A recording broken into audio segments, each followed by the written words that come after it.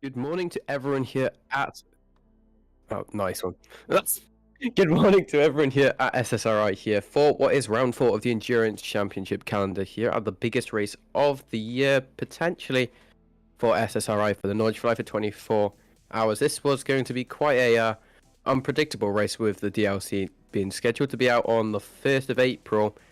Which did come out then, which we're quite fortunate for it to be, because I did think it was going to be an April Fool's for that, but it did come out, which I'm surprised, and I think quite a few people are surprised with today as well. I am Alex Newman, your commentator tonight, followed by me today, a variety of commentators: Oliver, Kieran, Patrick, Lulu, and Dimitri, all following, and then Chris behind the scenes doing broadcasting, followed by Tom, and then me into the early hours of the morning, so you get to see early hours of me, which is brilliant for you guys. But we are getting very, very close to qualifying time now, I believe. Obviously, the servers did die, but they are getting, well, they are back up now, so we are quite fortunate with that. So we do have 6 minutes of free practice and then that max wait time. So probably closer to 10 minutes or so, I believe, because we do have that very, very long max wait time, because it's the Nordschleife. You need quite a bigger max wait timer to actually be able to complete your lap. But in terms of what we are going to see today, hopefully it's going to be some quite good racing in terms of it. Quite a big grid, but it's also quite a big track, so it is going to potentially bring quite some catastrophe towards some of these drivers, well, tonight, tomorrow, and even today as well, because throughout the entire race you will see people unfortunately going off, bending it. That is just the inevitable of this track. We did see this in real life as well. If any of you watched NES on, well, NLS, sorry, if you're not German, on the weekend, but we did see quite a few cars binning it, which was quite unfortunate, but that is just what happens, and I feel like that might be in the same with the sim as well. We do, if any, is your PC back working yet? Aye.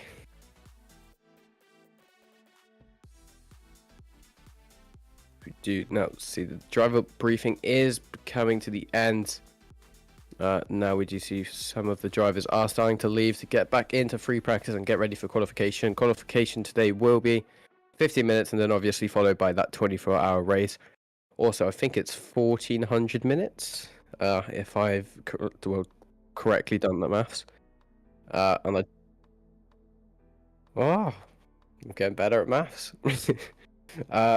But we are now just waiting for the end of free practice to happen. Luckily, that server bug wasn't too long, and we aren't too delayed on it.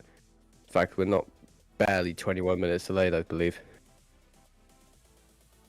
So I think we got pretty lucky with that, because we have seen server delays of about 2 or 3 hours before. Not on SSRI, but I've seen it on different live streams as well. So definitely quite fortunate for that to be quite a, well, minor server bug. Oliver will be joining me just when qualification starts, so I won't be alone for the first part.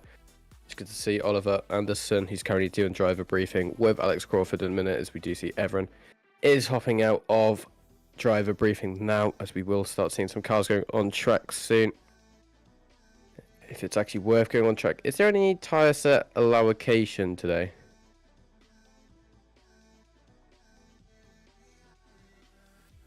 Okay. 28 sets isn't actually that. Actually, no, that should be fine, because 4 extra sets in case you're in it.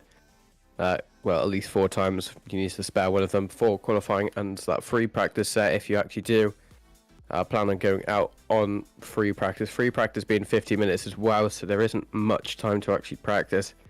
You might be lucky if you get out of sector 2.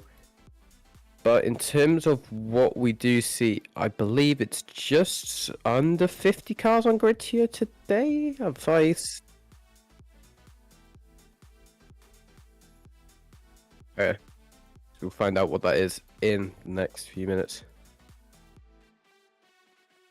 Oh yeah, that's probably a good idea as well. I'm not talking to myself, I'm not crazy just yet. Chris is in the background, he's doing the camera works until, I believe, what time are you doing them to? Yeah, 4 PM BST and then 5 PM CEST, and then Tom will be taking over from 5 PM BST till 10 p.m. Then I'll be doing 11 till 7 a.m.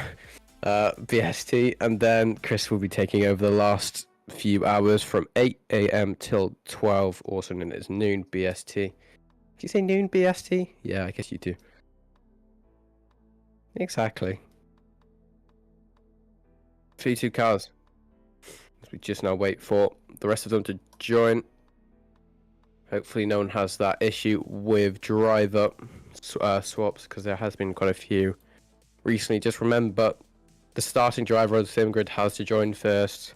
Hopefully people know this by now, but that is something that is very, very crucial. Otherwise you will not be able to race, because is it a bug, or is it just how it was engineered? Nice one. We'll continue, don't I said, is that first driver issue? The driver, is it schedule or driver? Oh, what's the word? Oh, I might be going crazy already. Yeah, is that intentional, or is that just an ACC bug? Nice. Sure. 33 teams. So we're slowly creeping up in terms of how many cars are going into the server. We should see a few more joining. Hopefully, there is 51 cars scheduled in the register on the sim grid, but obviously we won't see all 51 cars joining today, as we are at round 4, so we are just past the halfway mark of this. Now we just wait. I'm not sure how long's left of free practice. I believe there's probably closer to 3 or so minutes left. 4 seconds. Oh, time's going quick. And then it's now another 8 minutes, I assume.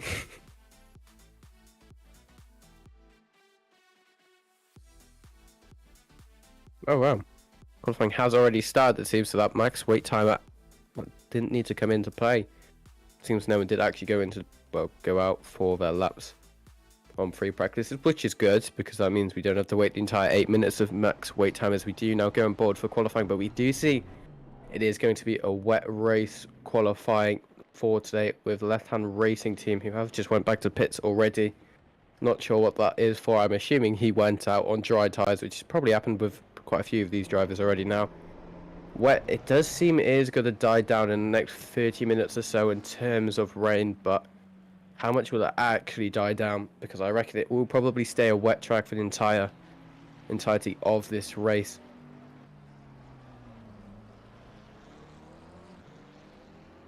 We do have 40 minutes of qualifying, so hopefully that is enough time for the drivers to actually do the qualifying time, but I believe the final 5 minutes are for driver swaps.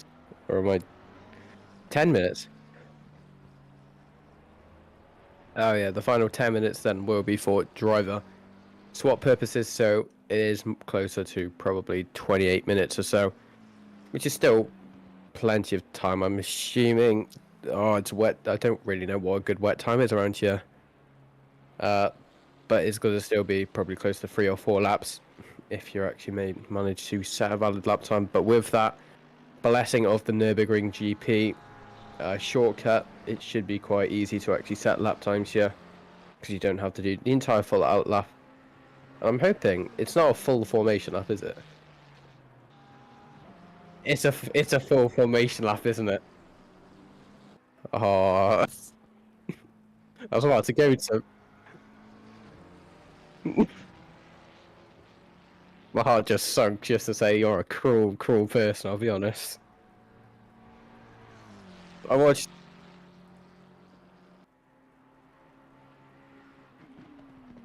That is true.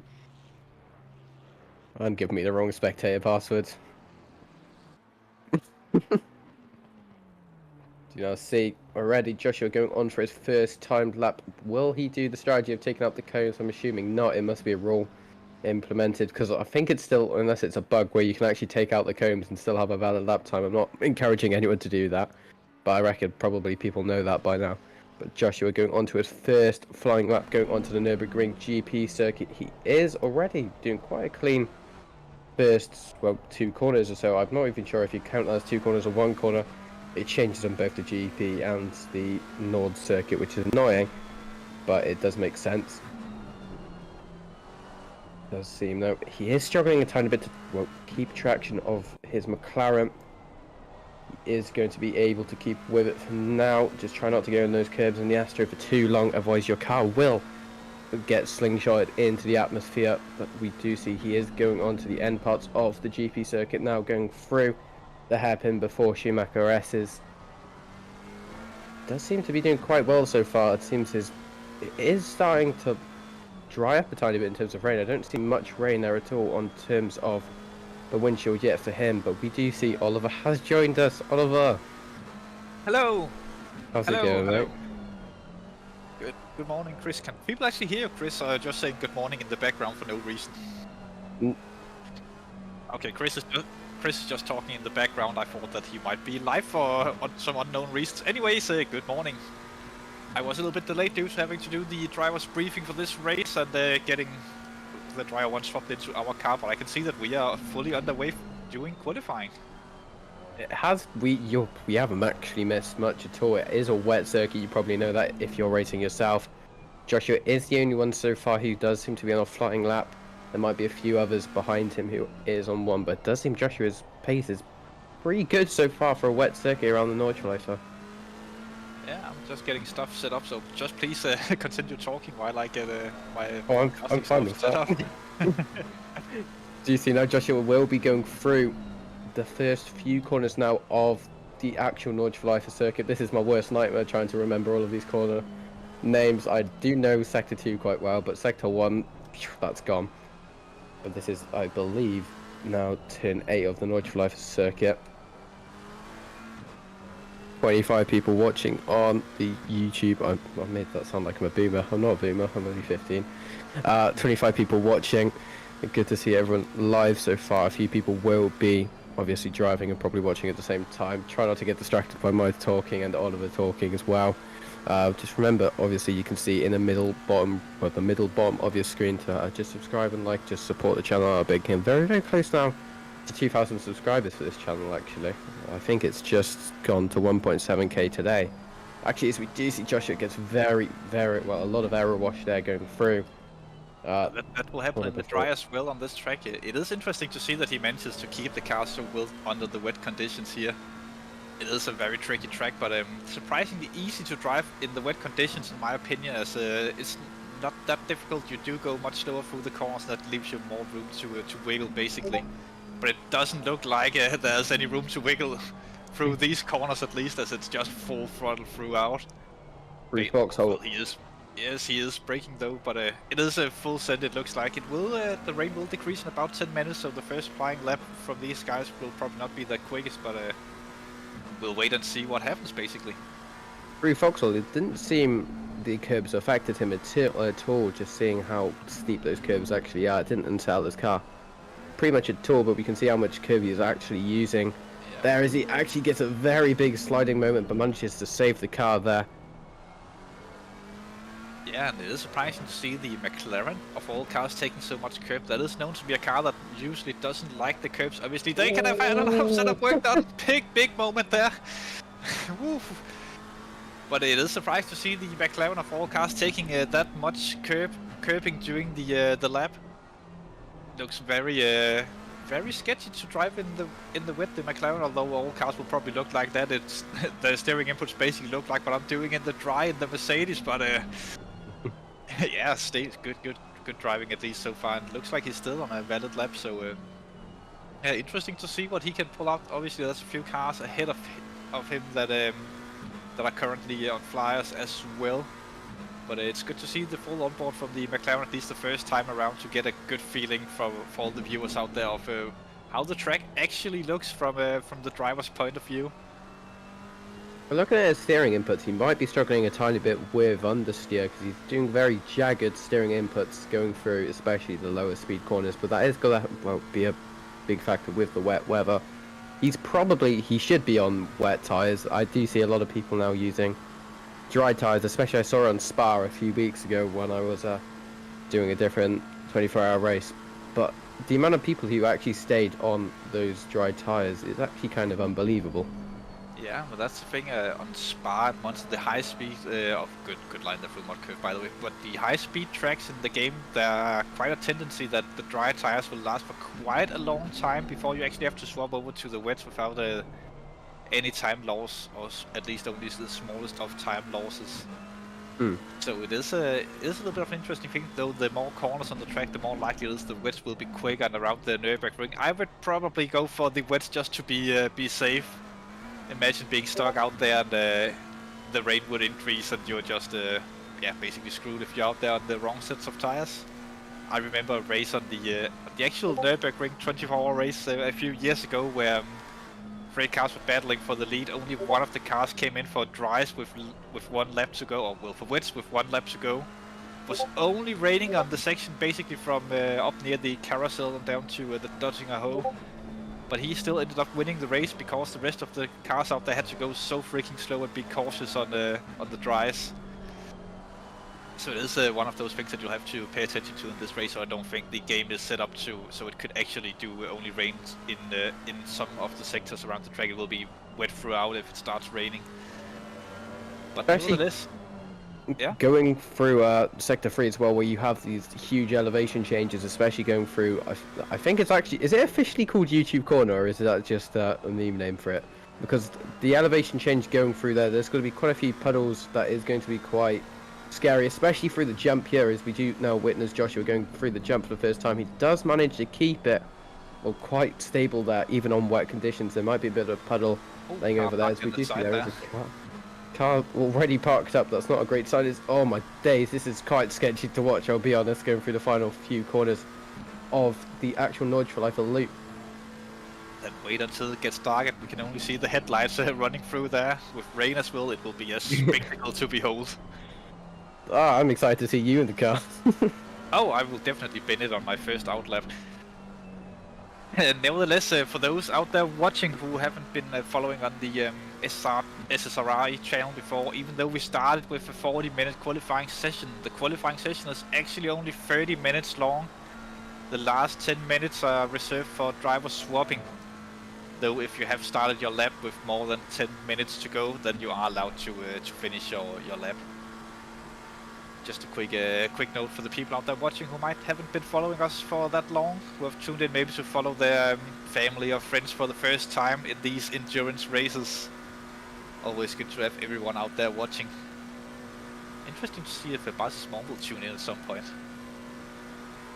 Does seem that as well, as I've been distracted in the Discord. Sorry, I'll get back to it now.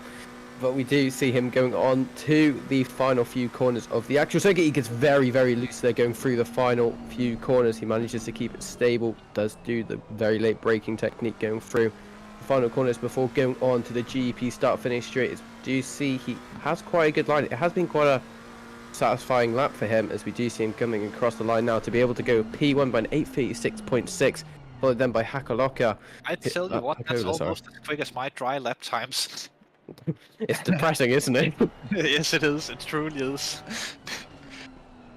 They will definitely be beaten later on. We can see in the bottom right. No, just disappeared. But we saw the mighty Bentley, the only Bentley on track for this event. One of the more interesting cars and lesser used. Who are currently P4 with a reasonable qualifying time, at least at the minute. Following Jonas Höckler now this time around, one of the drivers who are expected to at least contend for pole position in this event. Quick driver and currently P2, just over half a second behind Joshua on the first attempt, though it is getting drier and drier as we go. The laps will also become faster and faster, but the fact is, between P1 and P2, for such a long circuit, how close they actually are between each other is quite astonishing. Yeah, I was about to mention that as well. It is a very, very small gap. But that just shows how competitive the top end of the field here on SSRI they truly are. There will obviously be tight battles throughout the entirety of the field, throughout the race, and time-wise in qualifying we'll probably see a few positions decided by a few tenths. But around a track like the Nurburgring Nordschleife, it can be be a little bit of a larger time gap between the cars as usual because the track is so damn long. We And witnessed that as well.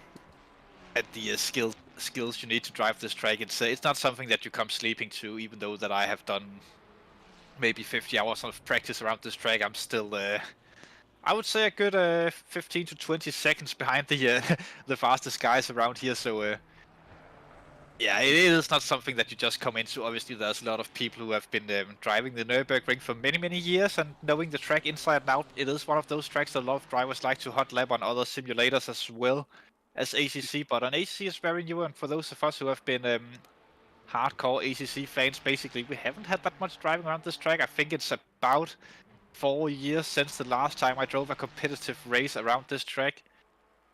As a Huckler now in one of the 3 designated overtaking zones for qualifying. Will he make the move? Although it does look like the car ahead of him is not on a flying lap, so he will have to bail out, as we saw blue flag being waved.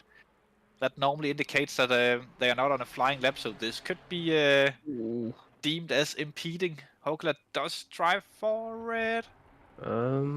This isn't great, and And Huckler has to he bails out, of abandon his course. lap. Yeah. I would have done the same in his situation.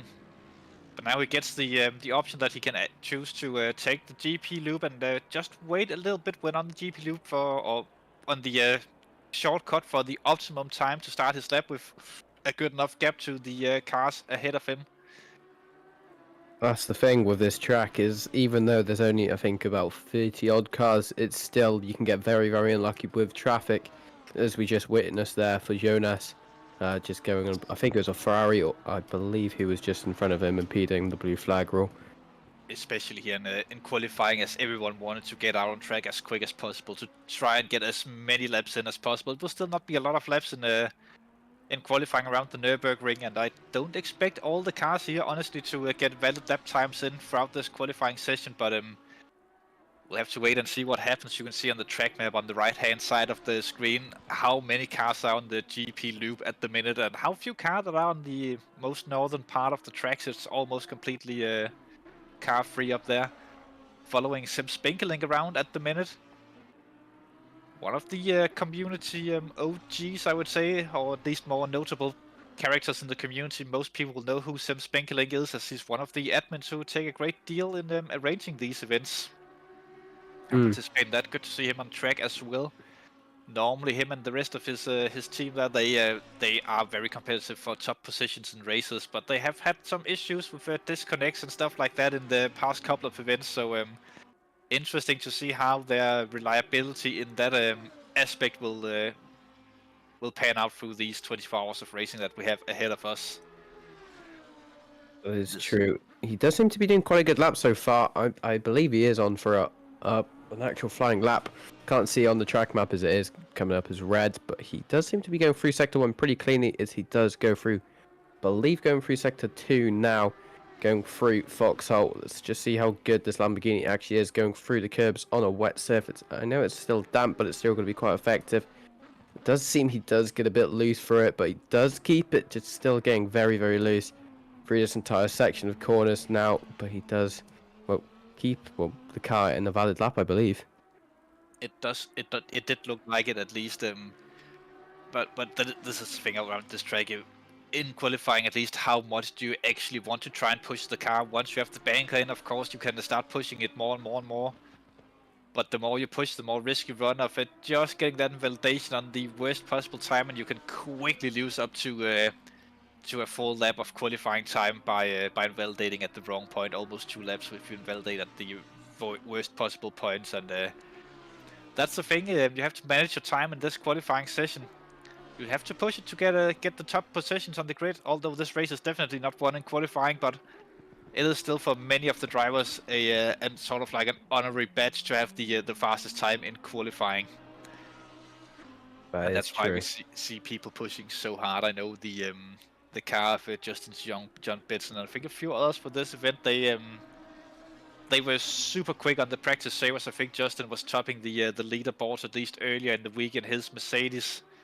But we haven't seen that car get a valid lap in so far. Maybe they are trying to push it a little bit too hard, or they just simply forgot to practice the wet weather driving.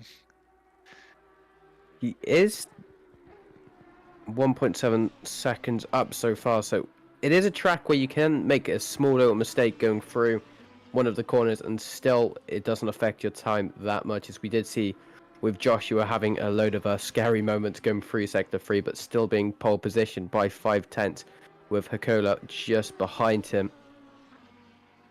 It's interesting with Hakola that he's currently in the pits. I think he'll be waiting, and then he'll start his. He could actually still get 2 runs in at this point, but he might just wait it out in the pits for the optimum time to start his very final lap.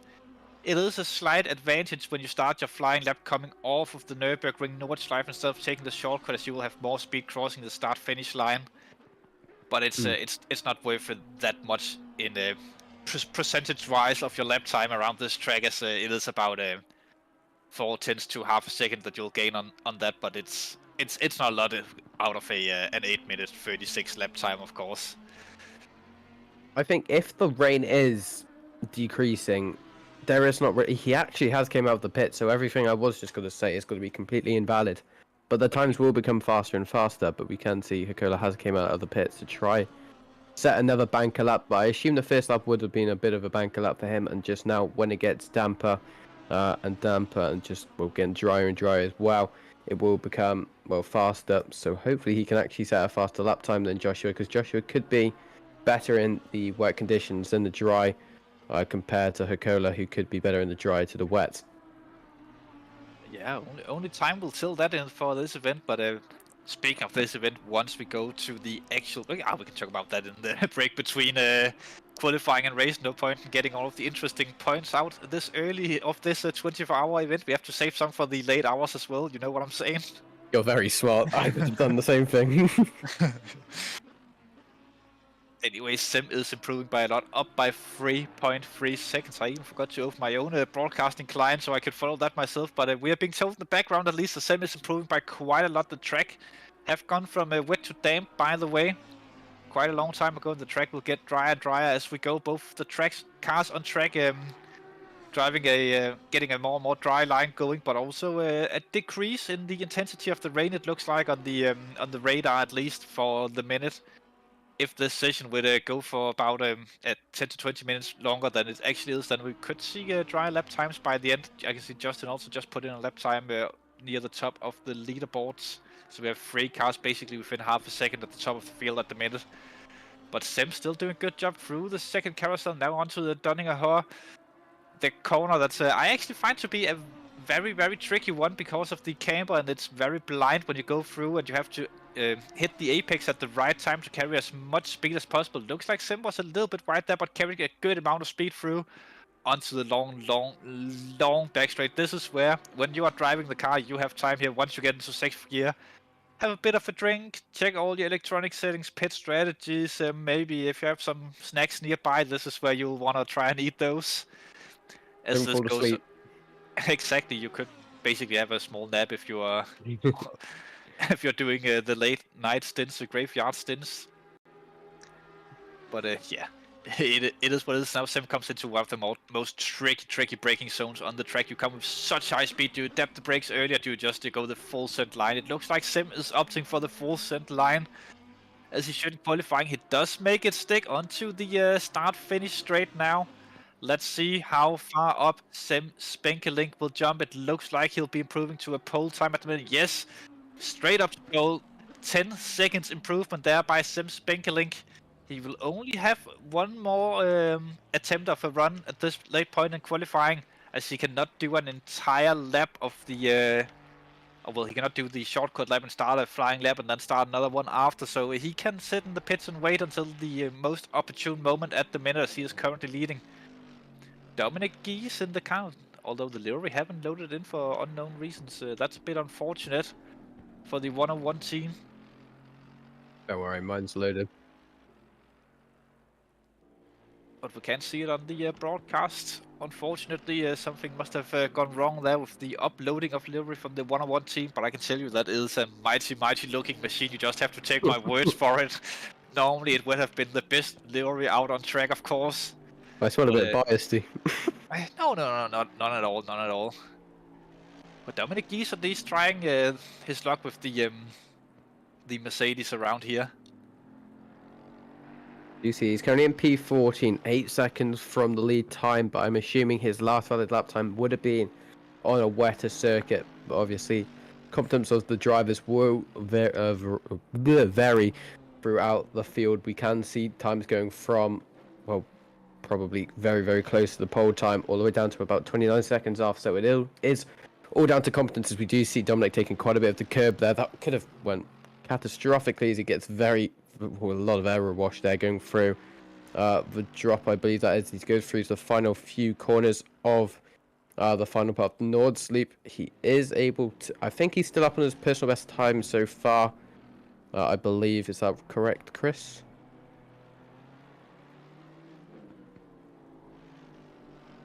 So he's not improving then. No, but Dominic is one of the guys that we know have put a lot of time into practice. He is one of my teammates, of course, and by his own claims, at least, he has been doing at least an hour of driving on the track every day since the track came out on ACC. Some days, obviously, more than that. So he should be at least somewhat experienced running this track, but whether or not that he remembered to practice in the wet, we actually don't know, and I never asked him about that, so we'll have to wait and see later on. You know, see, do be on board with the CBSR car, who does just pull over to the side. So amazing timing there. So he goes fully for the grass loop there as he goes onto the runoff area, actually. I mean, he probably can, but see, it's just Chris's skill in the camera work scene. I just won't mention it on stream just for your sake. Well, Liebenstein currently on a valid lap for now, going through the GP section, going through the final chicane before entering the Nordschleife. Is he up on his personal best lap time so far? 1.4 seconds up, going on to the Nordschleife already, so he could be on for quite a good lap time here. 3 seconds off the current leader time, but the damp track is getting drier. But he missed the timing by quite a bit. This will be his last flying lap if he doesn't bin the car around here at some point, which he almost does there. Ooh. But he will not have time for another lap after this one is completed, so that will be interesting. Interesting strategy call there from the IDC racing team. I don't think he will. He only have a 4 minutes. The max wait time. Max wait time will also add on to it. If he does this lap time with, like, let's say in 8 minutes, he will still have 4 minutes left to do the Nurburgring loop. So yeah, he will. No, he will have. He have 4 minutes and 30 seconds basically from this point on to finish the lap and start another one. Oh yeah, because driver swaps, isn't it? Yeah, I keep forgetting about that. Exactly. So that will be an unfortunate thing for him, maybe. Fight me. And people don't know what's going on in the background of the broadcast, of course, as Chris is just saying random stuff and small discussions occur. He is a very, very distracting man. As we know from the sprint services as well, but normally we just talk over him when he starts speaking, so it is what it is. If we get silent for a few moments, maybe just go then it's just because that Chris is speaking something important in the background to us. Important might be an exaggeration. Well, important or some bantering. It's hard to say, really. Maybe some. He is an old man at this point. He's also from the north, so does also make it better. Yeah, northerner. Yes, that was my best attempt for a northern accent, and I will not try that again. Yeah, please don't. For the sanity of everyone who are native speaking in English. And nevertheless, still following Samuel von Liebenstein around in the IDC racing team Ferrari on his final flying lap, unless, of course, if he quickly bins the car and goes back to the garage and drives out, then he could probably start another one using the shortcut. But he is trying to make this one count at least. Anything else would be a little bit silly, of course. Just wasting time in qualifying, not suggested. I think the cars in the pits at the minute, they will be trying to leave soon, as we could see some bunching up at the entry or the shortcut area for people who wants to start the final. Big oversteer moment there going up the hill, but we could see some bunching up for the shortcut in just a few minutes, as people will be trying to get the start the lap time as late as possible. Though by doing so, you do risk getting into traffic. So interesting to see what people do. It looks like everyone have left the pits at the minute, trying to at least get some sort of clean air for themselves to drive, as Dominic Gies have bent the car again and returns to garage. So he will have to go out on track very quickly. I'm not sure that he can make it around the GP loop in wet conditions. I don't think he will either. I think it's game over for Dominic at this point, so he will end the qualifying at a maximum position as P14. Unfortunate for him, though, he have currently out-qualified both the Mode 11 and the CBSR team. That I know is a big thing for him through mud curve there. Samuel von Lippenstein almost losing the rear end, carrying way too much speed, or at least just enough it looked like. Through the corner it goes. Next corner will be the famous carousel corner. With the steep banking there and the concrete on the inside. Some people says that it's quicker to avoid the slippery concrete and the wet, but it doesn't seem to be that much of an affecting thing during on ACC at least. He is currently improving by at least a second, we are being told in the background. Through the he does seem to be improving quite a bit going through the carousel parts. He does, I do say that, and he does get in the grass a bit, and he does have a bit of an oversteer moment going through the final parts of Sector 2. Now, he still has a few more corners, actually. I forget how big of a track this actually is, but he does still seem to be on for a valid lap. I'm not sure how much time he is actually gaining. Does lose about 4 tenths because of that little moment he had just after the carousel. He does seem to be still doing quite a... Oh, I just need to stop speaking at this rate. He does seem to... Every time I say something about a car and complimenting it, they always do something bad. So I'll just stop speaking. Yeah, stop cursing all the cars, goddammit. Anyways, this is whoop. Again, he gets a big slide there. This will definitely be hard to recover, but he does recover. But this will definitely have lost him a lot of time. He will still try and improve his lap time, of course. This is one of my I wouldn't say most tape, but one of my worst parts of the track is basically the run from Brunchen and down to the Donegal, and now he's done. That's an invalid lap for him. Into the wall he went. Likely, maybe he'll just go to the pits and swap another driver into the car to start the race. Have to wait and see, but this is one of the trickiest parts of the track from Brunchen and down to the Donegal, and well, some could say all the way back to the Kleine Carousel and up to the Donegal. It's super difficult to drive.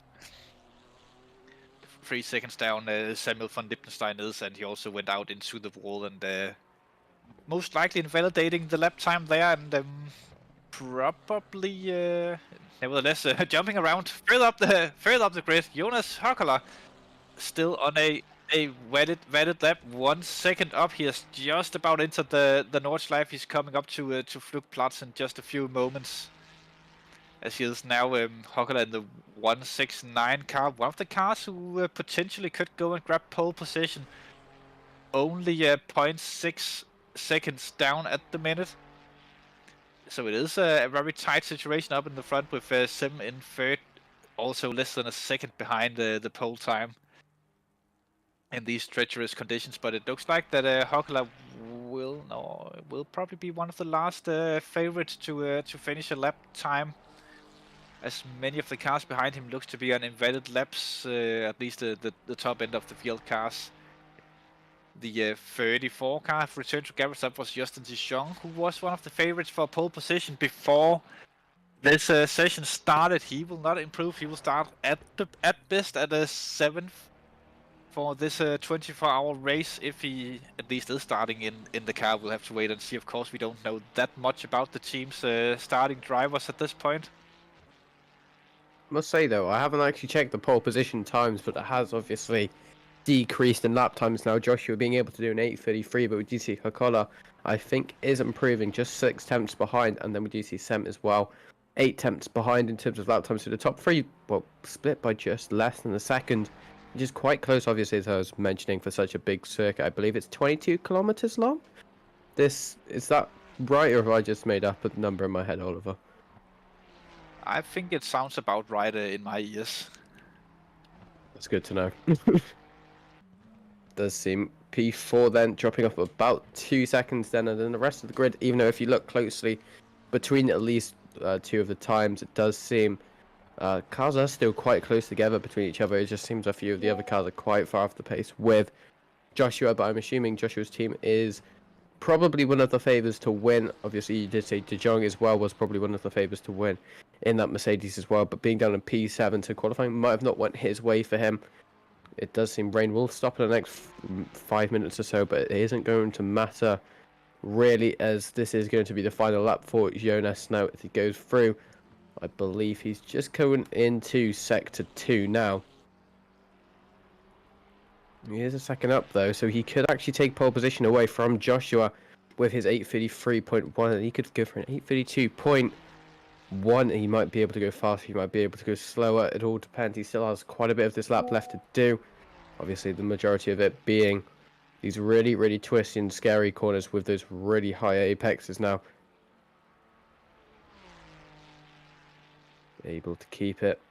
I'm not too sure yet. He does go very wide there.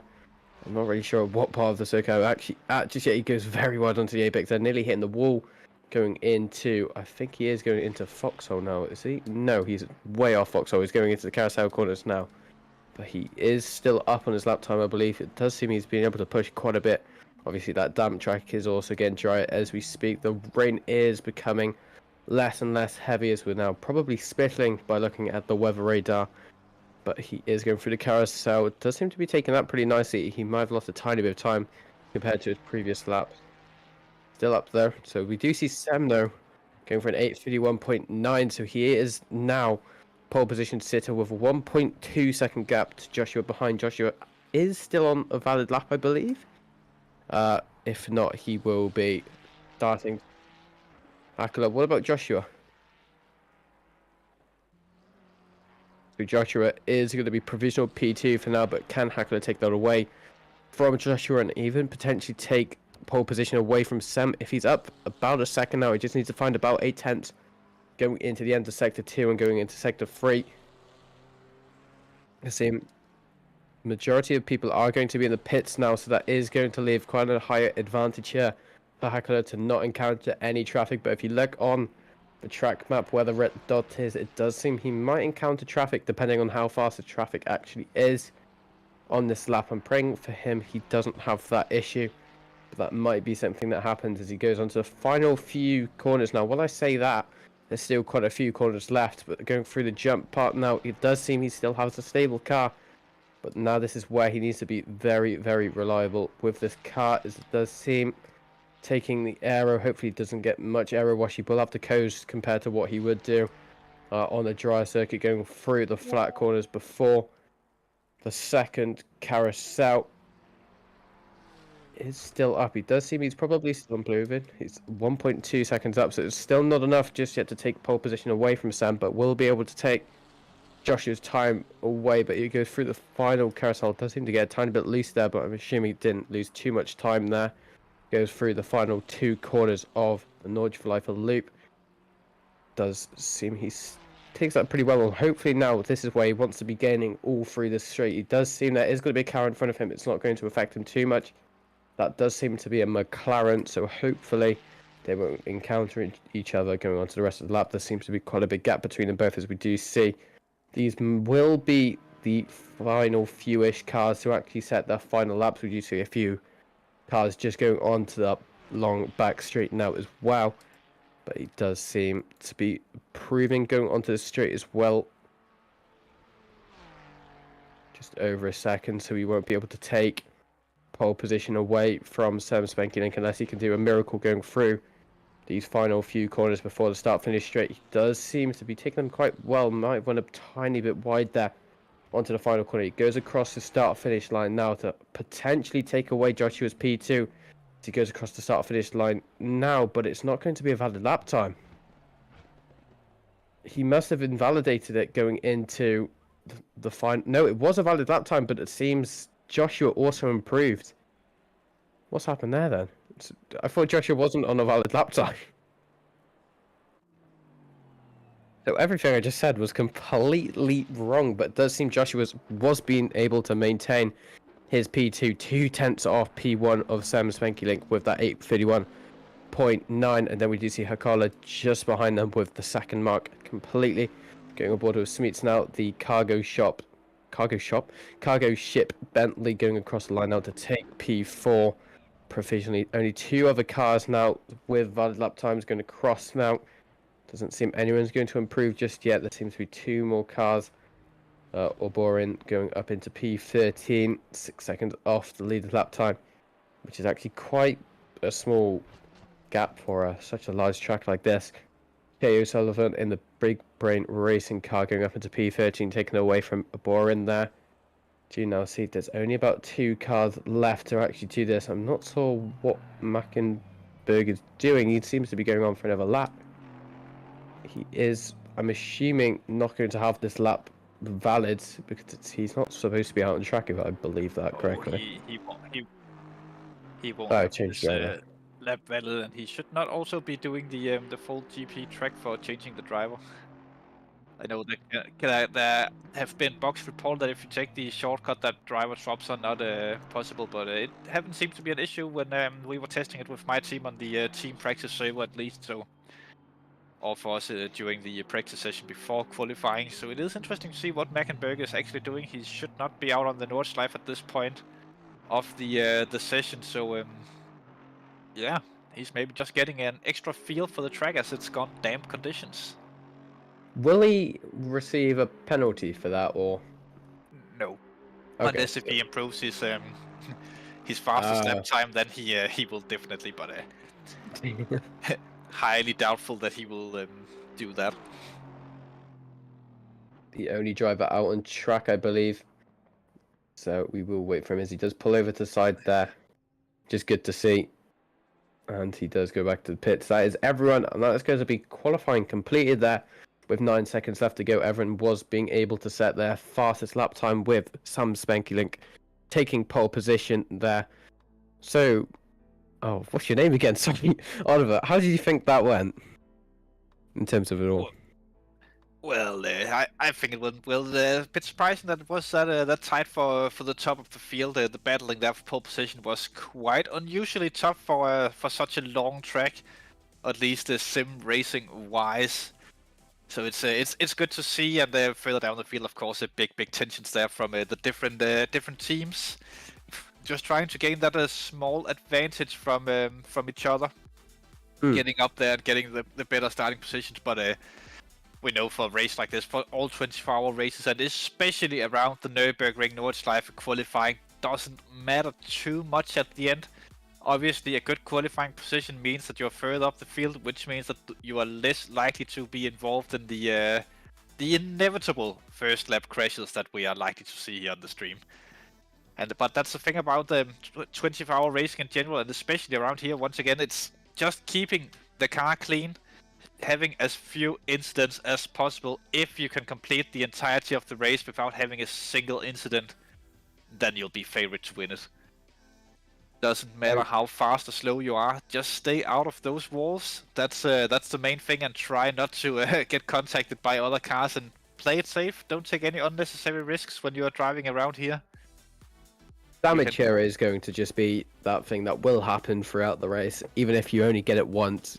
It could be a second or so, or it could be a good few minutes. It might not even actually take you down that many positions, but if you have suspension damage and you don't return to garage, you could be losing quite a few good minutes there. That could be between winning the race and losing the race.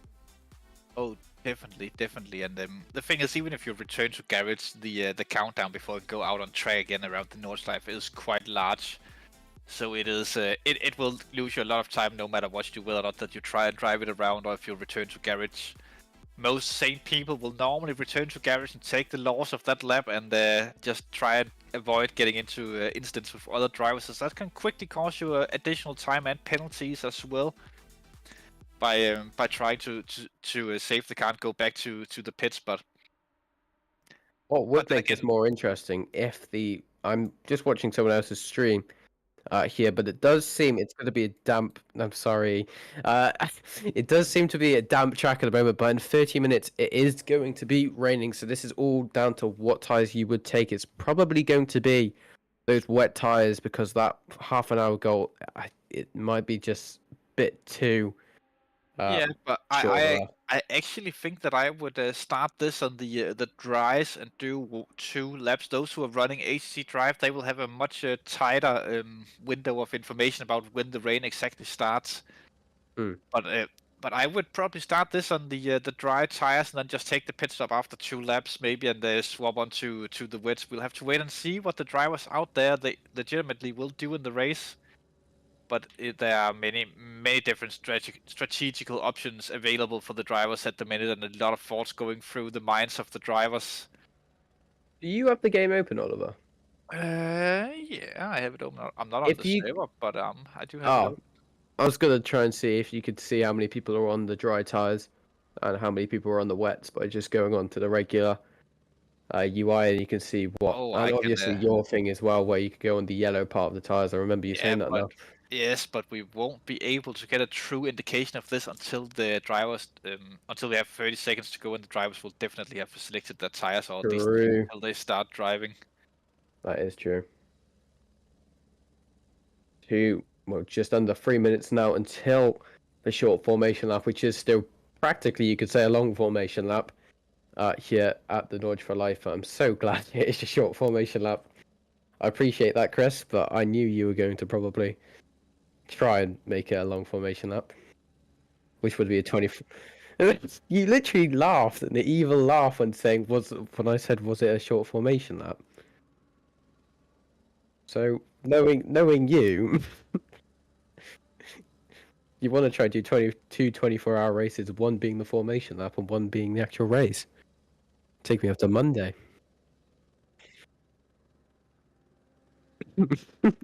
Mistakes or on purpose?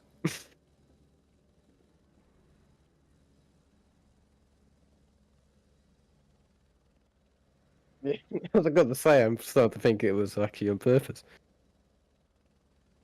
I think you can do whatever you want to, basically. Exactly. Call it what you want, and having a discussion with Chris when no one else can hear Chris is quite an interesting thing. People think that we're insane when we talk to ourselves, but it's just our imaginary friend, Grandpa Chris Hill, in the background that we're trying to listen to. Listen. Do you know?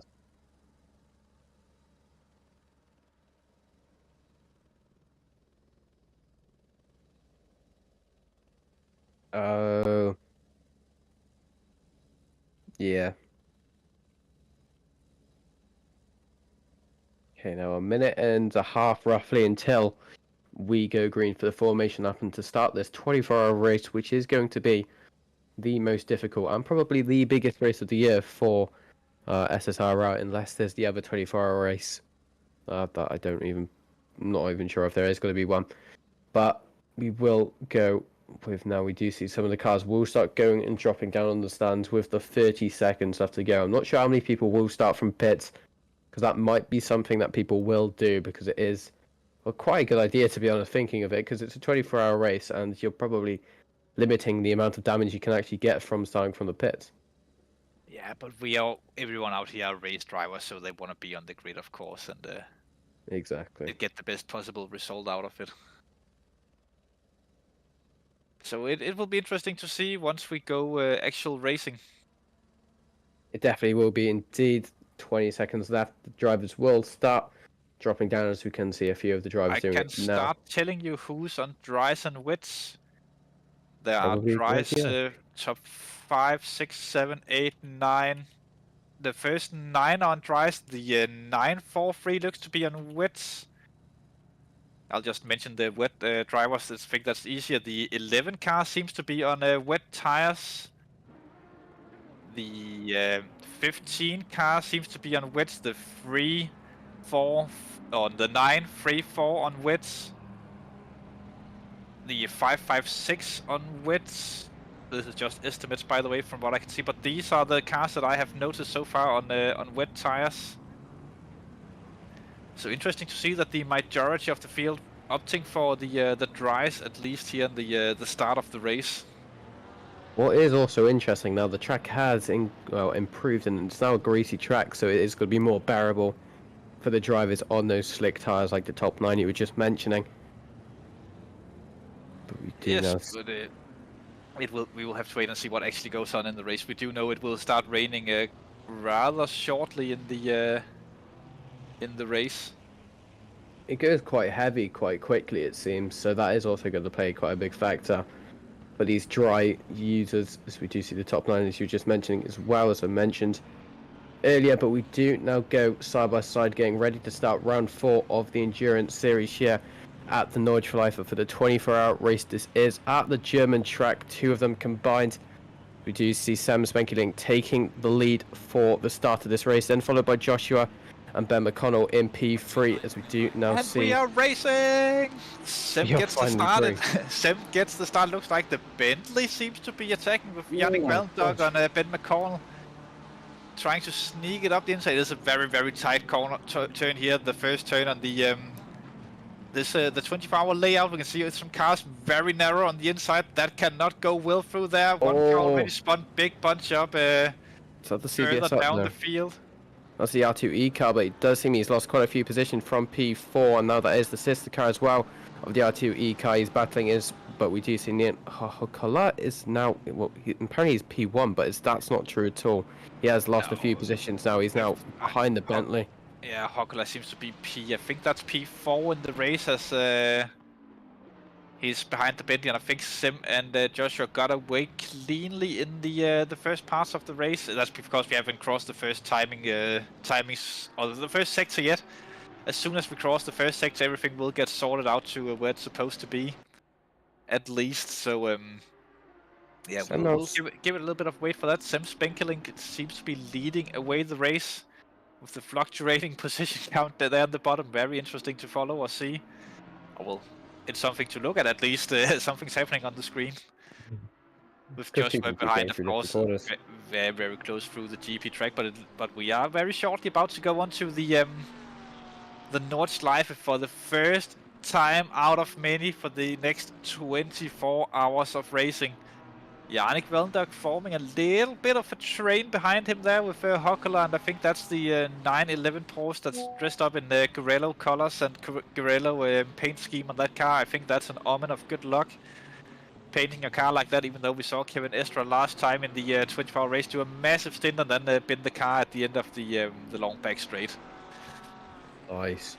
Do you see, Yannick is still under quite a bit of pressure, because we can see Hokola behind him, and is that Van der Gran actually taking the car? And then it's also going to be the Porsche, as you were just mentioning. He will be on I believe he's on the wet tyres. I'm not sure about the other two, but this is what's going to be quite interesting for the other top 3, is they're going to be creating quite a big gap compared to most of the field being on those dry tyres, but that gap will quite suddenly change to the advantage of the people on the wet tyres in the next 30 minutes or so, as we do see now Yannick under a lot of pressure there from is it Van der Kran behind him, or is that, I'm not, yeah, that must be Van der Kran in the 33, or what's happening here?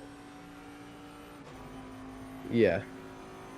Oh, McConnell trying to get past again for what I assume is going to be P3, but obviously with these sectors are going to be quite difficult for us to actually understand where these cars are actually located. As soon as they cross the first good launch, and now the leaders starting to cross the first sector, and as they cross it, then the number board on the bottom will be correct. There we go. Battle down, dropping into that would be 5th for Yannick behind Hokola and that's Kashi Pinyang. I'm just making up the 911 car. Let's just call it that. The 911 car of the Garello team. But yeah, good driving here. Chris loves to show us a bit of scenery from time to time. We love mentioning it as well. Yes, we had a big thing about that when we did touring cars about a year ago, where there was a lot of good scenery to be shown there. But nevertheless, the Bentley does seem to struggle a bit. He doesn't seem to have the pace in the Bentley for Yannick compared to the other drivers around him. Yeah, we could see the 911 Porsche, and then of course McConnell as well, who is now Hakola. So they have just suddenly driver changed halfway through a lap. Have actually created a gap towards the Bentley, now on board with Joshua, who is trying to put a bit of pressure there on the current leader. These two being on those dry tyres will improve their lap times quite well suddenly as well, until that rain comes. But Sam is being able to create a tiny bit of a gap between them both, but Joshua is probably going to be able to catch up going through the back straight if he has that slipstream advantage. If he's under about 4/10, there will be quite an improvement for him in terms of how actual close he can be. But he wants to try and create a bit of a gap for himself there, Sam, before the back straight, and then obviously the start finish straight as well. Yeah, I think from Josh at this point, he's just trying to stay with Sim. Sim does know this track quite well. At least I've been told out there in the rest of the community. But for Joshua, it's just staying with Sim for as long as possible, and yeah, just being close enough to if Sim makes a mistake, that you can be up there applying immediately pressure on him and maybe getting the move done. Trying the moves around the Nordschleife is so risky and tricky. We are coming up to the mud curve now. Some people chooses to brake, some just lifts, but I think everyone will be braking grease conditions, as we see the 202 car getting a slightly tighter run there through than the 77. Though very difficult to make the overtake up here. One more braking zone here, and then we go into the carousel for the first time for these drivers. One of the more scenic corners on the track. If we stay on board here, we can really see, or will we go above, of course. we go back on board, we can really see how the cars they drop into this corner and come back out. We'll definitely get multiple views of that throughout the entirety of the race, different angles and stuff. Pure camera porn, some would say. The onboard cameras are one of the cameras that aren't used that much in broadcasting, but when they are actually used, it looks really nice. As we do see that there's going to be a lot of curb there from Raphael, but manages to save the car, but does lose a tiny bit of time there to his opponent in this 777 McLaren 720S. But we do see there is a yellow flag there, the 416. Well, behind him now going through. Carousel? Yes, that's the carousel. Oh, that's Dennis Schwerbs. That's a bit unfortunate for him. Also, one of the quicker drivers in general. The R2E Porsche have dropped to last position at the minute, though. Still a long way to go, so definitely time for these guys to catch back up to the field. Interesting to see if this puts any kind of pressure on Dennis, because after we made a mistake, or maybe he was involved in an incident, hard to say really, but it's so mentally stressing that you know that you'll have to catch back up now. It's all about staying calm, getting into a rhythm, and don't stressing out about being last at this point. We know that they are capable of running at least in the top 15 in that second R2E car, so it will be interesting to see at least as Joshua and Sim Spenkeling are very close on going through the Dodge Cahors corner and onto the Dodge Cahors straight for the first time, where we can see the cars really stretch their legs and see who's running the lowest wings and who have the most top speed of these two drivers. You can see that Joshua, they're very close to touching the grass through the corner. Onto the straight we go. First proper opportunity around the Nordschleife for a good overtaking, but you do need lower wings to make it happen down here, and it is a risky braking zone at the end. We have seen in other races around here that cars manage to drag themselves alongside the car they're trying to overtake, but then they just don't have the top end speed to pull through when it comes down to it, when they pull out of the slipstream. But it doesn't seem like Joshua is closing that much in the toe to Sim.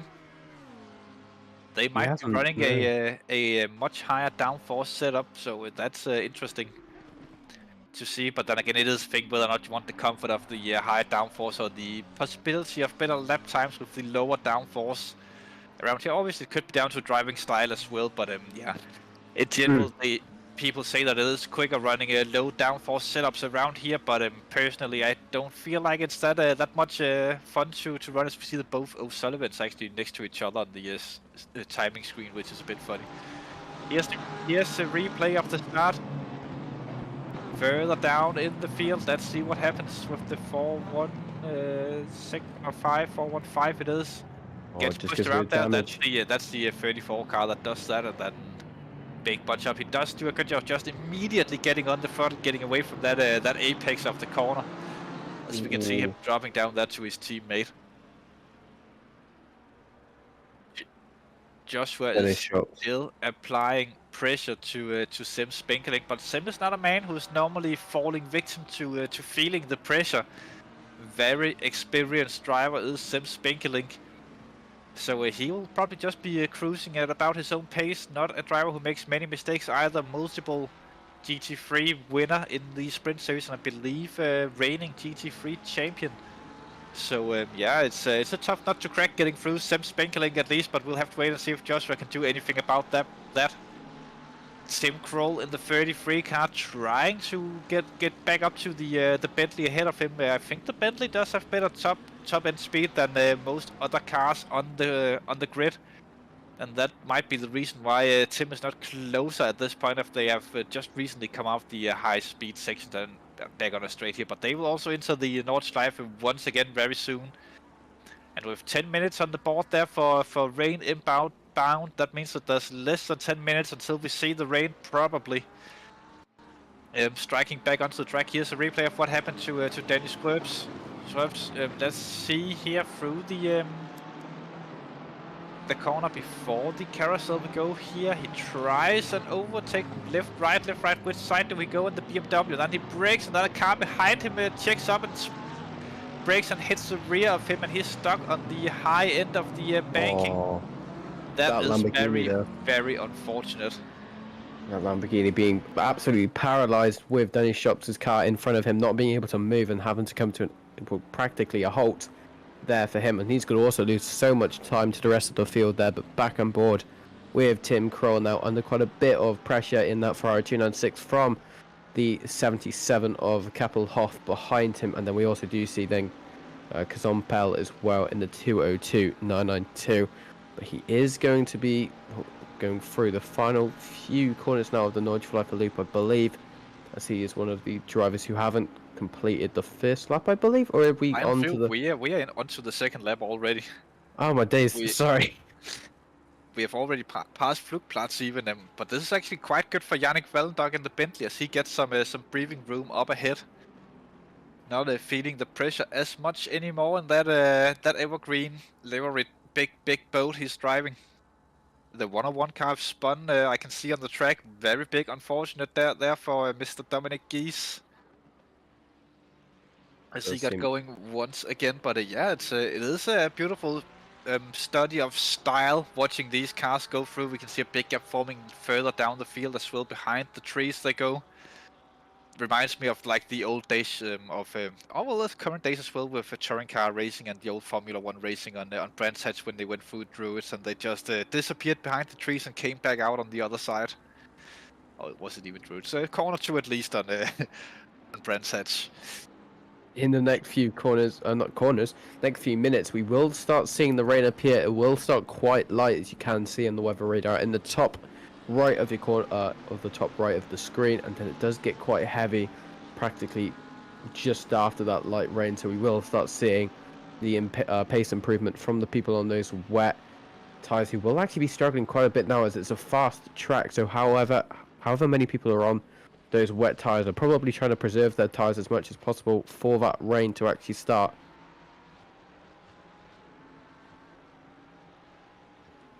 Yeah, as I've just been tagged in some instant stuff regarding my team. Someone is apologizing for hitting hitting Dominic, so apparently he didn't bin it on his own, though it was a very likely outcome or possibility that he would have done something like that. Yeah, further down the field, actually? I think he's very far down after he had that contact or spin or whatever happened earlier on this lap. But it's interesting to see that Justin De Jong is all the way down in 10th position. He's the car who is chasing down Nino Torben here from Astro Racing team. Astro Racing, one of the teams that I do remember from many years ago as well. A team name that have come up at least before. I think that Ike Choose used to race for Astro, or was that some of the Dutch guys? I can't remember, honestly, it's been so long. But the Astro name is a name that we have heard before. Through mud curve they go now, difficult corners. Some people lift, some people brake, some people can maybe even go full throttle around, depending on your setup, of course, and track conditions. It is a fast track, but rain will start very shortly, so we could potentially see a very quick pit stop round coming up at the end of this lap. Those who have started on wets, they might have hit the jackpot, or they might have destroyed their tires already in the race. Let's get very close through the carousel. He's all over the rear of the Astro Racing Team car now, I believe, as it does seem. De Jong just trying to get past at any opportunity he can. He has lost a few positions since the start of this race 15 minutes ago, where he started in P7, now down into P10, trying to redeem himself to try and get past these cars once again. Now, he was originally past, but we do see Tim Kroll as well in front of him as well. Hang on, I think, yeah, no, never mind. But where's the 7 McLaren gone? Has he gapped them a tiny bit there? I'm assuming Koppelhoff was able to get past Tim Kroll in the following few corners as we're back on board with Koppelhoff now, who's been able to make a tiny bit of a gap for himself, because we also do see now Kazan Bell and the rest of the field behind him, who's just out of sight for us there on camera. But he is starting to pull away from the rest of the field, but he just needs to be under as little pressure as he can. Back on board with De Jong, who's trying to get this position done and dusted as quickly as he can. He doesn't want to lose too much time to the rest of the field, because he has, as you can see on the track map, there has been a bit of a gap created between the mid pack and the front of the pack, where he was originally in favour to actually win this race. So if he can get closer and closer to the front of that pack, as we do see now, the rain has started in parts of the tracks, as we can see on the weather radar and currently on your screen, just slow wet particles now. And you know what? This is very good for the Mode 11 team. I believe that Nikolaj Schröder in 20th position are the currently best placed car on wet tires.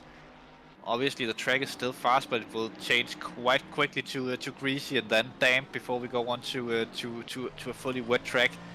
But rain have started nice and slow, and then it will increase for the next at least half hour. The race will increase in intensity, so this will be interesting to see who comes in for tires after this this lap of racing. It will be only on lap 2, but we will definitely have to try and keep a lookout for that. I guarantee you that everyone who is coming into the pits now will be taking the tires. And I would probably do that if it was me. Of course, the drivers do have the option to do the GP track to evaluate their options before coming in, taking the back entrance to the pits. We see both the top drivers coming into the pits, probably taking wet tires, top 3 into the pits. Big over the grass moment there. Whoa, that's the 33 of Tim Kroll around. He hits the Astro Racing car. Further behind, he will probably have to wait there for quite a while until he can start going. Ooh, don't do that. He's now on the apex. He was able to go there. That was very lucky that no one was coming. But he Not will probably also come into the positions. pits. No, he's not. No, he's not boxing. He's not boxing. I'll just have a quick look again, see if the Astro team is on wets. No, the Astro team is surely on dries. At least my intel is telling me so. Top 3 have stayed out on dry tires, at least at this point, but they seem to be the only ones who have stayed out so far. Which will be the 990, the 420, and the 18 car. I'm actually interested to see whether or not that the 11 car goes into the pits, because they were on, starting on wet tires as they are coming around the or coming onto the pit straight in just a few moments. The 911 car, I'm being asked whether or not they were on the wets. I think they were on the dries from the start of the race. It looked like it, at least on my screen. It did. Schröder continues on track as he's on the wets. Damien Decay is on the other Mode 11 car into the pits. A lot of cars coming into the pits now to get that done. And we can see everyone who's coming out the pits have gone onto the wet tires, of course. It looks like, but it could just be a bug that some of them are on dries or came out on dries, and could also be a bug with the top 3 that stayed out on track, that they are on the on dries. It could actually be on the wets, and I'm just getting wrong intel fed to me. Not by Chris. He's making sure to inform us in the background. But yeah. You can just see the 943 car in the distance. I'm assuming he was part of quite an extreme crash earlier, having such a big gap now between him and the rest of the field. he will hopefully gain that back as we do see now the 556 car also before Schumacher S's, I believe, just going wide there into the I believe hairpin there. the 556 they stayed out as they started the race on wets. Wets will start having a bit of a pace advantage now because of obviously it now going to a damp circuit. I was just watching one of the POVs. But the issue is starting on the wets at the wet tires. They could probably have started to grain quite badly in those first 2 laps before the rain kicked in, or 1.5 laps for some of the drivers. So it might not be completely advantageous to have done that. Have to wait and see later on, or at least in half an hour's time, what happens to those guys as von Liechtenstein here goes for a little bit of a slide through the final corner. Looks like that he's staying out on track as well. I can't remember if he was on the wets. I actually think he started on the wets in that car. Just trying to find him and see if I can get some sort of confirmation on that. Yes, he did start on the wets.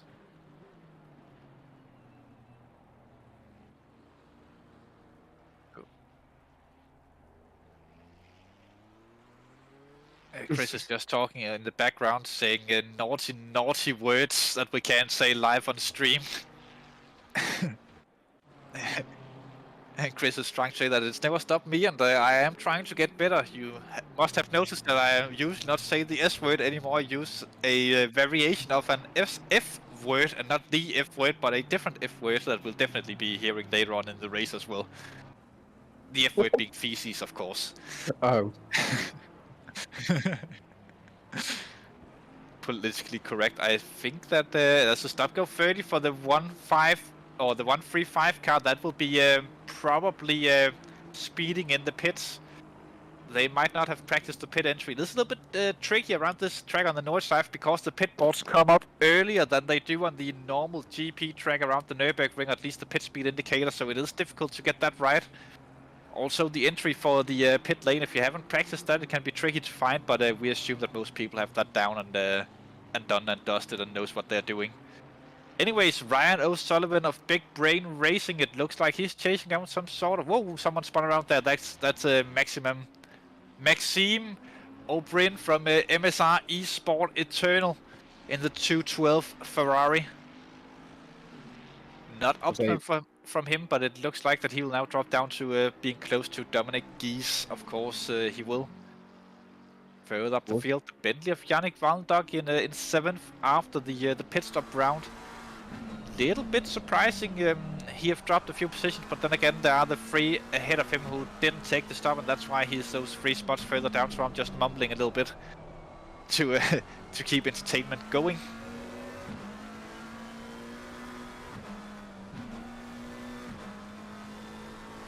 Though still early days in the race.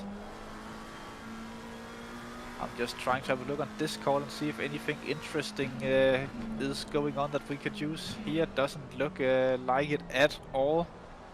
Memes and stuff happening. I do have a kind reminder to the people out there on YouTube, if you want to come in and get interviewed during the race, either because something interesting happened, or if you just want to tell us a bit about your team. Maybe you have a fun story about the name or your origin or whatever you would want to talk to us about. Or if you just want to get interviewed about your race basically and get some screen time, then go on to the SSRI Discord channel, the Simsport Racing International Discord channel. Under the subsection broadcasting, there's a voice channel called Interview Waiting Room. If you drop in there, we'll try and drag you into the commentary booth as quickly as possible and try and ask you a few questions and hear a little bit about your team and yourself maybe and how it's going.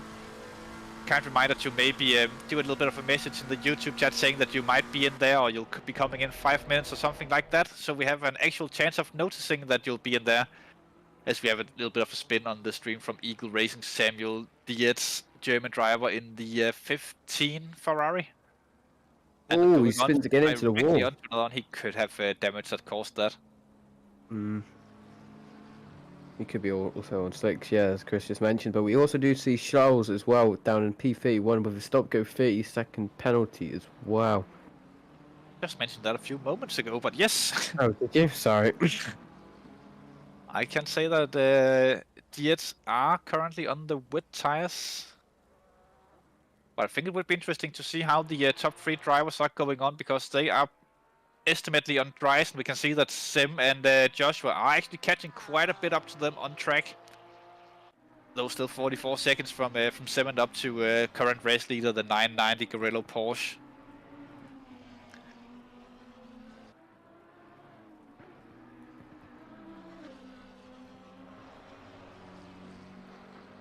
Yeah, Chris is saying some interesting facts in the background. That is Scholl's driver who have the Stop Go 30, who is currently in a 2-man team for this event. He is the one driver, the legend himself, who did the 24-hour charity event on Kyalami last season all by himself. The man who did 24 hours of driving and swore to God that he would not be racing Kyalami anytime soon after that, as he got so sick and tired of going around that track for 24 hours. But he is the guy who picked up the Stop Go 30, or his teammate might have been the one. As we see, O'Brien having another spin in the 212 Ferrari of MSR Esports Internal. That car is severely damaged at the minute. He will surely be taking a stop at the end of this lap as well, but he will not be the only one during this race who will cause severe damage to his car. But this brings a tricky situation for the cars behind, whether or not that they dare to go for an overtaking move on a car that is so unstable, as we see him just hitting the wall, spinning back out. This might be the time where he probably wants to just take the return to garage to not cause any issues for other drivers, but he is still going, soldiering on, trying to avoid the time loss of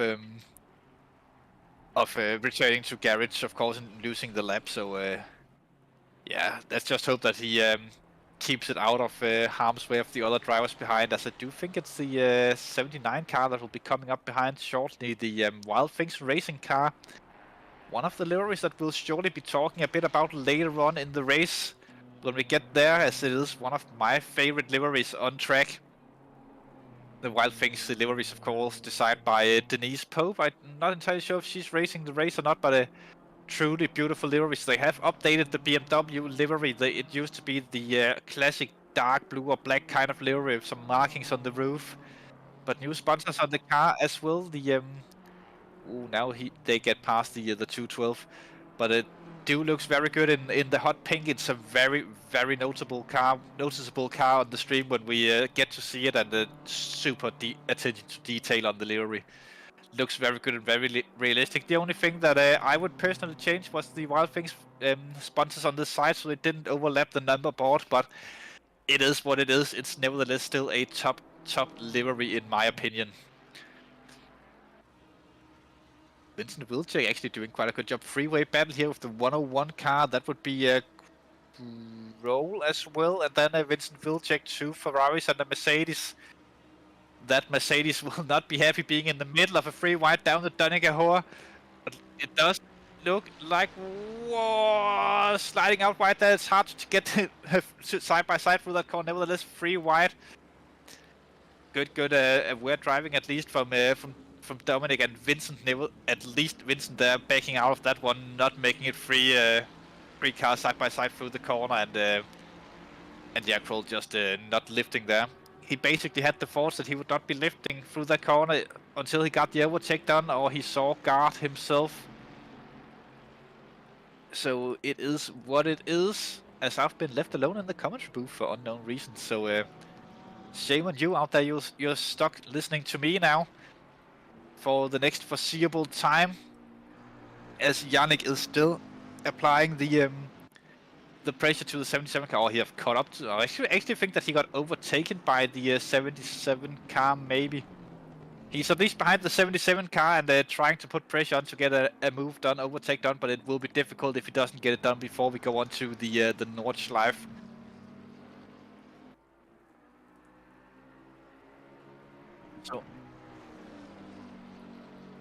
So it is what it is at the minute. Yannick trying still very hard into the corners. This is one of the things in the wets. You have to be careful with the curbs. Not every time that you want to take them. If you have practiced the track enough, you'll know which curbs you can take and which curbs you can't take, depending on how your car reacts to obviously the slippery painted concrete. Scrubs in the pits, for tire change, I presume, or damage repairs. Might be both further down the field. As Sim is now just, as we do see, one of the 3 cars who stuck it out on dries have boxed as Sim have moved up into 3rd position, or maybe Sim have just made the overtake. Actually, I think he just overtook a car on track for the position. There's Engelhardt there, back on track. Yes, that's Torben, who have been overtaken by both Sim and Joshua, and Sim have managed to gap Joshua in that sequence. So he will be looking forward to. Okay, so actually there must have been pits because both Sim and Joshua now 1 and 2. So I feel like all 3 cars that stuck it out on the first lap, they have gone in to take the wet tires. At this point, we could go and confirm it, but alone in the commentary booth, it might not be that easy for me to go do that kind of stuff. Sim attempting to increase the gap, and it does look like that he's managing to do so. It is still early days in the race, and everyone knows that a big gap early can quickly be a deficit later by just one mistake, especially in these tricky conditions. As Sim goes wide there onto the grass, he doesn't get the car too unsettled on the grass. Good aware driving there from Sim. It is easy to just slam the brakes once you get the car out there, and then it's impossible to get it saved after you have done the braking on the grass. The tires will lock and you'll probably start to spin the car ever so slightly, but Sim managed to save that one. Good driving from the Sim Racing International team, currently driven by Sim Spenkeling. Driver change in the 911 car. Now it's Pika who have gone into that car,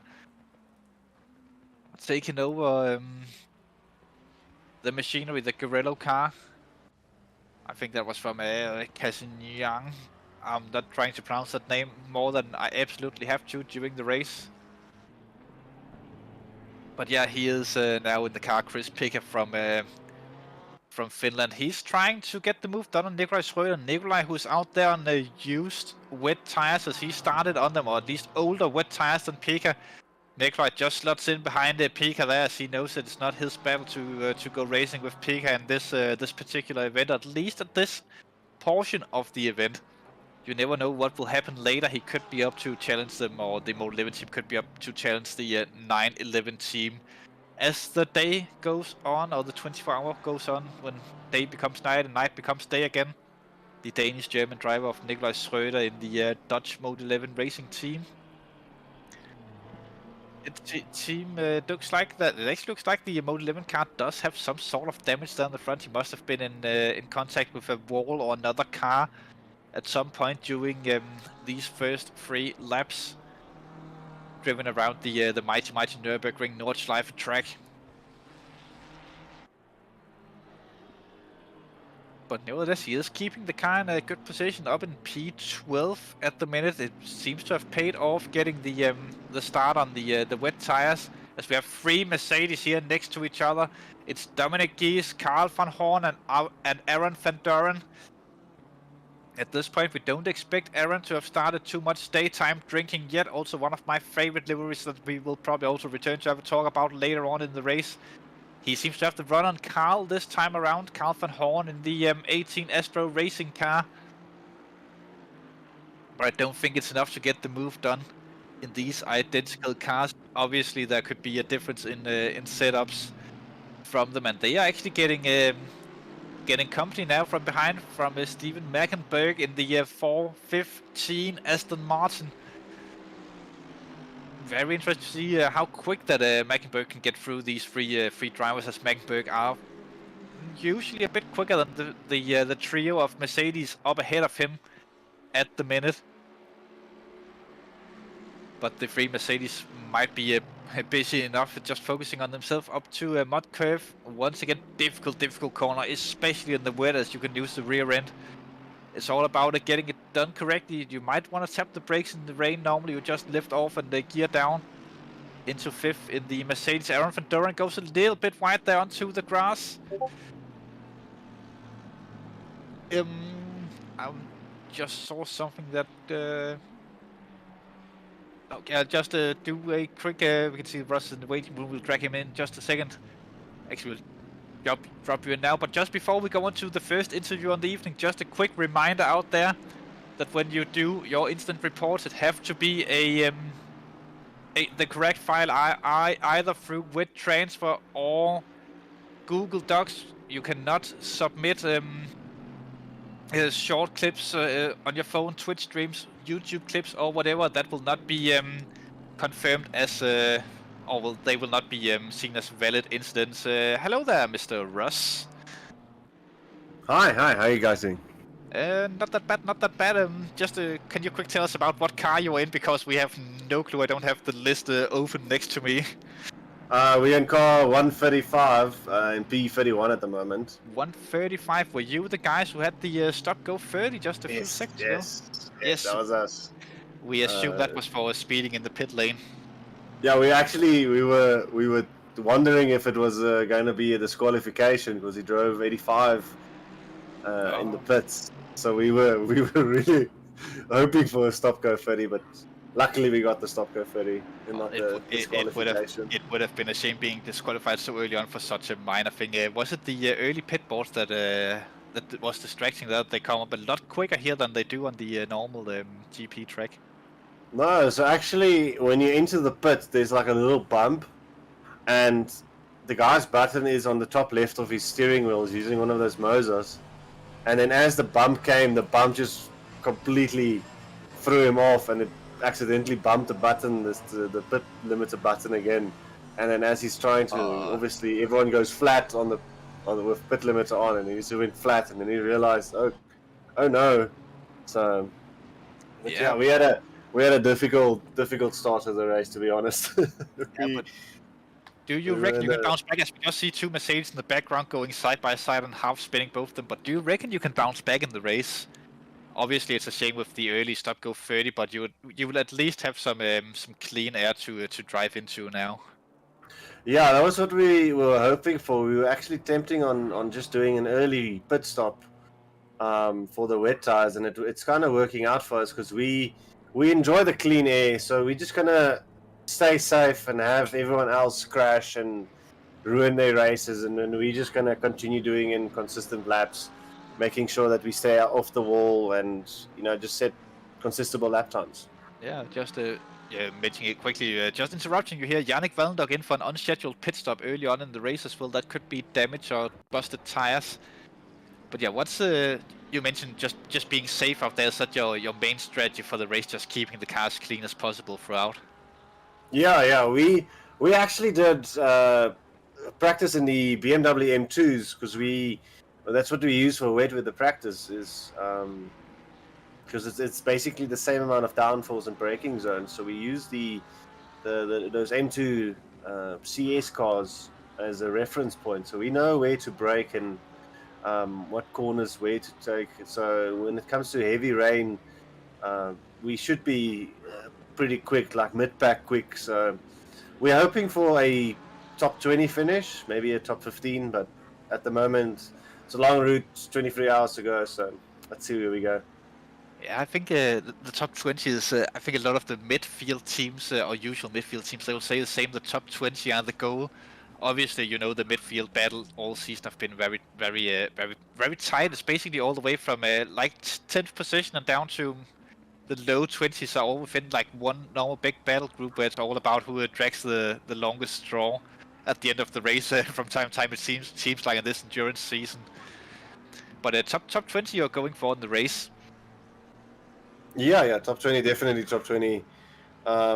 We qualified P30, but it was wet weather qualifying, and we've never done wet weather qualifying, only wet weather racing. So it should be interesting to see where we end up. And I mean, obviously our position is not in favor of us at the moment, but we are catching everyone ahead about 1 or 2 seconds a lap. So we are going to push forward, just having consistent laps, staying out of the walls. You are the team with the only 2 drivers, and we'll just mention that out there for the people watching. Do you reckon that the tiredness will become a big factor during the night and the early hours in the morning? Not at all. I mean, we're two young guys. I mean, I'm 25 and Schultz is 23, so we can survive on energy drinks and sweets, so we should be fine. And we're on different sleep schedules at the moment. I went to bed only at 4 this morning, in order to be able to do the graveyard shift, and he's gonna then wake up at 3 a.m. and do the rest of the graveyard shift. So we're on different schedules, energy drinks, so we should be fine. I remember the good old days when I could do the same. I will be trying the same for this race, as I unfortunately woke up too early here in the morning. I have had to do the briefing, as of course you were probably there, now doing commentary, and then I have to do the graveyard shift as well. So we'll probably be seeing each other on track, though I do have company of my good teammate Britt Barthes, but I haven't been up with by the use of just energy drinks for many years at this point. Energy drinks is my buddy when it comes to 24-hour races. It's otherwise halfway through. It happened to me once. Halfway through a lap, you just start falling asleep, and then you realize you can't call your teammates because no one else is online. So it's a struggle. Yeah, it's the thing about these races, especially when you enter as just a two-man team. Is it because you're not more on your team, or just because you like the challenge of being just the two of you? No, actually, I had to beg Schultz to take me on as a teammate. He wanted to do the 24-hour solo. Again. Again, which is kind of crazy. So I said to him, "No, man, let's do it a two-man group." And then only last night he informed me, "Hey, man, we're still doing the 24-hour two-man." I'm like, "Oh yeah, 100%." Never driven the Porsche before. Never driven it around Nordschleife before. So. Last night I was just doing weather training with it and quick laps, but I'm not too bad. My dry times are the same as my wet times, which is kind of scary if you ask me. Yeah, that's a bit crazy actually. I did notice in qualifying that some of the people were going quicker on the wet qualifying that I was doing in dry racing ordinarily. But I guess that's part of one of the things about the Nordschleife. I also found it quite a bit easier to drive in the wet than in the dry for some reason. Do you have the same feeling about the track? Yeah, our setup feels a lot more stable in wet weather racing than in dry. I don't know why. Once we had a setup on for the dry, and it kept feeling like the tail wanted to come out, and then we took the setup over to the wet weather tires. Put on the wet weather tires, and then it felt like the car was extremely stable. They didn't change anything. It felt like, wow, this is a wet setup. So we reckoned, because there was a wet practice server, we just decided, let's stick with the setup. I think the majority of the race is going to be wet, because in the end it is Germany, it is in Europe, but there's a lot of rain there. So. Oh yes, yeah. Definitely, and another thing, there's a little bit of a fun fact about your team, if I'm not mistaken. You are not actually racing from Europe at all. No, we're from South Africa, down south. Yeah. Right at the tip of Africa. Have that caused issues for you previously in races with connections and stuff? We do see the ping bars a little bit higher with your team than the others, but not anything to be worried about at the minute. It is still so your car is not a rubber banding for anyone, but have you encountered issues due to connections before? Normally to Europe, no, because if the ping is anything below 250, it's fine, because it's not really fast-moving items like in shooter games where there's a bunch of bullets traveling around. But with racing games, we should be fine. With sometimes when I drive, my ping shoots up to 300, but then normally I'm not around someone, so it doesn't affect anyone. But if it starts affecting people, then usually we do a driver swap, just to change back to Schultz, because Schultz has the most stable ping here. Yeah, and I guess that's something that will come in later on. You mentioned the graveyard shift. Have you done a lot of nighttime practice around the track as well as the daytime? Not at all, no. No nighttime driving. It is actually a very beautiful track in the dark. You can see there will be lights around the campsites or the crowded areas with a lot of crowds and some big projectors going up. Yeah, you really get that feeling of the Nordschleife. The only thing that's missing are the smell of the barbecue and the tons and tons of drunk Germans around the track. No, we're talking about, just before I come on here, we're talking about going to Germany to go watch the 24-hour.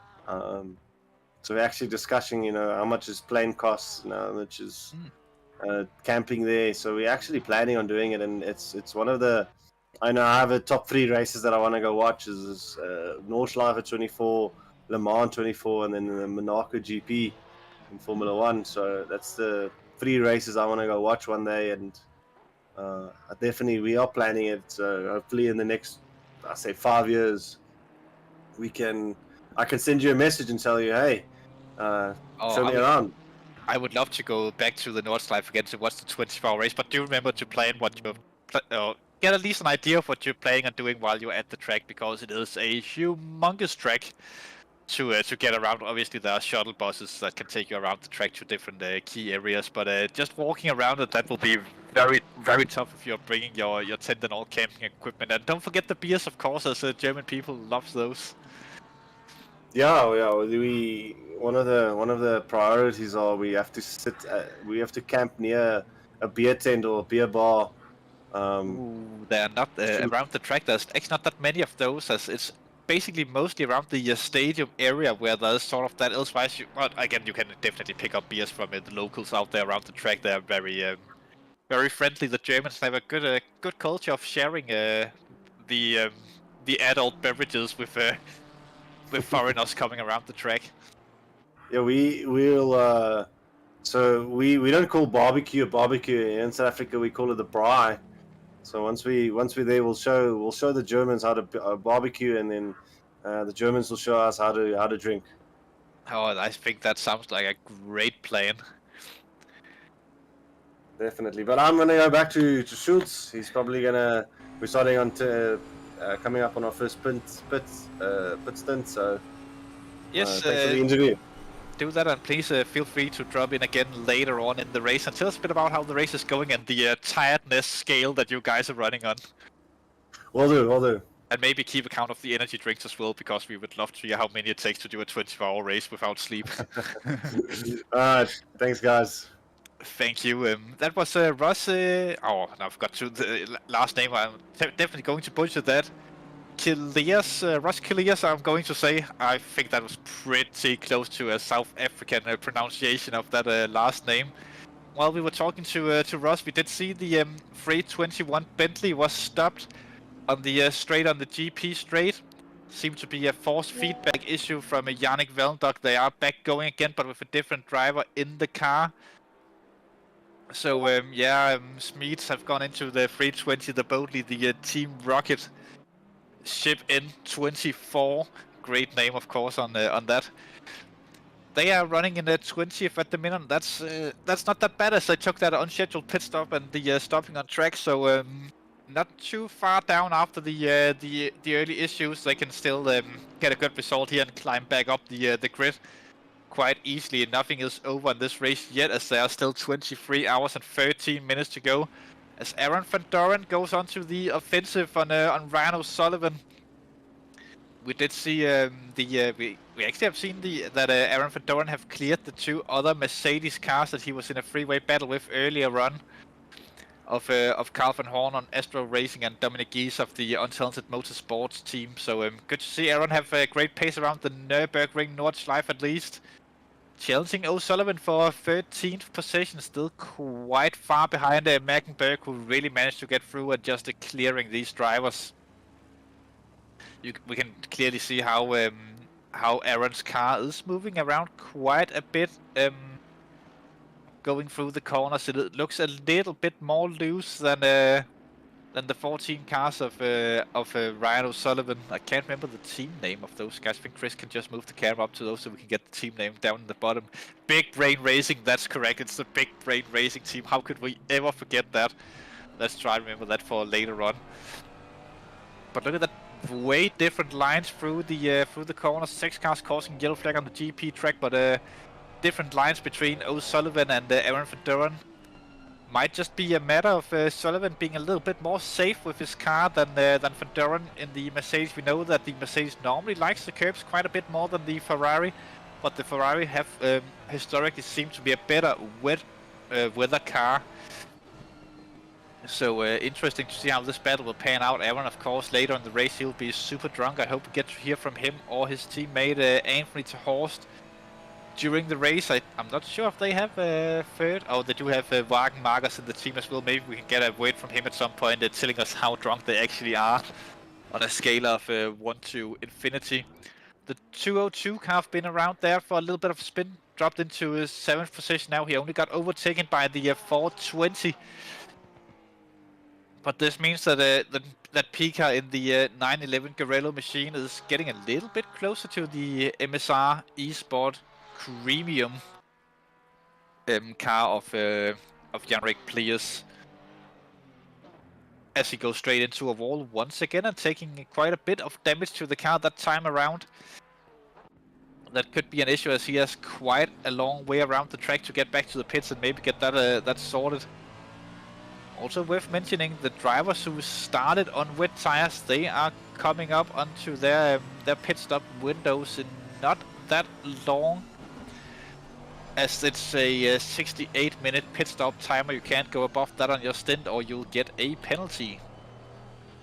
No, I think it's a drive-through or something like that, but I don't think anyone will actually go above it, as everyone knows it was mentioned on driver's briefing and it's been written down on the endurance bulletin board. But yes, the drivers will have to be mindful of that 18 minutes until we reach the stint timer at this point. Basically 2 laps and a bit around here. Well, more likely to be just about 2 laps in these conditions. Interesting also that the rain will be decreasing in strength for the next 30 minutes at least. Just about to say hours. I'm surely hoping that we'll see some dry track conditions at some point around here. As Aaron is doing everything he can still to try and keep with O'Sullivan. Does look like on these parts of the track that O'Sullivan is gapping Aaron Van Doren by a little bit. Could just be nerves from Van Doren, who's doing whatever he can to push it up. We have a spinner here, the 22 car. Good smile racing. I don't think he is smiling at the minute. Sarachik from Poland in the 22 car dropped into 21st position from 19th. That means that he is behind Bentley, who had the forced feedback issues not that long ago. But this is the thing, everyone will make these mistakes, so he might be smiling later in the race if other people make larger mistakes throughout the event. That will promote him further up the field, of course, if that happens. Tim Kroll doing a good job so far in the race, up into 10th position. Very, very close to the 93 car of Skien. The log driving team. Also been around for quite a while here in the community. Seen them in a few different cars over the years. Opting for the Ferrari for this season. Putting the pressure on Skien. Through the corners they go. I think they're right around Brunchen at this point. I think that was Brunchen they went through. A little bit hard to tell on the track map, but it sure looks like they're up and around that area at least. Or is this Brunchen? Yeah, this must be Brunchen that they're going through now. Yes, it is.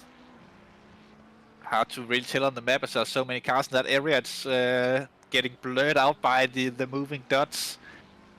At least on my screen. What crap weather to start the hardest track in the game? No, it's all good. It's the perfect weather conditions for endurance racing. This really applies the pressure for the for the drivers out there. At the start, they have a lot of teammates. Teammates to the drivers on track at the minute, or decent for some of the teams. So these are teammates for all the drivers out there who are crossing the fingers that their chosen starting driver will not bin the cars. Justin De Jong is applying the pressure now to Klappenhoff for 4th position. Justin have really progressed through the field here on his first stint. The overtake is done cleanly there down the Dutch Cahors, but will Kappelhoff have fall back into the slipstream and try to re-overtake down the same straight? That is a possibility, of course, but doesn't look like it. He is showing himself maybe just to cool the tires or try to force Justin into going as late as possible on the brakes. Justin De Jong keeping control of the car. I say that a little bit too early as he gets a big slide there through the exit of the corner. putting himself immediately under pressure, once again heading onto the start-finish straight. But Justin up into 4th position now, but still almost a minute behind Jonas Hokola in 3rd at the minute. Who's actually engaging in battle with the 723 car of Joshua up ahead of him. Finnish driver will be, well, I wouldn't say he'll be used to the wet, but he'll be used to tricky conditions, at least with all the harsh snow and icy conditions up in Finland. So I don't think this weather bothers him too much to drive around in. If he manages to get through and up into 2nd, then he'll only have about 5.5-6 seconds up to Sim Spenkling, who's still discreetly leading this race, just soldiering on in the front, staying out of trouble as much as possible.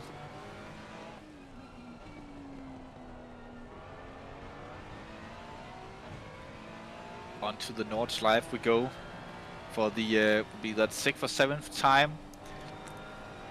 During this race, a stint will be about 8 laps long in good conditions.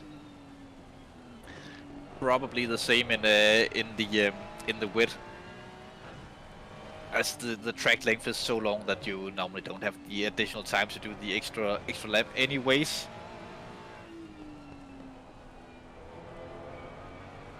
Hokola through the corners, and you can really see that the rain is kicking up from the car ahead. Not that easy to see the apexes of the corners and the track ahead in the rain conditions, and with the window wiper running back and forward. Nikolaj Schrøder comes into the pits. He started on the wet tires, coming in to get a fresh set of wets. I assume, though, in half an hour it seems to be clearing up in the skies. The rain will stop during the next half hour of the event.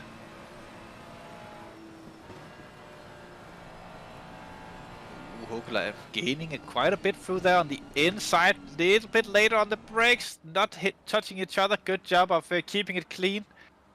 That was one of the best overtaking opportunities during the lap of the Nordschleife, at least when you're out there. But they managed to keep it clean between each other. A respectful room was given out there from Joshua in P2 to Jonas Hokola. Of course, both of these drivers, they know that the race is not won this early on, so having an instant now could cost them in the long run. Just keeping it clean, but trying not to lose time whilst doing that are a little bit tricky. And as a racing driver, sometimes you forget that it's a long race and you just want the position so badly at the minute. Especially when you feel like you can go quicker than the driver ahead of you on track.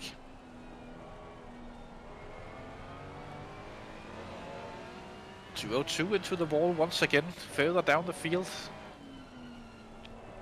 Or 202, I think it was, not 212, but nevertheless obtained here in the 32nd position, right behind the Wild Things racing car, who we did see have a little bit of a shaky start to the race. They have swapped drivers throughout. Here we go with pictures of the 202 car, the MSR eSport Crinium car of players. Yeah, that damage could have been from before, where you saw him going into a wall as well. He has now dropped into 11th position, and that's Mackenberg coming through there. Now he'll be 12th in the Porsche. It will probably be a somewhat long pit stop for him next time he comes into the pits, as they will definitely want to repair that damage. They might even want to do it at the end of this lap. So he will just basically be trying to recover the car from this point on, losing as little time as possible. And that's the tricky part, when you want to go hurry, but you need to hurry up. But being careful at the same time can be a bit tricky, as we see him touch the grass coming down the straight. A bit difficult closing up on Foxhole, being about 2 or 3 corners. White flag overhead, slow moving car. But he does seem to be managing to keep control of the car, at least up until the Foxhole from this perspective. Interesting to see if Ryan O'Sullivan will catch up to him during this lap and make the overtake on track. Here we have pictures of Ryan O'Sullivan, who's still ahead of... oh, there we go, there O'Sullivan and Aaron van Dilleren go by him. little bit of a moment from Van Doren. We saw the back end stepping out there, and also not the most optimum place to try and overtake a slow-moving car, as Van Doren finds out in the hard way that he misses the corner before that, and then goes a little bit wide into the next corner, and then just touching the grass. Loses quite a bit of time. But good drive nevertheless so far in the first stint from the CBSR driver of Aaron Van Doren. Have been some small corrections on the wheel and stuff like that, but no incidents or crashes worth mentioning, at least, or we have seen on the track map. Doing such a good job so far, Van Doren, keeping the CBSR car on track. And that's the thing in the race. Just keeping it going will grant you a lot of positions by the end, as I believe that the team who goes through this event with the fewest incidents and fewest mistakes, they will be the team favorite to win. It's not all about the pure speed around here. Ooh, big crash! That contact in the battle for P2. Jonas Höckeler and Joshua coming together up at Brunchen. It looks like left-hand racing team of Joshua Groening there cannot be too happy about that. Although we didn't see the full scale of the incident there, but from what we saw, it looked like that that Höckeler came up on the inside there, but it could have been a matter of leaving room or not. But again, difficult corner to overtake at, and that's what can happen when you attempt the overtakes around the Nordschleife, and not the easiest place to get overtakes done. Actually, one of the more tricky ones in the world. Dominic Chermont behind Dominic Gies. Battle for 17th position. The Canadian versus the German. BMW versus Mercedes. 101 versus 225. What else can we say? White versus grey.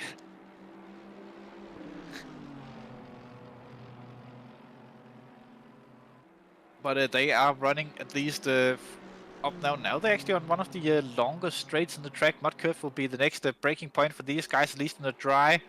In the rain, they might lift off a little bit earlier. Podium hunters down in 18th position. Getting very close there to Dominic Gies behind the trees. Let's see who emerges in first of these two. They're very close, flashing the lights there from the 225. He is definitely wanting to get this move done. He might be feeling like that he could go faster than Dominic, but remember, these two cars, they are racing for position. So Dominic doesn't have to give up anything here. Through the carousel we go. Good look we saw there with the cars dropping into the banking of the carousel on the concrete area. German falling a little bit behind now, but that could just be because of the differences in the carousel and where on the track these two drivers have their preferred areas of the track, depending on speed, of course. Those who stayed out on the or started on the wedge, they will be, if they haven't pitted, then they'll be coming in shortly. I do believe that the number 11 car of the Mode 11 team already pitted and swapped Nikolaj Schröder out for Andrew Richardson in the main Mode 11 car. Also interesting to see that they were running a completely different strategy to the sister team, the Triple 11, the Mode 11 B team, sort of say. Even though it's hard to call them a B team with such prominent driver names as they have in that car as well, with Damien de Keyser currently driving it. German on the inside of Dominic Gies. This could be trick one through Brunchen. They go, and they managed to make it more cleanly than we saw Joshua and Höckeler do up in the front of the field. Good to see that they got that done. Nice overtake there for 17th position in the race, and we can see that Engelhardt is coming up behind them as well. And Dominic is immediately under pressure by the R2E car, as they both run wide, catching a little bit of the grass there with the two German manufacturers. Oh, and that's a slow-moving car up ahead. That must have been the... who was that? I think that was the 202 car that we just saw, who's still trying to recover the car back to the pits.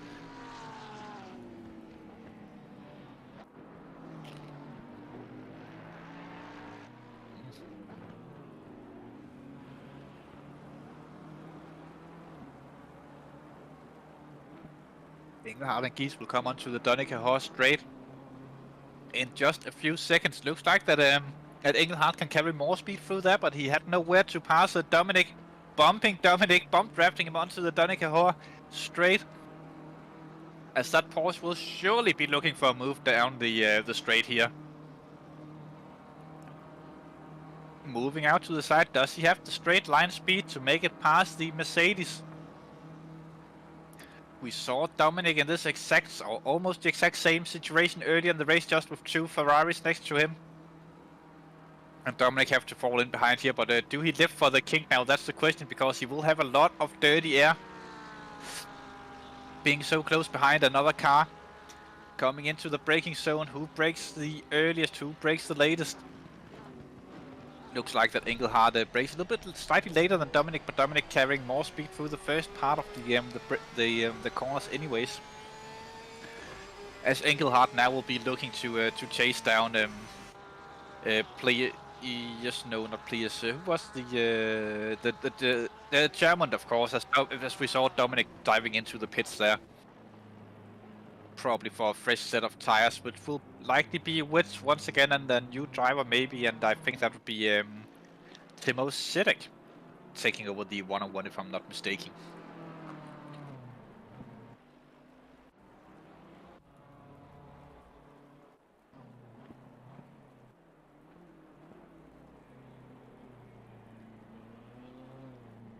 Well, let's wait and see what happens there. Damien de Kaiser in the Mode 11 11 car. Still out on track, but he will be closing in on his stint timer as well. This lap, and maybe one more he can do before he have to come in for driver change. Oh, a pit stop nevertheless. Doesn't have to be a driver change, of course, but a pit stop. Oh, that's yellow flags caused by the 69 car this time. After having praised Aaron van Doren so much earlier in the race, he goes out and makes the mistake. As Niels Engelhardt made the move on Chermont even before the GP loop was over. As the Duo 2 car finally manages to get that Porsche back into the pits for much needed repair.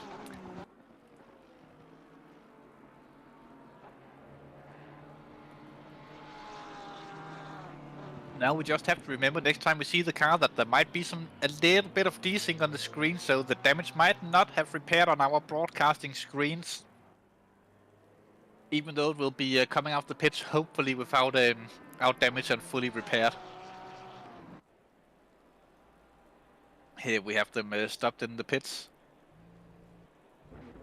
Dropping down. Oh, look at that! It's all clean all of a sudden. Not that long of a pit stop, actually, considering the damage repairs they had to do there.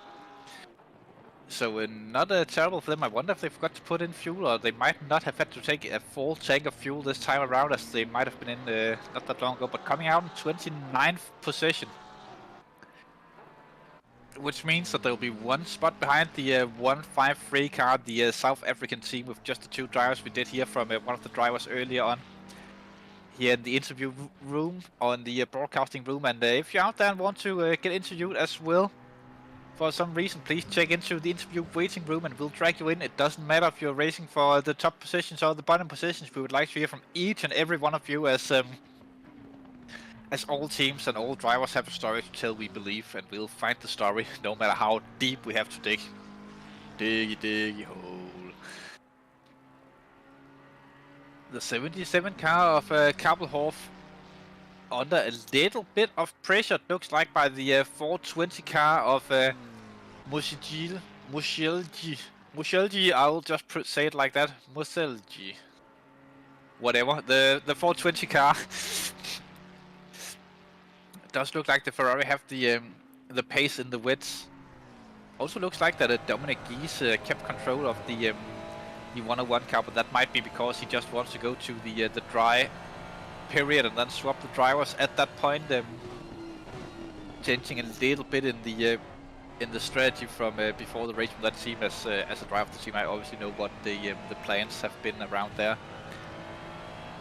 Just trying to make sure that I know when I actually have to take over the car myself. God damn it, I missed something, and Chris just says, oh, in the background. I come back and there's a car spun around. It's the 77 car in the carousel. And Chris will just relay to me in the back of my ears what just happened, so I can get an opinion on it.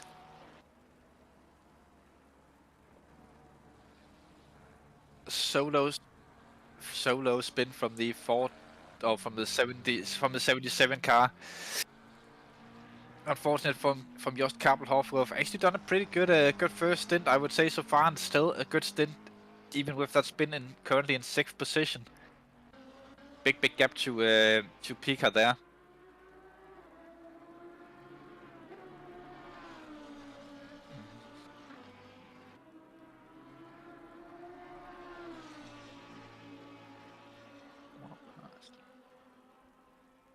I wonder how deep Dominic will actually take the car now. I can see on the stint plan I'm actually supposed to take the car in 45 minutes, but we'll just...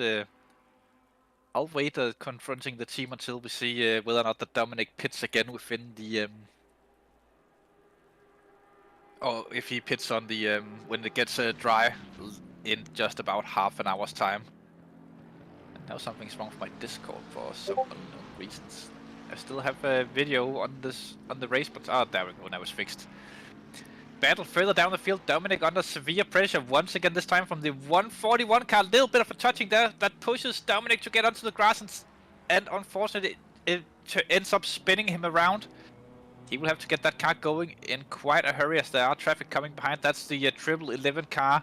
No, that was the 11 car of Andrew Richardson, who just made it through.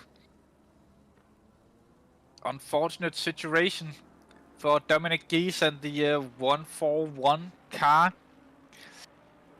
It is one of these things that definitely happens when you're going racing on the Nurburgring Nordschleife, and in these conditions as well. That can be very tricky to negotiate between two cars.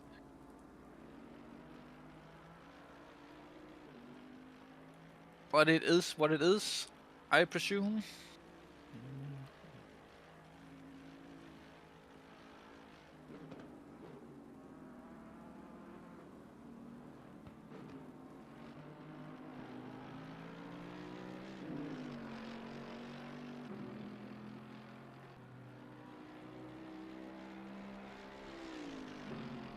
We are there as Chris wants to know who we should go on with, but I feel like we can ask the YouTube chat that. Any particular car that you guys want to see out there, we'll go to the first car that will pop up in the YouTube chat and have a look at that, as we are currently on the 212, who have some minor damage, and he just lets the I think that's the Sim Racing Holland car that he just lets past. First car number we see in the YouTube chat we will go to, so please write the number of the car that you are supporting out there. Yandy Storm of Sim Racing Holland made that move done up into 33rd position in the race. So it is getting intense out there on track. Everyone out there trying their best to just stay clear and clean of these walls. It is one of the things that that drivers often forget in these races, that they are very long. But I do believe that most of these people have spotters yelling in their ears if they get too close to the barriers. Yandy Ritter currently about last in the race, although I do believe he overtook Octane there, but he still shows us 33rd. That's because he's several laps down. They must have had a disconnect during the race or something, since they are so far behind them. A bit unfortunate. And the ACC servers are down, so people can't actually join the servers at the moment, and that's why we haven't seen the driver swap in the 101 car, I think. So yeah, it is a little bit unfortunate for the drivers out there.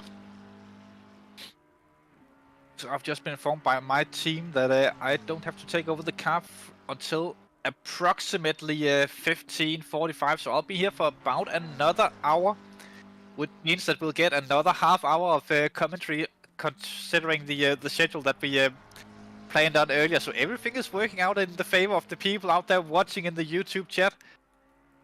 As we are currently following Joshua Gruning, who was mentioned in the YouTube chat, of course, by a Mr. Salad. Great name for you. And yes, they had a disconnect. The number 6 can't. That's why they are a couple of laps behind, unfortunate for those guys. But still early on in the race, they could probably still recover quite a few positions of other people crashing and could have the disconnects as well. Joshua Gruning of the Left Hand Racing, we saw them involved in a little bit of an incident early on with Jonas Hakula at the Brunchen corner in the battle for second position. We currently have 11 seconds up to Mr. Hakula. Did seem like Hakula did have a pace advantage at the minute, but it's still a motor race, so he would have to get through nice and cleanly. But he is pacing at around the same speeds as Justin de Jong. If we take into consideration that they probably lost about 10 seconds in that small incident, then the gap haven't come down that much in the last couple of minutes. If anyone from the hashtag 6 team would come in and tell us about their experience with the disconnect, please do feel free to do so. That would be something to talk about on the stream, because disconnects are one of the things that could occur for a lot of these teams on the track. It might seem we have had quite the bad reputation, of quite the bad habits of having disconnects in basically all the races that we have done in the last almost the last year in endurance. Actually, I think in the last 8 events that we have been racing, in the 6 of them we have had disconnects. So not the greatest of statistics from us. And after getting Timo Sedek known for being Mr. Disconnect, and Brett Baptiste from America also with high risks of disconnects that could happen to us later in the race as well. Myself often disconnecting as well, speaking of disconnects, but that's one of the things that are out of the driver's hands. Basically, it's not something that they can control themselves, but it could happen potentially to anyone out there on track. So yeah, keep your eyes open and mindful for that, as we will be joined in the commentary booth. Hello, Michael. Hello, Oliver. How is it going for you? You read it on YouTube, so yeah, not so good. I can see, but it is unfortunate losing a few laps early in the race, but it is a long race and anything can still happen to you. Just pace-wise, do you reckon that you can claw back some of the laps and get a few positions back in the race? I hope when the other drivers are driving. Hey, Jan is now a lot quicker than me. I'm the slowest one of the team, but I know my place, and I made a mistake here at the carousel, so that's why Jan now was driving, because I had some severe damage on the rear, so I need a pit, or else, or I just was driving. But now Jan is driving, and I hope Luke and Dick van der Klis will drive the gap back to the other cars, so we can fight some positions later in the evening. Surely your team is able to do that, but you mentioned you were on the track not that long ago. How did you find the conditions out there with the rain and the Nordschleife combination? Yeah, it's a little bit slippery. It started with light rain, then it was medium a while, and now it's getting drier. So it's hard to get the right tire pressure. Yeah, definitely is. But speaking of tire pressures, just from practice driving and stuff like that, at least my experience are that the tire pressures fluctuate a lot during the lap, and setting up the tires are basically a matter of where you want them to be in the optimum pressure range. Do you want that in the first half or second half of the track, and how much are willing to go above and below the estimated optimum pressure ranges? Which parts of the track are your team let's say preferring to have the better pressure set, if you would have to get the choice? Because we're not the quickest guys, we want to have the most grip in the corners, so it's the middle section of the track. Yeah, that's basically what I've tried myself as well, getting it there. But it is one of the trickier things in of the setups for this event. Speaking of setups, did you all agree in your team on what you were about to do, high downforce, low downforce suspension stuff, or was there a little bit of a controversy there? No. No. No. Everyone did agree with the setup. Oh, that's always good to And hear, and we because have to two drivers that normally not drive with us. Only normally Jan, ik, Rogier are driving. But Rogier isn't able to drive, so we had 2 guest drivers today. Do you reckon that they are up to pace with the rest of you guys? Yeah. The guest drivers, yeah. Yeah, they also driving in the Sim Holland championship. It's also your livery are one of the more, I would say, getting to a point where it's one of the more iconic liveries in SSRI. Also, with the Sim Racing Holland colors and the Dutch flags on the rear wing, it's very beautifully done. Who does the liveries for you guys? Frans makes liveries. He is doing Frans a Linden. stunning job of that, at least. When are you expecting to take over the car again in this race? After the stint, Jan is ending, so that will be, let's say, 40 minutes, I think. Yeah, roughly. I Yeah. think as well. How have you guys split up the driving with the team? Have you done 2 drivers who does the night time and 2 drivers during the daytime, or how have you chosen to split up the driving time? Jan is. I'm now after Jan. I'm driving a stint. Then is Jan another one doing, and then he's going. Do some other stuff. Then he's going to sleep. And I'm till 11 o'clock, and then we have Dick. He is coming from 6 o'clock to 3 o'clock, and Luke is also coming from 10 o'clock till the morning. So we split up a little bit. Yeah, I think a lot of teams are doing that. I know that there are some teams that just choose to do 2 drivers during triple stints in the night to try and optimize his sleeping, but doing triples on the Nordschleife, do you reckon that would be too much of a pressure on a driver because of the difficulty of the track as the one-on-one car spun again, unfortunately? Yeah, I don't know. I'm not. I'm driving not a lot of double stints or etc. But I like to drive one stint, have one stint, some rest, and then drive another stint. So Yeah, that's also my preferred way of doing things. But I know that some people will do the longer stints throughout the event at least. it's also my second 24-hour race. So How was your experience with the first one? Maybe that was the Kialami in the fall, or maybe in another racing league. the Kialami I skipped. I did the last charity race. Suzuka. Yeah. Yes, that was also in dreadful conditions from my memory. Yeah. For most of the race. Yeah. How did you find the experience of that? Because the 24-hour races are quite a bit different to the normal, or at least to 12-hour standard duration races. With you have to do the second day of driving as well for the teams, and the tiredness really starts to kick in there. Did you find that to be an issue there, or was it just smooth sailing? No, yeah, I love endurance racing, and we don't want to quit what's happening. That's also we driving again. We want fit to finish every race. Is it a 6-hour or 24-hour or 10 hours? It doesn't matter. We want to finish. Yeah, and you know that's the spirit that that everyone should come into these endurance races with, because even if you have a bad start to a race in an endurance race, there's still possibilities for positions gained later on. And at the end of the day, it's all about having fun, and what's more fun than doing these challenging races. Yes, correct. It's well, we did see with your unfortunate disconnect, but if we took that out of the equation, where do you reckon that you guys could have finished them if everything went well for you guys in the race? Normally our pace is between 25 and 30. Let's say around 25. It depends also on the field. I think today there are less drivers of less cars. And normally we have 40, 45.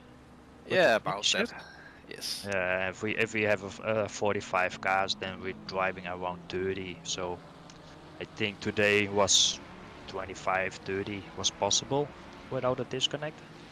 But you know what? Anything can still happen in the race, and other teams can get into a big issue. So keep your hopes up. That can definitely still be a goal. Yeah, but I always have with the endurance this season a disconnect, so I hope it's one, but I think there will be another one. I'm crossing my fingers that that won't happen as one-on-one car spun once again. Dominic. I know the feeling. In my team, it's also usually me who have the disconnects as well. Happened, I think 6 out of 8 times within the last year. It's never a good feeling. It sort of have the letting down of the team, but it's not something that you can control yourself with the disconnects, obviously. And No, but I also don't know what the problem is of the disconnects. I'm also with my teammates on Discord, etc., and there I don't have a disconnect. So it's something between the connection of my computer and the server, I think. But what's the problem? I don't know. I diagnosed my disconnects to be the same sort of issues, that it's from the PC to the server somewhere, but it is hard to say whether or not that's being instant. That's just a little bit fluky from time to time, or if the PC gets too stressed, or it's a server thing with too many drivers actually joining the server. So there's a stop-go 30 penalty now for the 27 car further up the field. That could be good news for you guys, as they will come a little bit closer to you guys. Obviously still a long way up to catching those guys, but every second counts, I guess, in a race like this. Yeah, well, but we're gonna finish the race, and that's our goal today now. And what's the position, we will see. What are your strategies for like keeping the energy levels up during the race? Is it the correct food, or is it coffee, or is it like the young guys that they just do a lot of energy drinks? No, I know it's coffee. We're not a young guy team. Jan is, I think around 50. I'm 40.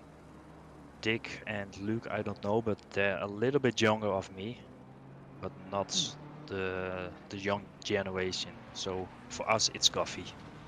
It's the coffee team. We'll refer to you as the coffee team from this point on. The 6 car, at least try to remember that. Definitely. But I will go back to Jan.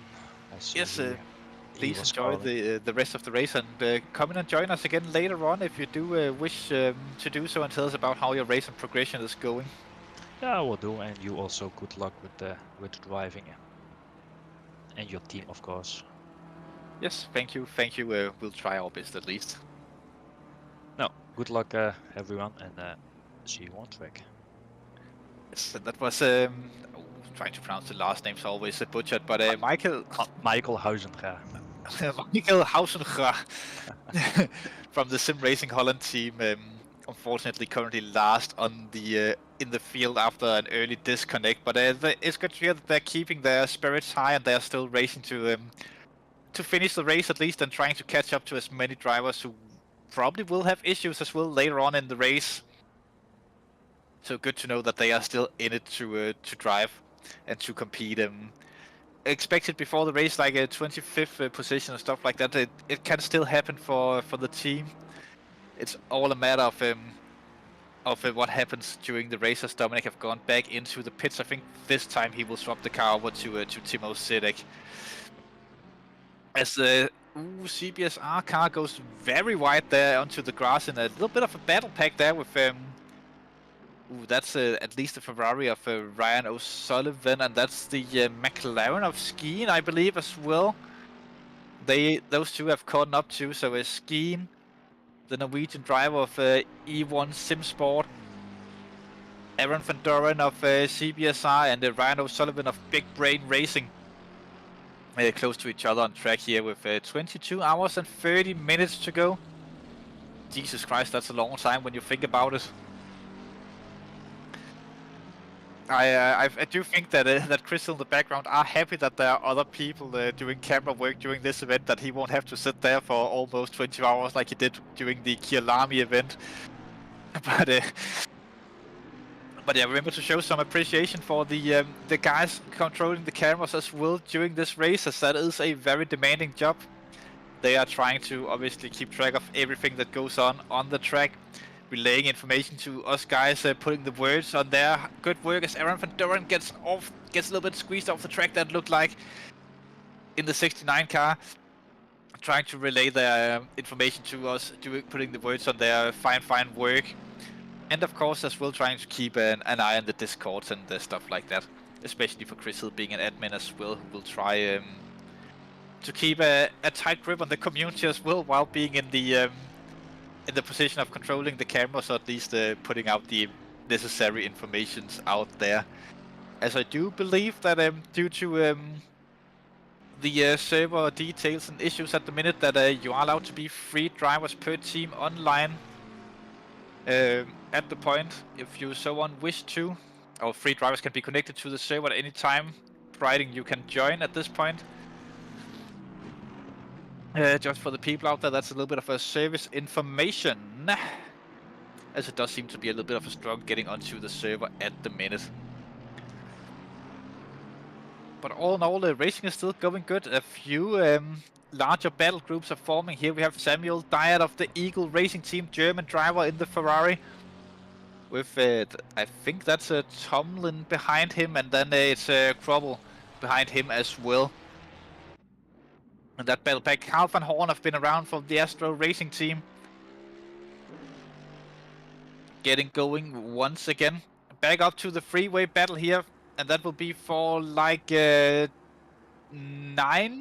position-ish between Tuja, Markenbergen, and ooh, that's a Verhelst, I think. I think this is a battle for 8th position, actually. That's Verhelst in the Mercedes have just been overtaken by both these drivers.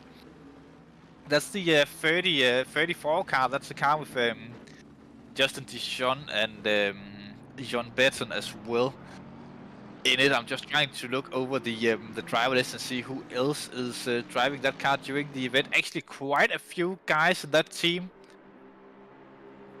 And they're carrying some damage, I'm being told. I don't think Beton is driving this race. It looks like it's Verhelst, Kund, Van Veen, Dijon, Van Thielen, and Tang, who's doing the driving from the 34 car during this event. Or maybe there are just so many drivers that it won't show up on the... No, it would just been very small littering if there were more drivers in the car. But yeah, they are still going strong. And he will try and get the car into to better positions once again. It could be desync damage. It could also be actual damage on the Sim Racing Holland car of the 34.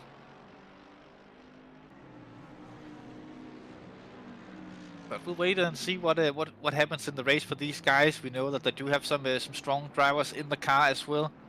Just Verhelst is not one of the drivers I would call slow by any stretch of the imaginations. So he's out there just trying to maintain top 10. If he's carrying that damage, it can be a little bit difficult, as there will be a time loss involved. That could also be just visuals. I think that one of the drivers from the team could maybe confirm that in the YouTube chat at some point. As Jost Verhelst still going around. Engelhardt into the pits. Van Doren comes into the pits. Same does Carl van Horn. This does seem to be another pit stop round that's going on at the minute.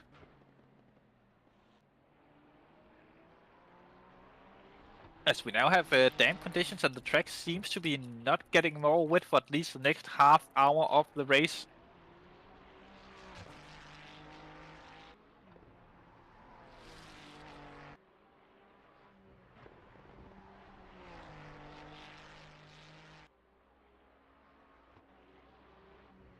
I could have taken over the lead of the race, by the way. I think that Sim Spenkling might have had a pit stop. And that's the reason why Jonas Sakula have taken the lead of the race. It's been confirmed in the back of my ears that Sim Spenkling have already taken a pit stop, and that means that Hokala owes us a pit. Whether or not that he takes it next time around, we'll have to wait and see. As the first round of incidents have been looked over by the stewards. I'm not going to do this every time that stuff will be put up on the notice board, but at 15:01 will be the last chance to appeal for the teams that have been given a penalty, and remember that you will have to tag the stewards in the instant discussion channel for the appeal to come into effect, as they will not show up on the on our sheet very quickly. They're normally quite a bit delayed. So if you do wish to appeal, remember to tag the stewards before 15:01 and before serving. Obviously, the penalty will not be applied until 15:01, but you get my drift. Remember to inform the stewards at least that you are appealing. Before that, you can tag the stewards before you file in the appeal as well. That's probably the preferred way of doing it. As Aaron van Doren is under severe pressure and does get overtaken by the 141 car. No, I don't think that's Van Doren have been off a few laps ago. We did see him causing a yellow just before Donington, I believe it was. But he has fallen back to field, and he is still doing. I would say it's still an acceptable first job from him, or first stint from him, doing a good job driving the car. But he is under pressure once again. This time from Tomlin, and he could demote Van Doren down into to 17th position if Tomlin goes through from the Big Brain Racing team. They might actually have had coming together with the Big Brain Racing team, as these two teams were battling it out earlier as well, when it was Ryan O'Sullivan in the car. Oh no, was that the other Big Brain Racing car? I don't think that was the 95, was it? No, Ryan O'Sullivan is in the 40 car, because he is still driving.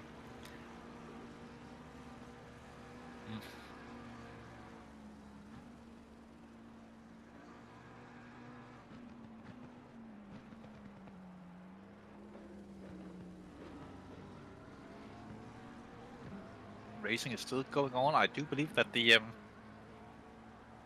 CBSR team, they are at the CBSR headquarters. Some people might have seen the pictures of their famous sim racing room there.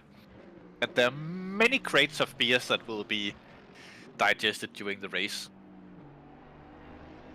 It's Arwin in the car, so they have swapped last time in the pit stops. It looks like. And now the 69 car doesn't look damaged anymore for some reason as well.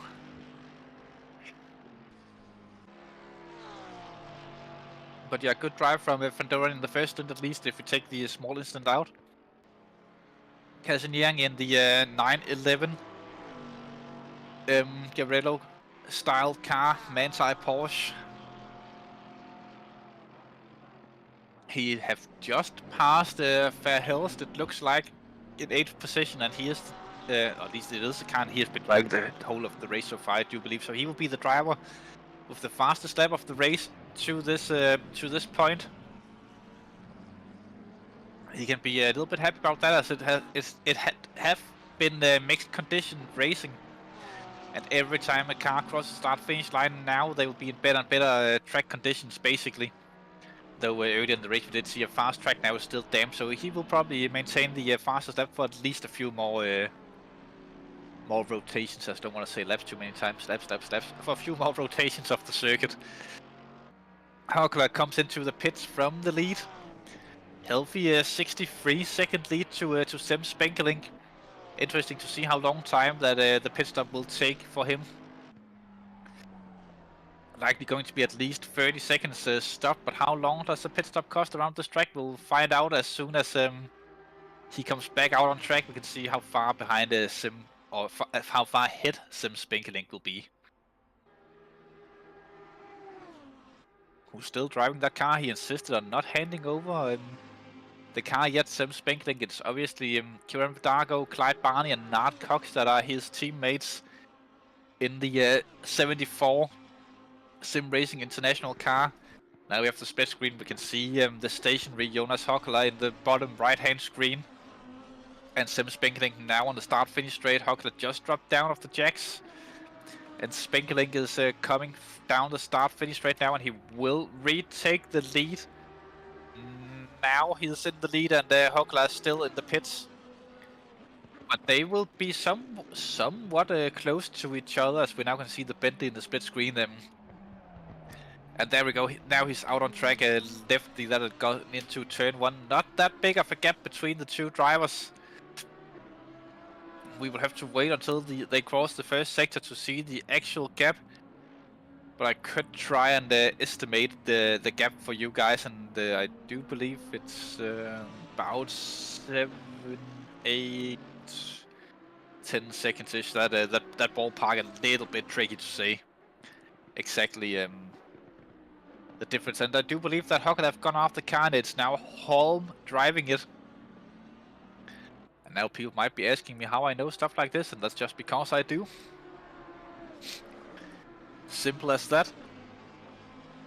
Yes, Scholes, that was a yikes of a first stint. Yes, Chris has just talked to me in the background. Yes, that is the teammate of Ross with the funky last name that I could probably try and pronounce again if we could find out what was his last name. What was the car? It was Russ Killas. Russ Chillas was the name of the guy we had a talk to earlier in the race. Stop go 30 for the car 22. That's with our Polish friend driving that one. Both of them in the non-championship cars. There are a few other of those around track, but some of them in the wrong colors. Unfortunately, they're the Mode 11 car. Wolfgang Garcia makes the overtake. On Diet, it looks like an up into 22nd position for the Mode 11 racing team. Good drive there, and looked like a solid enough overtake from the Mode 11 team in that particular situation. And they can be happy about that. Ryan O'Sullivan goes into the pits. Interesting to see where he will come out in relation to Wagenmakers.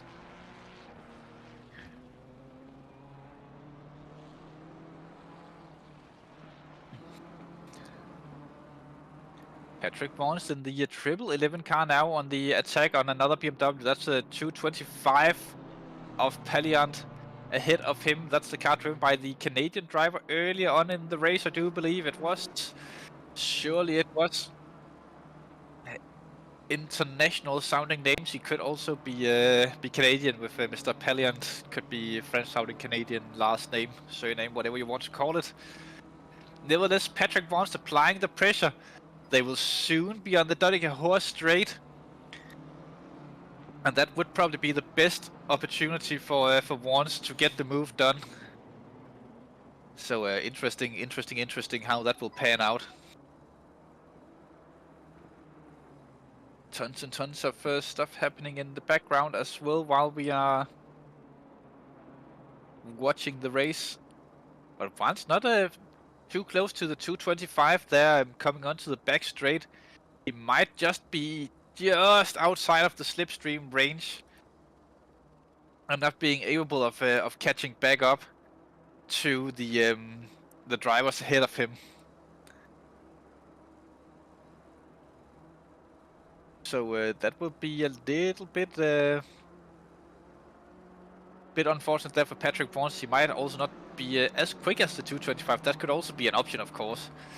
We never know. And it is about a 10-second gap between Sem Spenkelink and Holm in the top 2 positions of the race at the minute. It does look like that the 225 might be running a more low downforce setup than the triple 11 car, as he was pulling out quite the gap down the Doddington straight.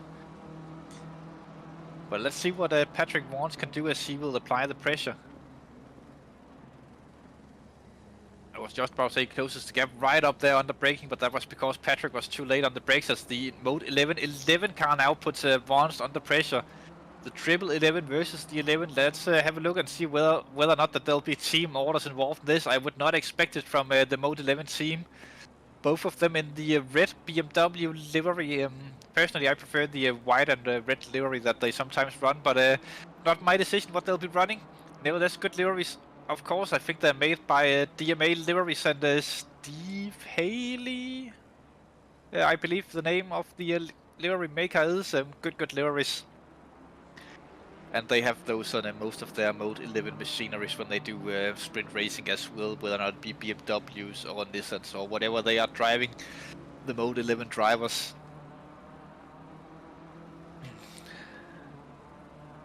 But doesn't look like that that Patrick Vance is willingly giving up the position to Wolfgang Garcia. Nevertheless, they are racing it out between them, and they will be coming onto the Nordschleife soon, where it will be a little bit more tricky, or quite a bit more tricky to overtake, sort of say that here on the GP loop. Still with the 225 BMW ahead of these drivers to make a triple BMW train. Whoa! Big moment there from the 11, and there they go. That looked like something that was agreed upon that was about to happen. Wolfgang Garcia moves up into 21st position, and he will now be the driver applying the pressure to the 225, who just sees a sea of Mode 11 cars. And that's the interesting thing here. If Wolfgang Garcia goes through, will he then try to hold up the 225 car to let the oh, another spin for the 101 car, it looks like. This time Timo Sitek in the car. Not the best of starts from the 101 team, it looks like. But will Wolfgang Garcia, when he gets it, if he gets it of the 225, will he then try to hold him up a little bit to let the other Mode 11 car have a chance to go through as well? Time will tell what sort of trickery the Dutch team will try and pull out of their heads. Not saying that they will do stuff like that, but you never know, of course. Through Flugplatz we go. Both cars looks like they're lifting through there. Doing a good job of just maintaining the gaps between them. I feel like all of these drivers, they know that it's difficult to overtake on the Nordschleife, and the best way to overtake when you go around the Nordschleife are basically for the car ahead to have a mistake, and then you take advantage of that. That are the probably the best option. Wagenmakers on the offensive now on the 141 car. Up into 15th position he goes for the CBSR team. About 6 seconds down to Ryan O'Sullivan ahead of him. Garcia still applying the pressure to the 225 car behind the trees as always in that corner. Chris are very quick this time to swap the cameras, even though that we all like the behind the trees looks. It gives sort of vintage vibes to the stream. But look at that. But look at that. Look at that. Garcia putting a lot of pressure on the 225. 225 goes wide there. He does go into the wall. Will he bounce back on track? Yeah, well, not in front of any of the Mode 11 cars, who now can focus a little bit on formation driving for the fans out there, if they so wish to do so. Felix Pillian, the driver in the wall. He was an American driver, though, with the French-sounding name. Hard to judge, of course, by people's surnames where they're from, but the American went off. That must be quite early, or at least early in the morning for him. Depending on what side of the States he lives in, it could also be very late in the, or very, very early in the morning, I should say, in the middle of the night, others would say. 6 car issues again, causing a little bit of a yellow and now white in the stadium section, as we have reached the 15:01. So that means that the penalties will start to be applied to the drivers who got those from the first hour of racing. And we are joined in the commentary booth by Mr. Justin Dijon. Justin, welcome to the commentary booth. We did see you gain quite a few positions in the first stint, and having some good pace at least. Yeah, it was quite. I think it was a decent first stint. It was started from, I don't know, P11, P12, somewhere around that. Just focused on my own race and didn't attack anything. Just waited for them to make a mistake or something like that, and just move up very slowly and try to be careful. I think that was the main goal at the start, and I made it up with just 5 seconds of damage with all the people around me. So I think that's pretty acceptable around here, at least with all the cars on track and how tricky it is once you get close to each other and cars spinning around in front and behind you and everything going on at once. Yeah. Yeah, How did you find the conditions out there? It was a little bit of changing conditions, and it will be changing again soon. It looks like. yeah, I think the conditions in the rain were pretty fun, but yeah, I was stuck in traffic, so I was not able to focus on my own pace, if you know what I mean. So yeah, I had to, but yeah, it was all fine. It was also a lot of fun. In the qualification, we tried the last push lap on dry tires, but that didn't work out. So it was a bit of a gamble, but Yeah, you never know in situations like this. I do believe that you started the race on dry tires, if I'm not mistaken. yes, we did. Yeah. Yes, we saw not that many cars on the wets. I think 2 or 3 cars, but they did have to survive 2 full laps of almost bone dry conditions on wet tires. Do you think that it would have been the call to start on the wets, or do you reckon that the wets was too destroyed for it to make any sense to have done that? It didn't make any sense because if you started, you will destroy your wet at the first place. Then you have the wet section, but the wet section takes too long for a whole stint, if you know what I mean. So you have to pit again, and then you have to be again on the wet tires. I mean, you cannot do 1.5 stints with dead tires, if you know what I mean. So yeah, I think the best call was to go on dry, then switch to wets, and then finish that stint. Only thing I think it would be faster if I just did a splash and dash, but I expected the track to dry up a little bit faster than this, so also a gamble. Yeah, but that's the thing in races. Sometimes the gambles pays off and you win massively. Sometimes they don't, and you lose quite a bit. As we see Garcia there going a little bit wide onto the Donico, but all in all, good start to the race. A few other drivers in the team we have talked earlier in the week, you and me, and they might not be up to exactly your levels of speed and consistency, which basically not a lot of people are in this community, to be perfectly honest. But do you reckon that top 10 is within the target zone for you guys to finish in by the end of tomorrow? Yeah, I think we will make up a lot in the night stints. I will be there with Gentles and Thielen during the night. So yeah, we will probably make a lot of positions good at that point. But yeah, let's see. It's always you never know how it will end up. Maybe I will smash it into the wall, but for now it looked pretty fine. Yeah, and that's the thing. Many people talk about people being fast around here, but the thing is, it's not the fastest people that usually wins on the Nordschleife. It's the people who doesn't crash who wins around here. And that was also my main focus on the first stint. Do not something stupid. Don't push too hard. Don't search for the limits too much. Don't go for overtake too much. Just keep it clean and just follow the pack. And when it comes to an overtake, the moment will be there and you can take it. But otherwise, just leave it as it is. Yeah, basically. Speaking of, you say that you and Sean is doing the nighttime driving. Are you planning on getting some sleep before the nighttime, or are you just soldiering on as a young man with energy drinks and a little bit of coffee and good spirits?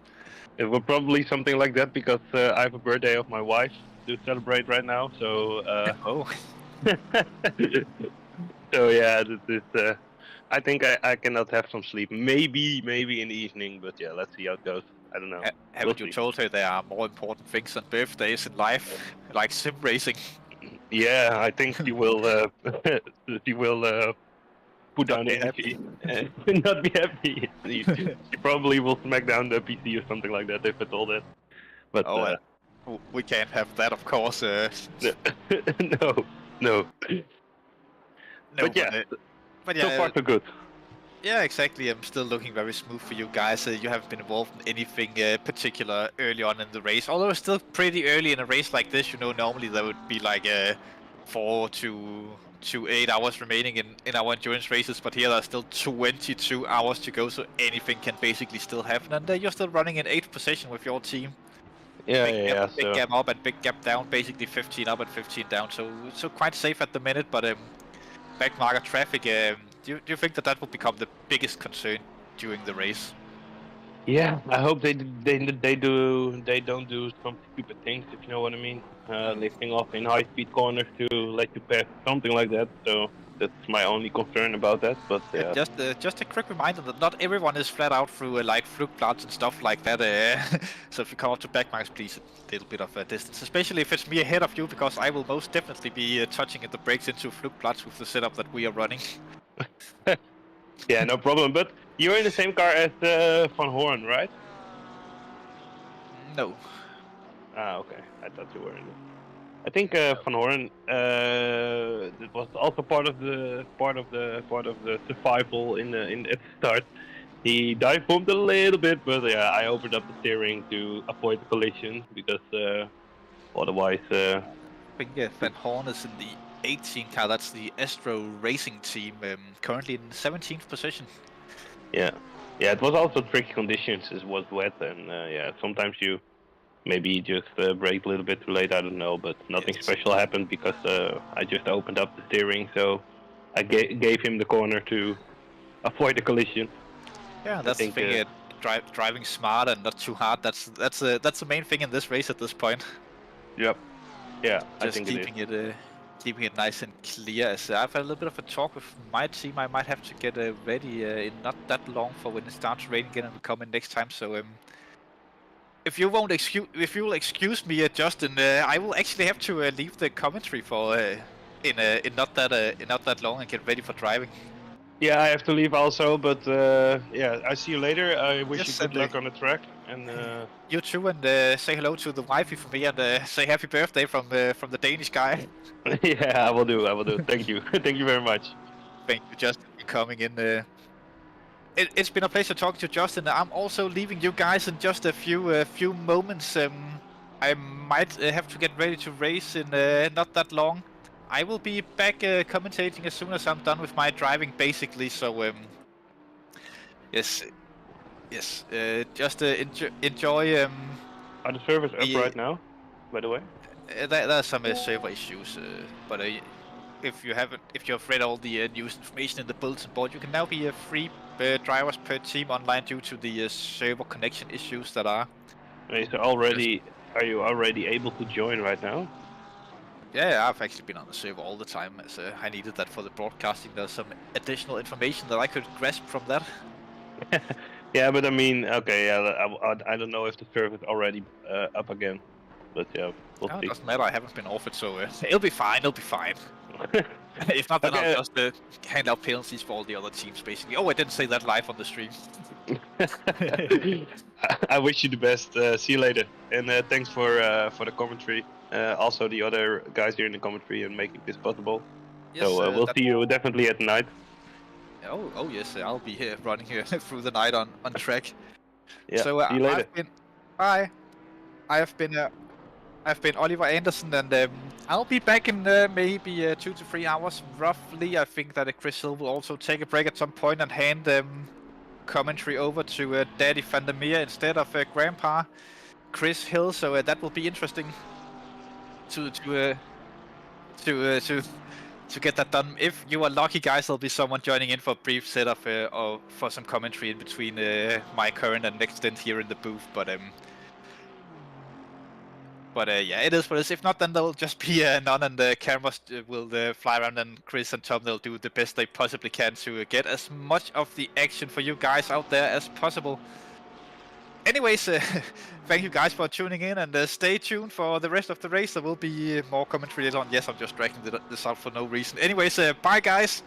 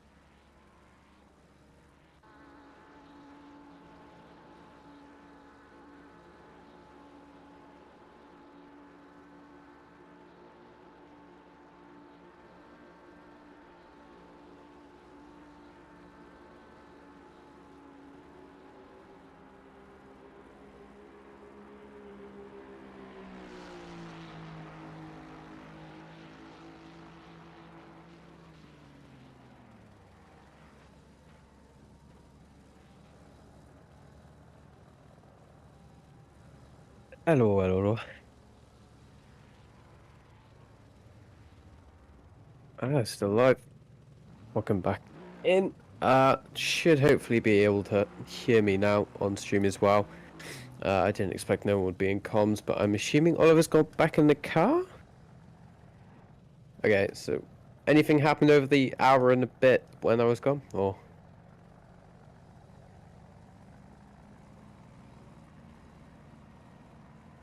Oh, really? Is it all sorted though? It's still down. Oh, wow. Okay, so we might actually see if there's some people who are unlucky enough to be solo in the car right now, in the server for their team. They might be stinting for quite a while, you could say. We do see P5 does have the fastest lap as well, but we do see now what is Raymond. I am not going to try and pronounce that second name. Currently in the 943.296, looks into battle with P20 in the triple one mode 11 BMW M4, I believe that is. As it does seem to be an optimum track, but in 10 minutes there is a source of rain, which is going to play another factor into this race as well. Apparently a huge Aston crash, I'm not sure. Yeah, Oh, I see. Do you see now Raymond all over the rear now of that mode 11 car of what I think is Wanst in the car? Does seem though he isn't going to be able to get past just yet. We go into the back straight now. This is where we should be able to see Raymond overtaken with that slipstream. He's already very, very close, so he's going to be in pretty much good range to actually go side by side with him and try to get that side draft as well. We do see him now going side by side before even the halfway point of the straight. He might be able to get past, but we could also see some retaliation from the mode 11 driver as well, but doesn't seem the overspeed's going to help him too much just yet though. The mode 11 car being able to fight back almost going into the end part of the race, but end part of the straight. But we do see now the mode 11 car is now behind the 943R04. I'm still in the car, I'm assuming, but it's only been 2 hours into the race though, so that's not... Oh, is it 3 hours now actually? 3 hours into the race, but that is still not... Actually, no, it is 2 hours into the race. I'm going insane. Lucas Whitehead part 2. Oh my god, that Lucas Whitehead thing though, back in the VEM was absolutely nuts. Came P3 in the end or something like that. It was actually great to see. I didn't watch much of his live stream, but I was watching the LFM live stream quite a bit as well. But Raymond being able to get past now the triple 11 BMW M4, already creating about an 8/10 gap for himself going on to the GP circuit now, or what would be about sector 2 of the GP circuit.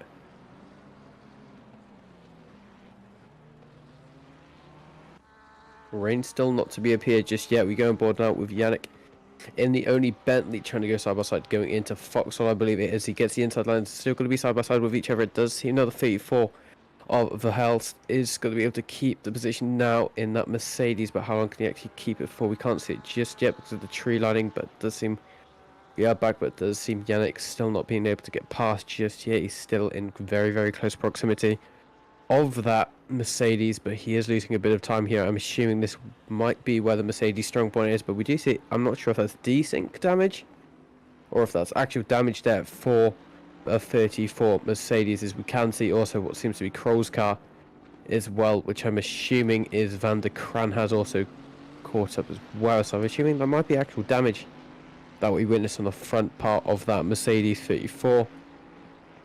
But by the sound of it as well, it does seem his pace is starting to drop off as well. I'm not sure if we're coming to the end of his stint as well, but there is no stint timer in this race, is there? 68 minutes. Okay, so there is a stint timer, so we should have seen... Actually, oh, it's kind of difficult to tell because obviously that first part of the race where it brought rain did cause a lot of mix-up with pit stop patterns here, but we do see Yannick still all over the rear of the 34 Mercedes, so I'm starting to think this is damage here for the Mercedes, so he is at a massive disadvantage compared to Yannick in that Bentley. Yannick again with no force feedback. He has no force feedback. That's going to be interesting for him. He's already been able to try and go side by side here with the 34 car. They go side by side before the fast left-hander, I believe, but it gets past without ease, without that force feedback. So we do see Ryan O'Sullivan now in the BBR racing Ferrari 296 just stopped to the side there. A lot of damage there to the front part of his Ferrari 296.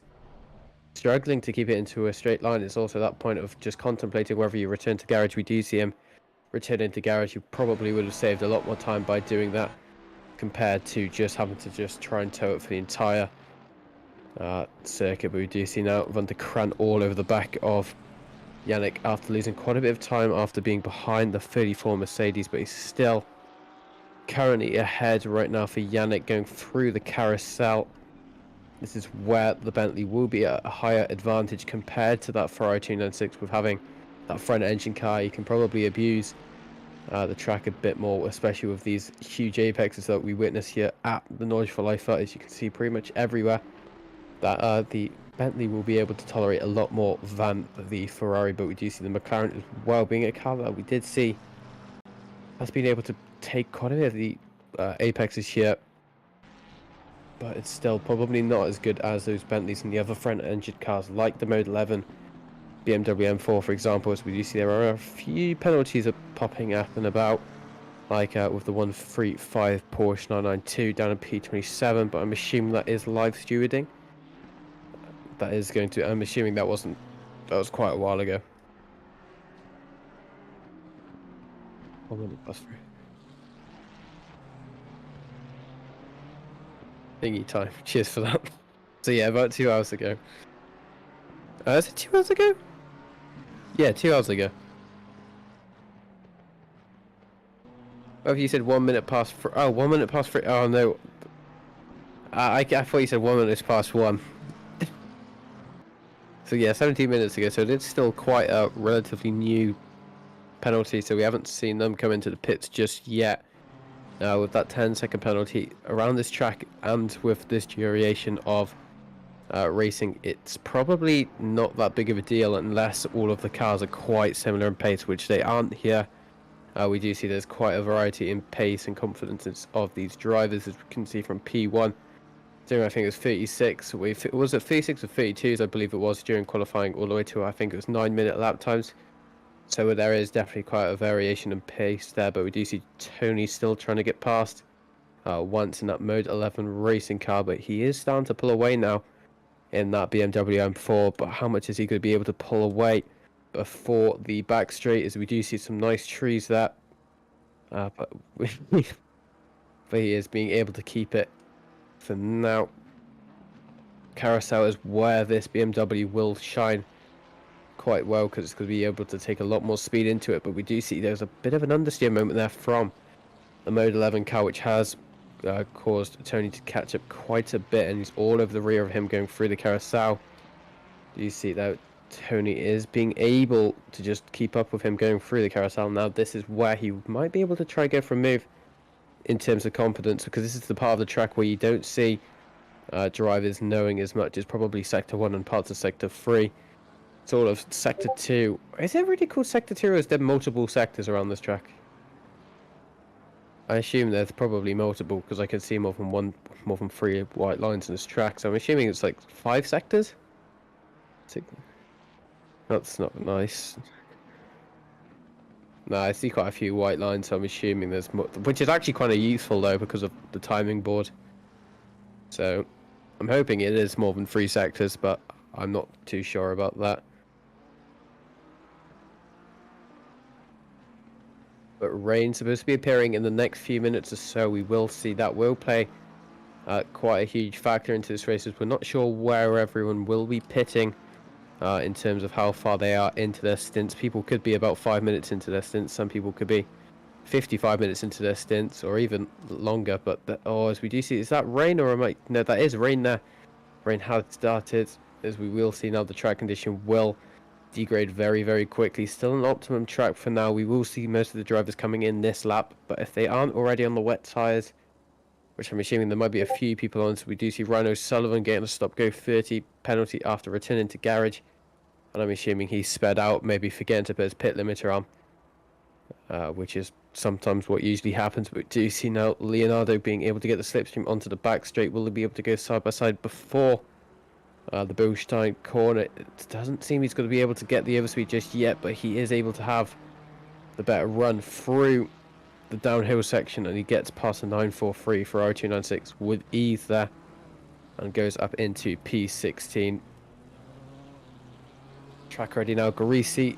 So we have went from optimum to greasy pretty quickly there, so we will see quite a few people entering the pits. But I'm assuming Leonardo is already on those wet compounds of tyres, because he would be very risky. It would be very risky if he was able to just stay on those slick tyres. But we do now see Patrick Wanst under a bit of pressure that is well from Tony in the 141 McLaren 720S Evo, who was able to get by just even before the last few corners of the Nordschleife. Going up into P19 now for him in the BTL Racing McLaren 720S Evo.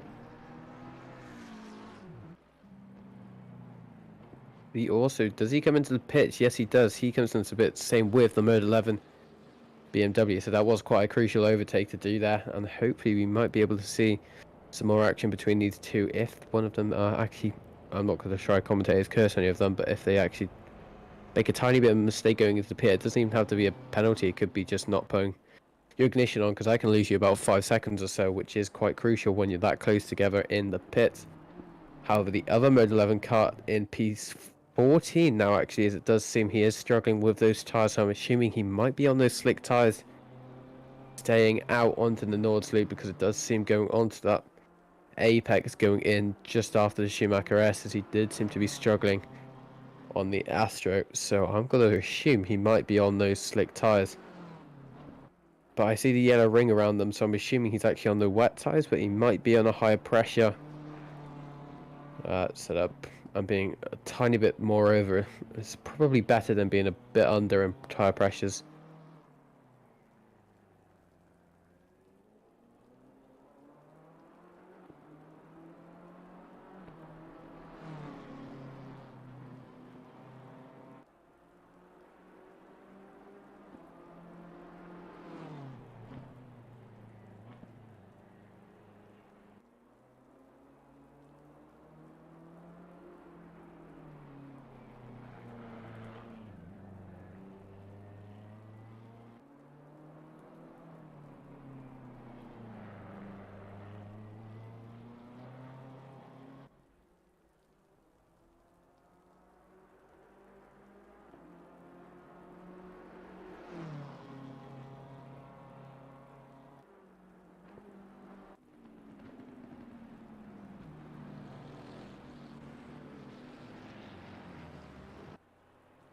So I'm back, sorry about that. So we do see now what is Tony Chopper under a bit of pressure once again from, I'm actually not sure who that is. Who is that? That's the IDC racing car, I'm assuming. That is also Dominic. Is that actually, is that Oliver in the car who's caused that damage? Or is that D-Sync as well? Yeah, that's a good idea. I'll go with that.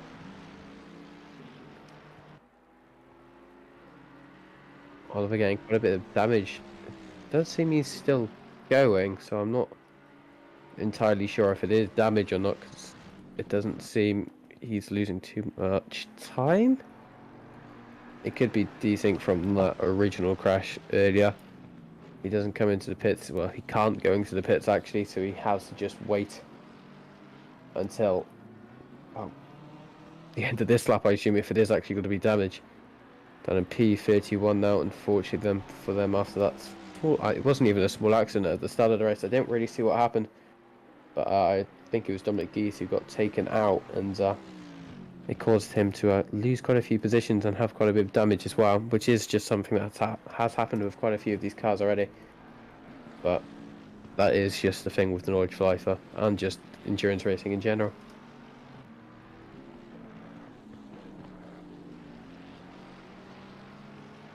To just see, he is still going. There is some light. Was that light flickering I saw, or was I just imagining that? I'm not too sure actually. So I'm assuming he might still have that damage. He seems to not have any sort of suspension damage, which is kind of surprising. So no, I don't think that is actual damage. He's gaining too much for it to be actual damage, in my opinion. So yeah, I think it is just desync there. That's a bit annoying. That still happens in ACC, but it does happen. But it's now a damp circuit. It is going to become more and more aggressive rate in the next 10 minutes or so, and then in the next 30 minutes it gets even more aggressive. So that is something to take into consideration as well with people on those dry tyres as well. I'm not sure how many people are on those dry tyres, because it would be a bit psychopathic to still be on those dry tyres for now. I'm not sure what's going to happen in the next 30 minutes. I don't think anyone knows, unless you're the person who set up this. Is it real live weather, or is it just ACC dynamic weather? So it is ACC dynamic weather, so it's all just unpredictable by the time.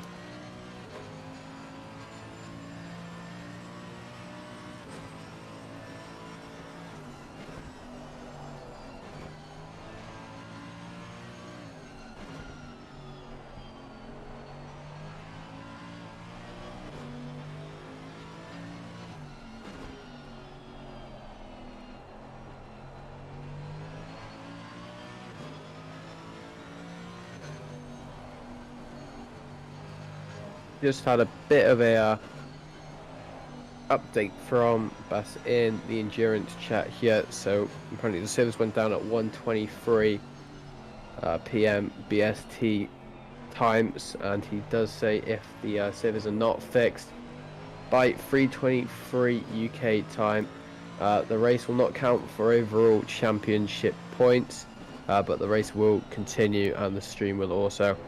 But they don't want to penalise teams that are in the server with one driver and thus they cannot finish, which does make sense thinking about it, but I'm hoping they do get back up and running soon. Luckily this happened, well, would you say luckily this happened now and not at the start of this race, or I'm not really sure what you would say to that. But we've already had one today. I'm not sure if there's something going on in the background. There is quite a few endurance races running today.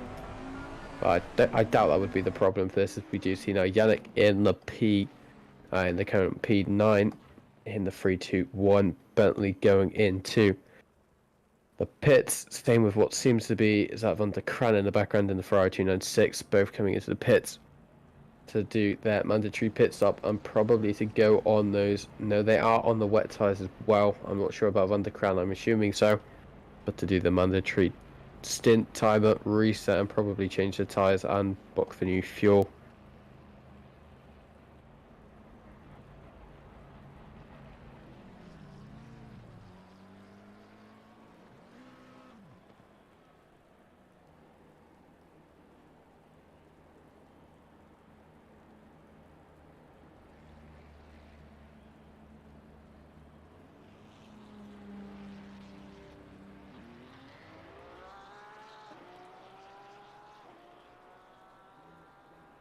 You fallen asleep, Chris? Not yet.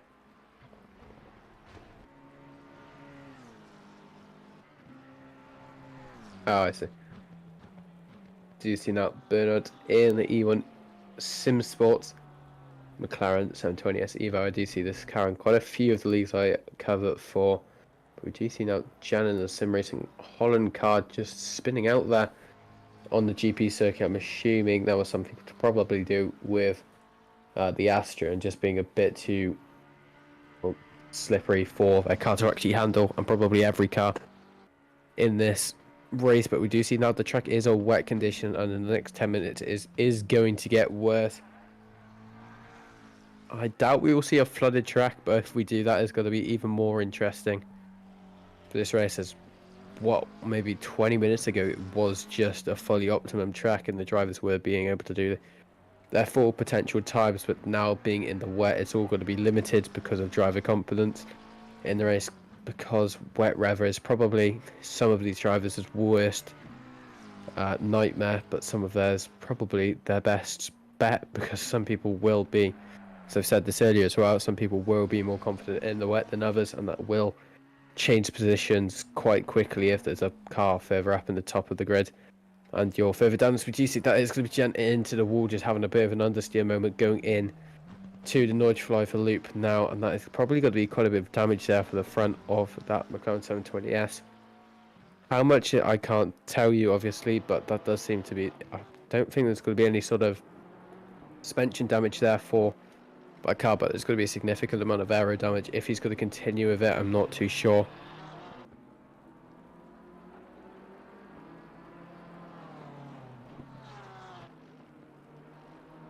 "48 people still watching though, 3 hours in. Good to see everyone still. Yeah, if you are watching it in the background, just keep it open. The more people that gets in, the algorithm will kick in. More people will discover SSRI, which would make more people and more people racing. That's how it works, trust me." Ryan Sullivan, has he gotten another? No, it's just forgotten how large these laps are, and it still counts as 3 laps, and 3 laps could be about 24 minutes. So you can actually run that stop go 30-second penalty for quite a while. We do see car 79 off on one of the final corners before the back straight. He is still slow, but he is slow moving. Not sure what happened there with him. I'm assuming it might have been a crash there. I'm thinking that's the Sim Racing Holland car, actually. He might be off once again, but he is up and running again, but has lost quite a bit of time. We do see the leaders starting to get closer and closer to the rest of the pack and starting to overlap more and more people.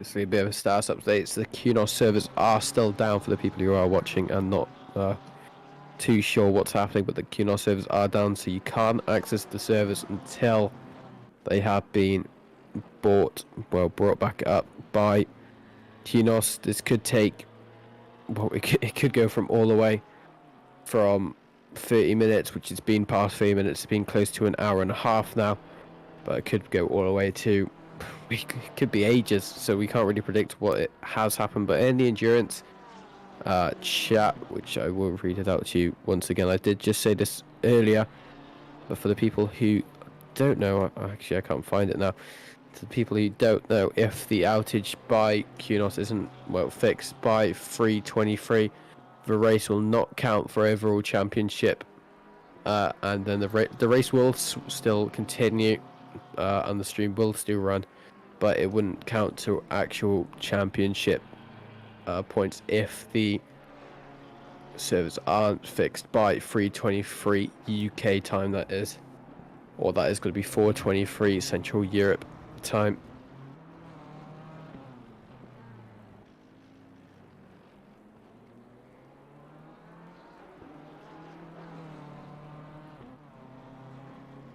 It is going to be, I don't know, it's fine. I was just going to waffle. What was that? There we go. The SSRI car, the Sam Spanky Link, still in the lead of this race and start to maintain a bit of a gap to Ben McConnell in the 169 Ferrari 296 behind him, with about a 14-second gap between them both. Will change under pit stop conditions though, so we could see Ben regain the lead. I'm not sure if he actually ever gained the lead, so regain probably the wrong word, but gain the lead position until he has the pit as well. We don't see Sam going into the pits just yet. He does stay out to do another lap or so. I'm not sure when he needs to pit.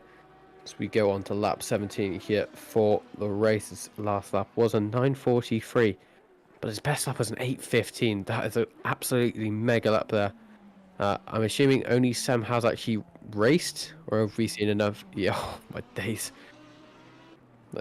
He's done what, 2.5 hours? 2.5 hours isn't actually that bad thinking of it, but I'm assuming 2.5 hours at the Nurburgring is probably quite bad, especially with the weather change as well. But he's still doing quite good to keep the lead, and he's actually gaining about 3 seconds so far since I last spoke to P2. So there's now a 17-second gap between P1 and P2, but we do see pickup currently in P4, does have the purple lap in that 911 Porsche 992, who is about, I'm going to say he's about 30 odd seconds off the leader, but he is doing an 8:14.5 as his best lap, and he did do an 8:46 last lap, so there might be a bit of competition starting to arise within the next few hours when he might be able to catch up.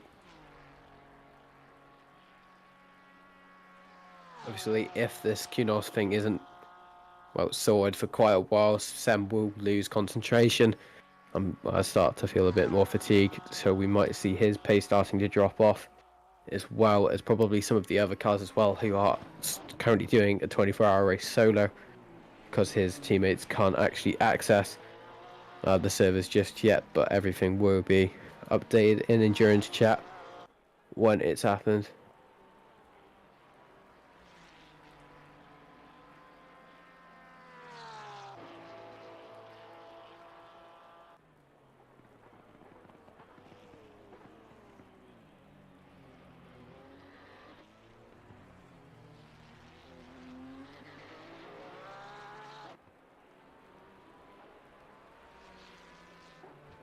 2.5 hours into this race, still 21 hours left to go, so still a long way left to go. We haven't even hit the quarter mark of this race. Who will be taking over comms next, I believe, is...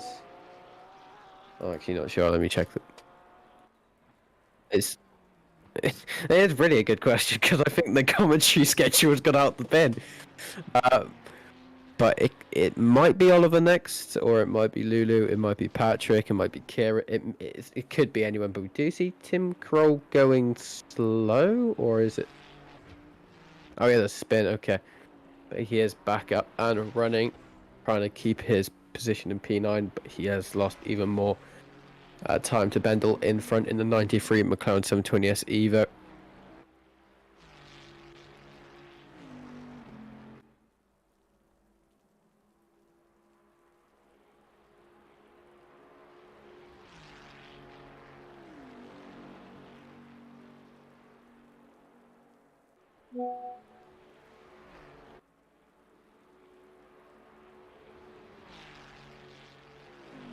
Actually, there is someone in the interview waiting room by a driver who was in the car. Never mind, he left. Oh. Please! I didn't get to read your name, but whoever it was, please give some sort of entertainment to the stream, otherwise I'm going to lose my voice and I've still got to do comms tonight twice. Oh! Got a new person. I'm hoping this one's actually intentional. But Hakola, welcome on into the stream. Hello there, and thank you. How's the race gone so far? Because you've had quite an up and down race so far, but at the moment I think you're doing pretty good, to say the least. Yeah, I think mostly it's gone pretty well. The start we lost a position that we regained pretty quickly. Again, well, maybe 2 minutes into the lap. Well, the corner after Schwedenkreuz, that's where I managed to slip down the inside of the Bentley that got passed in the start. Since then it's really been chasing, and yeah, we managed to get past the McLaren as well. It was in P2, unfortunately not completely without contact. I don't know if you guys caught it or not, but what essentially happened was he had a bad exit through I think is it called the YouTube corner or whatever. Well, Yeah. that's part of the track anyway.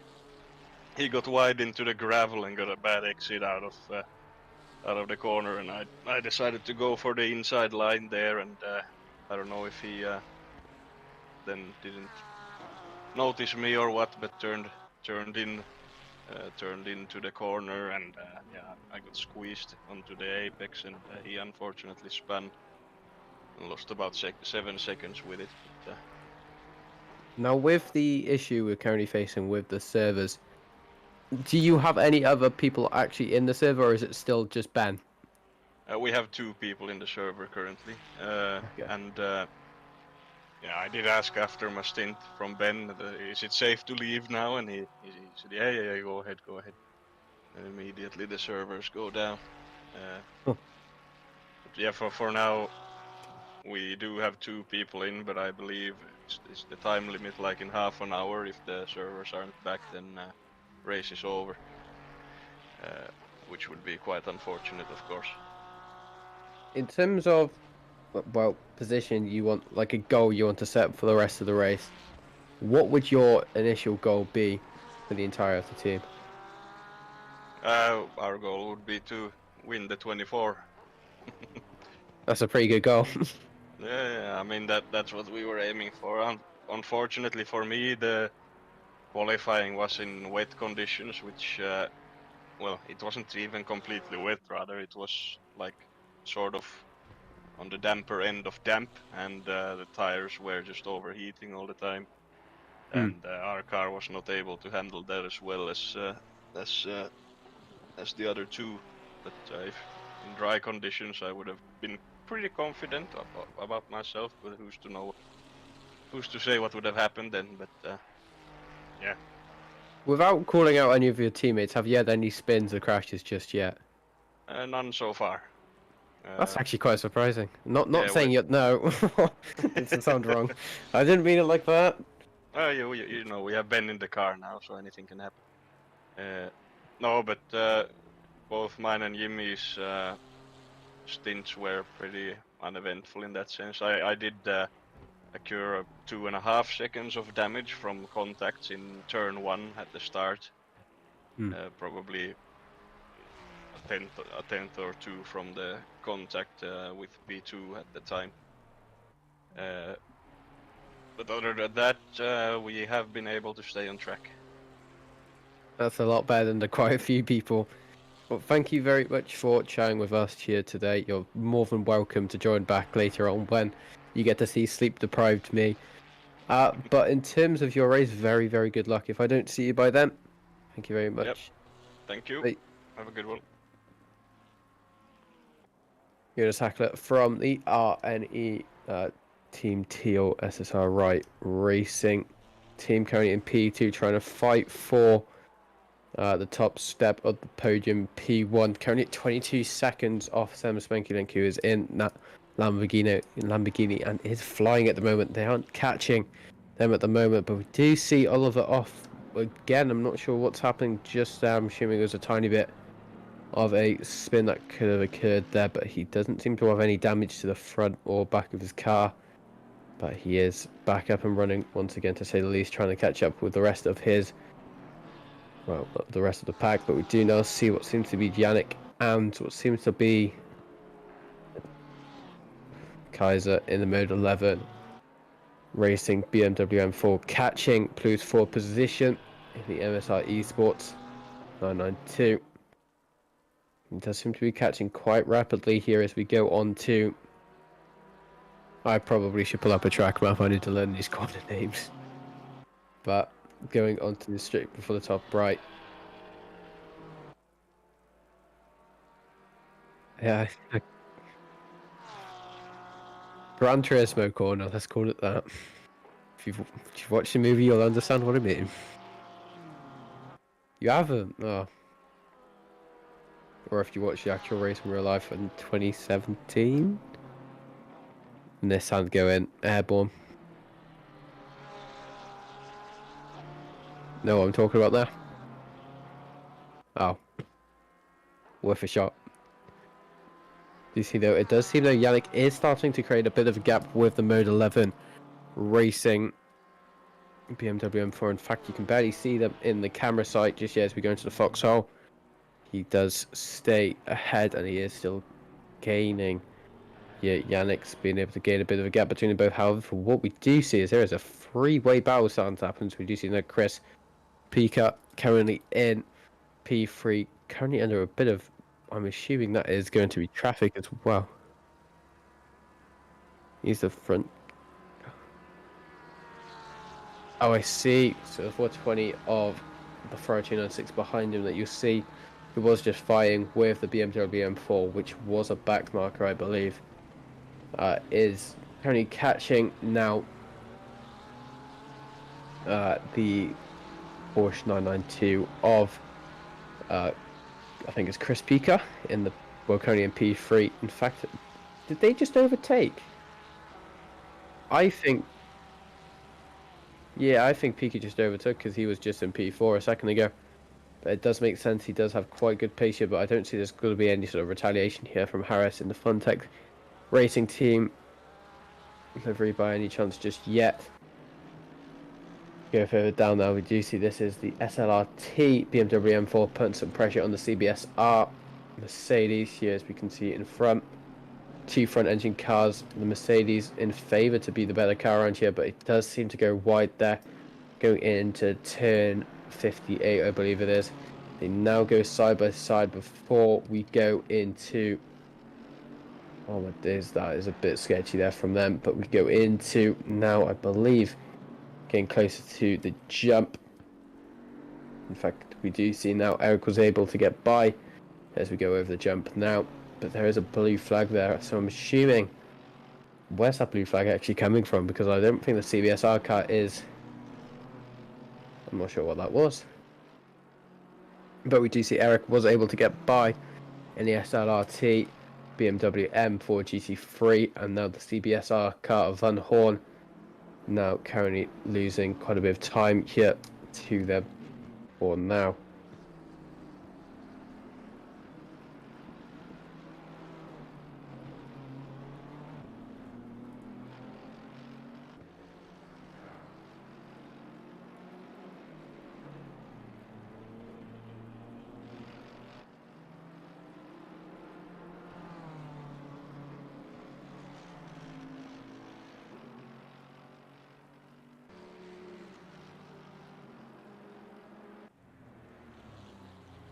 Oh my days, not sure what happened there. The R2E car, Greenpeace having gone a tiny bit wide there into the hairpin before Schumacher S's, but it is back up and running. But I think they lost a position there to Waldzek in the 666 Ferrari 296.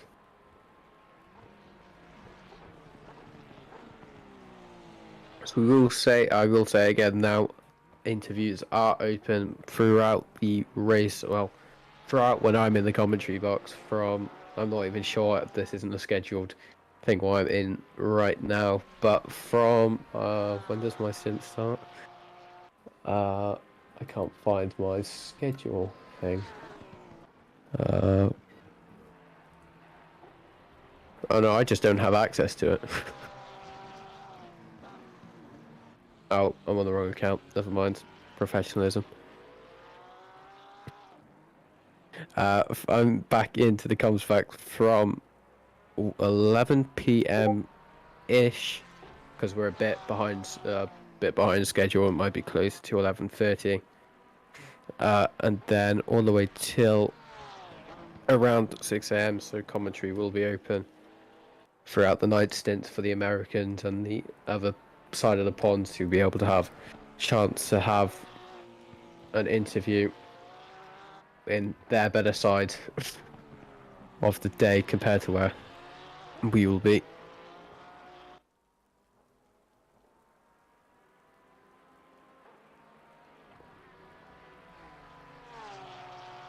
Great question. You're the admin, you should know this.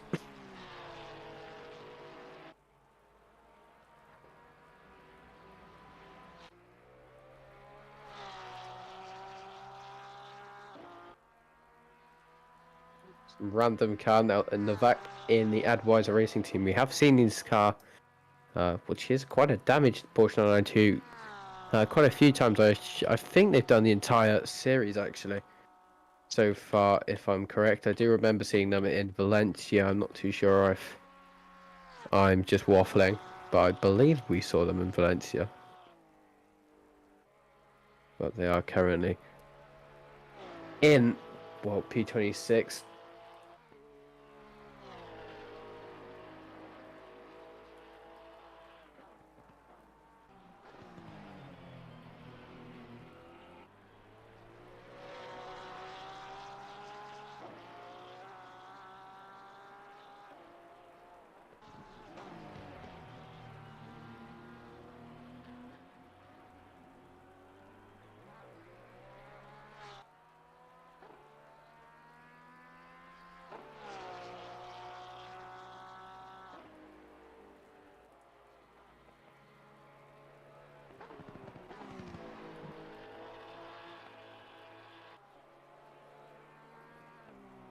do just wait.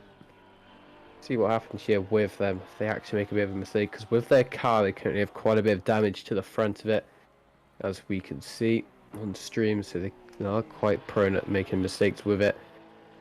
But I'm probably going to do what Chris would have been able to do earlier, but livery judgments probably closer to midnight, because I will have the livery pack fully installed. Because isn't there an issue with your one, or am I?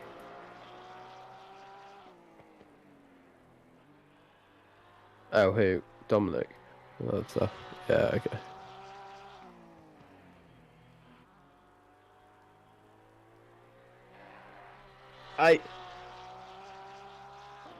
Oh gosh, yeah, that's a great point actually. So you've only got 2 hours now until you're the end of your broadcasting thing's over. Yeah, that's true.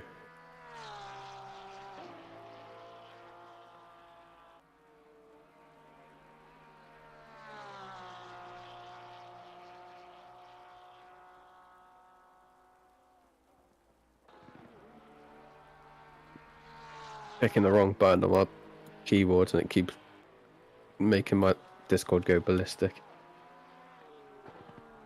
Well, that's really, really irrelevant, so I don't know why I said that.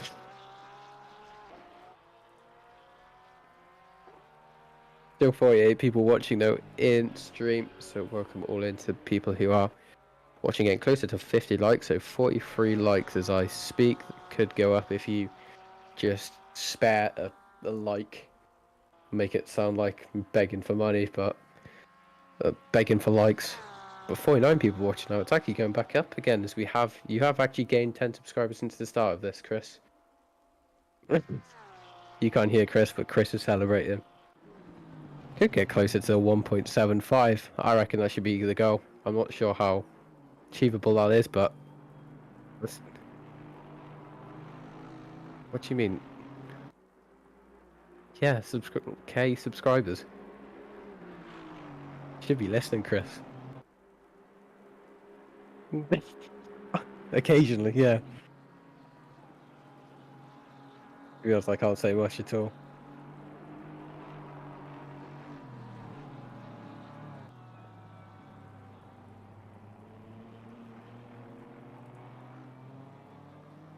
Oh, actually, I will just install that other livery pack that Oliver just sent. I'll do that quickly now, actually, before I forget.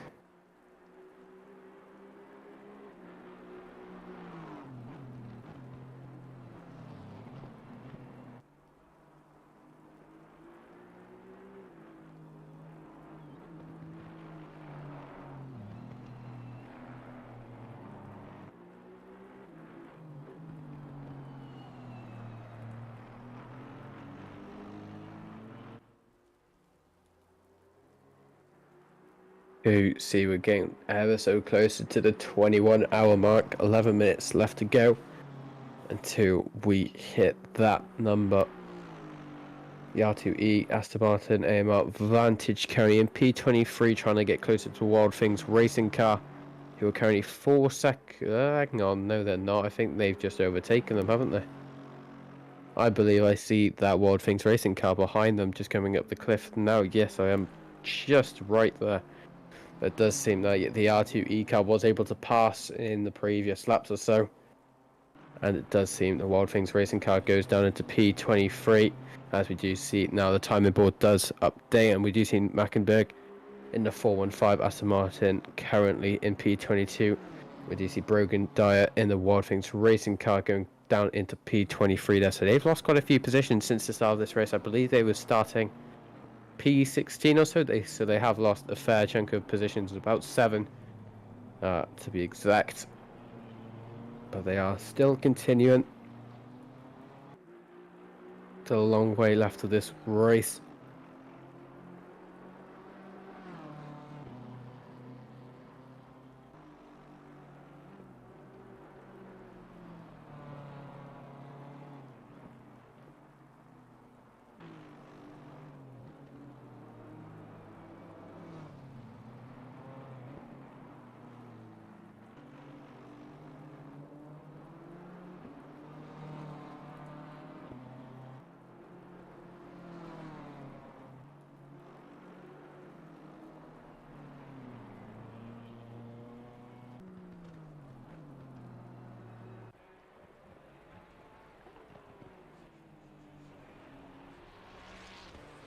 A random car, the Ferrari 296 of Vincent Wilczek.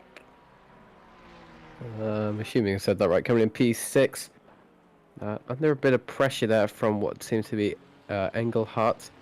Behind him in the 416 Porsche 992.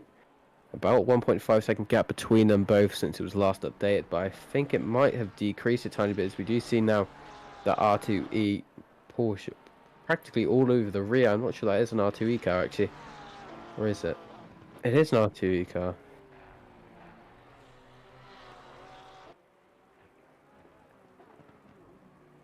Oh, what? Dennis Shop's car? Ah. Just for people wondering why I might be talking to myself. I'm not. Chris is in the background, as I've said probably 5 times now, but I still don't want to be acted as crazy. But he did just basically call out my car for spinning at the carousel.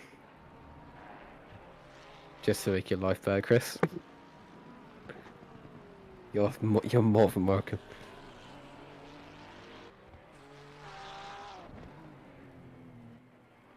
Yep.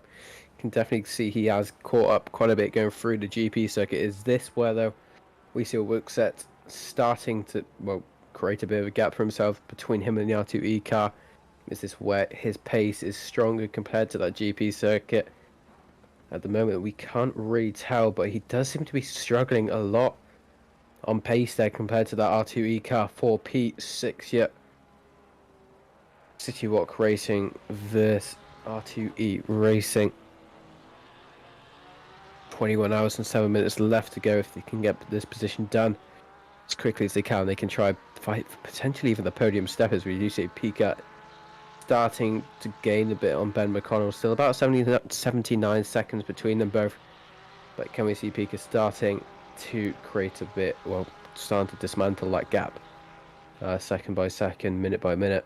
That's not, yeah, it's actually over a minute. It's a minute and 19 seconds between them both, which is actually quite crazy to believe. No, seeing 79 seconds on that leaderboard thing looks a bit odd.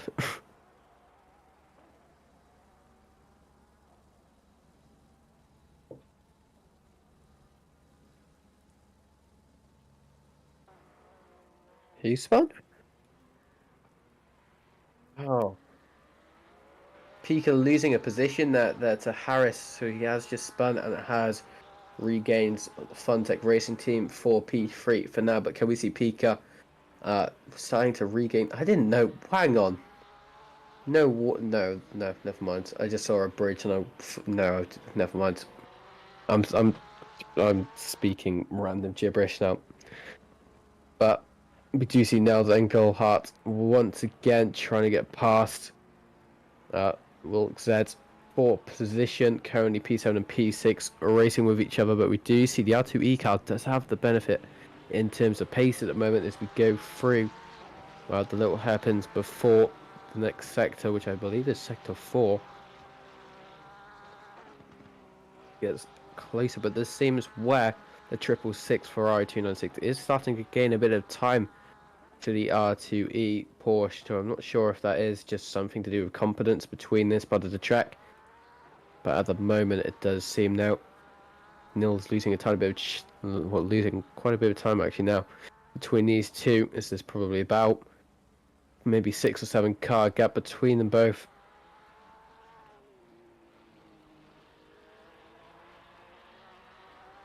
Mel saying our car on stream, go Vincent, go. So more support there for, I believe that is going to be Wilczek in the 666. For Iconium P6 under a lot of pressures we were just speaking about, as that's going to be a very, very late dive bomb there from the R2E car of Engelhardt, but he was able to create absolutely no contact between both of the cars, and they both fight for another day. But we do see that has caused Vincent to actually create a bit of a gap for himself between him and the R2E car. But going on to the back straight that we will see after the carousels and the final sector part, this is where it's going to get a bit more interesting, as we do need to see Vincent starting to create a tiny bit of a gap for himself. Do you see that R2E car is starting to get a bit sketchy through the following corners before the carousel? But if he's not being able to create a bit of a gap for himself, which we can't see him do just yet, The slipstream is just going to be able to take him out of P6 and put the R2E car into P6 on the back straight, which we are approaching quite quickly now. But we did see the corner before the carousel. The R2E car is able to catch up quite a bit of time on, but the carousel seems to be quite equal in terms of confidence at the moment, but it does seem the gap is starting to decrease once again. This is all down to the confidence part of the track, as it does seem it's at the 95 car going slow. It does seem to be the 95 car going slow into the hairpin, but it does seem he is back up and going.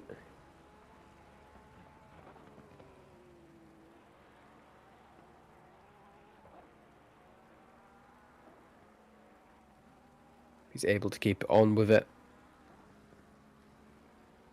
He has pulled a bit of a gap here now, Vincent.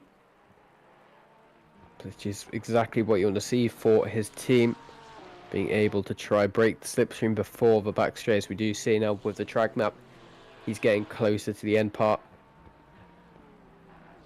One more carousel to do on the final corner, but we do see these are the corners which start to get a bit more sketchy here, as we did see the R2E car getting a bit loose through this section.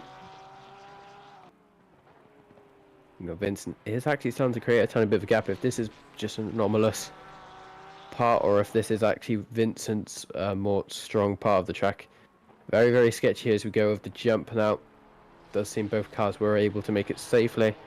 Vincent has been able to make quite a bit of a gap going through the final sector of the Nordschleife loop. This is where the error wash does become very, very sketchy around here, and it is a part of the track where you need to just try and get the line absolutely right, and you need your confidence as high as you can possibly get it, otherwise you might either lose a lot of time or you are just going to bin it into a wall, which is quite...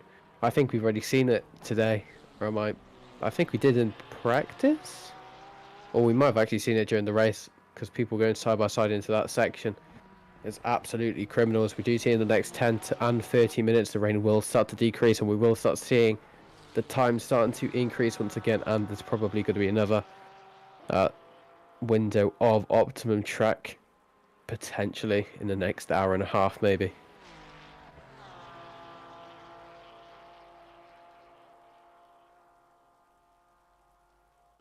You see, this is all the work that Vincent has been making over the past lap, so he can prevent losing his position number 6 to Engelhardt in the 416 Porsche 992. But at the moment, it does seem the slipstream has not worked for the R2E car. In fact, he has created even more of a gap before going on to the start-finish straight for what is going to be lap 21. Well, no, lap 20, sorry. Goes across the final corner. Does seem the R2E car gets a very, very good exit there, but he's not being able to gain as much time that he would like to. Goes across for an 8 minutes 49. Sorry, I thought he did an 8 minutes 21 last lap. That would have been criminal in the rain. But he is still in P6 now, but we do see this is where the R2E car was able to catch quite a bit of time. Last lap he just gets all over the rear of Vincent now, but how long will he actually be able to keep this position, or how long is R2E going to be able to keep on to the back of him without making a mistake? At the moment it does seem he's just absolutely cutting that gap. In fact, we did see Vincent make a tiny bit of a mistake here, which we do see now the R2E car all over the rear of Vincent in the City Walk racing car. A bit of flashing there. I'm not sure what the flashing was supposed to represent, as we do see now going into the... Oh my god, going through the hairpin. We did see they go side by side. A bit of a forceful move there by the R2E car, trying to force the door open, which did work for him. But the R2E car does go up into P6 now. Are we going to see any sort of retaliation here from Vincent at the moment? We can't really tell. But this is where the R2E car of Engelhardt is at his strongest point on the GP circuit compared to Vincent. Well, we did see he is stronger going through Sector 3 and a lot of the Nordschleife loop.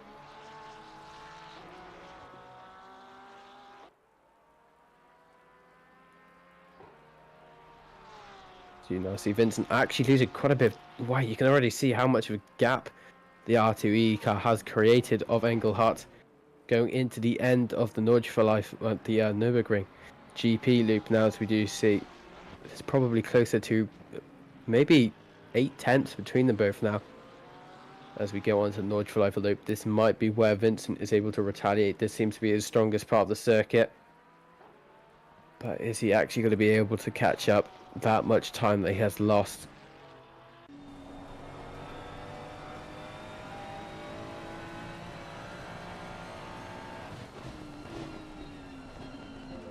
At the moment, he isn't gaining any time to Engelhardt at the moment. He's just going to try fight with that car, trying to get on the apex without unsaddling the car, which he is actually being able to do successfully. He just has to stay behind for now.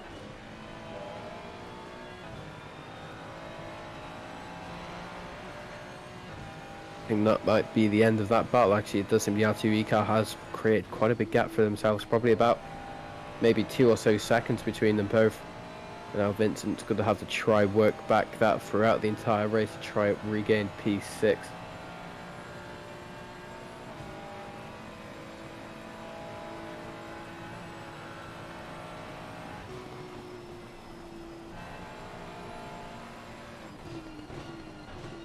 Not sure if there's any other battles. I'm going to actually check the pit wall.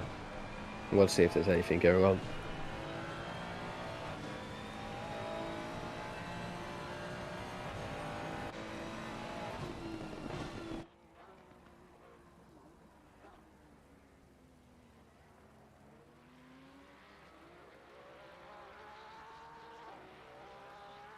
Yeah, nice one.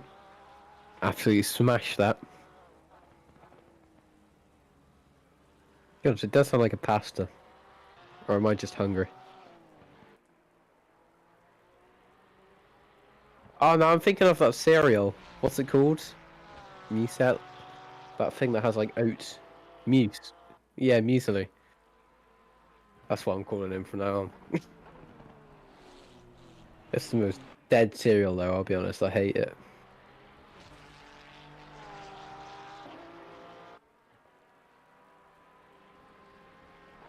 You see now, Pika is actually starting to gain quite a bit of time here on Harris, as he has actually cut down the gap after the little mistake that we did see Pika make in that Porsche 992. We have actually started. I'm just trying to do maths here. Yeah, you're actually right. I'm gonna continue, like, abandon what I was actually gonna say.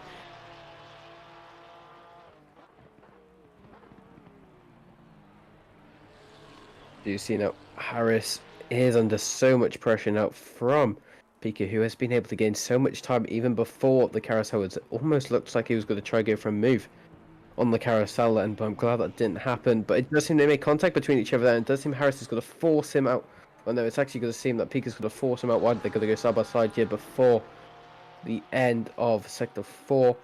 As now we do see going into the inside line, there's going to be more contact between both of them. It's going to force Harris into the grass. There's going to be a bit of contact with the wall there for Harris, and that is going to be him probably with... He was able to make minimal damage there with the wall, but there's still going to be a bit of damage there for Harris's Funtech Racing team for R296. But carrying on, we do see another R2E car going further down the grid here. Now, this time it is going to be...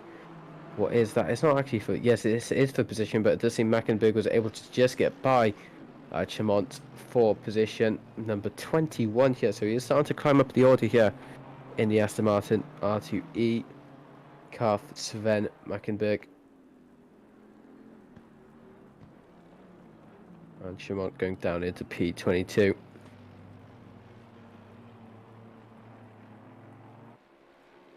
That is the car that we did see at the start of this race, who unfortunately had that little incident with, I believe it was the Mercedes number 34, which caused them to spin, losing a lot of positions onto turn 2, well, the first ever time going through turn 2 of the race, and I think he lost probably closer to 20 or 30 positions, going all the way to dead last, I believe it was.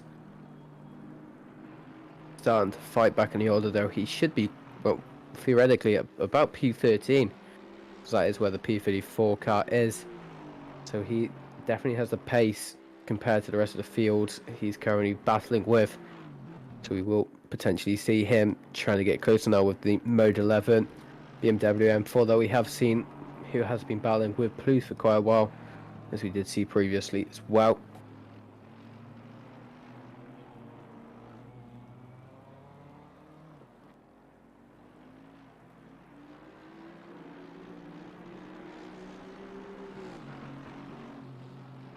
Now.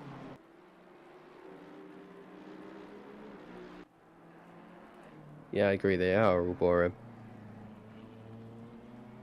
I reckon they all slow down and make more content for us. But while we say this, is there anything you want to promote? For as there's still quite a few people watching, 47 people watching to be precise. Anything you want to? Nothing to promote. Never mind. That's for an entire segment out the window. Make more leagues.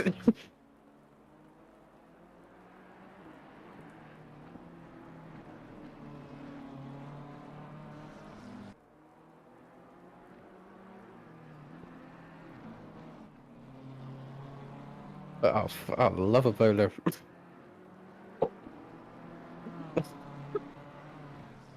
Yum.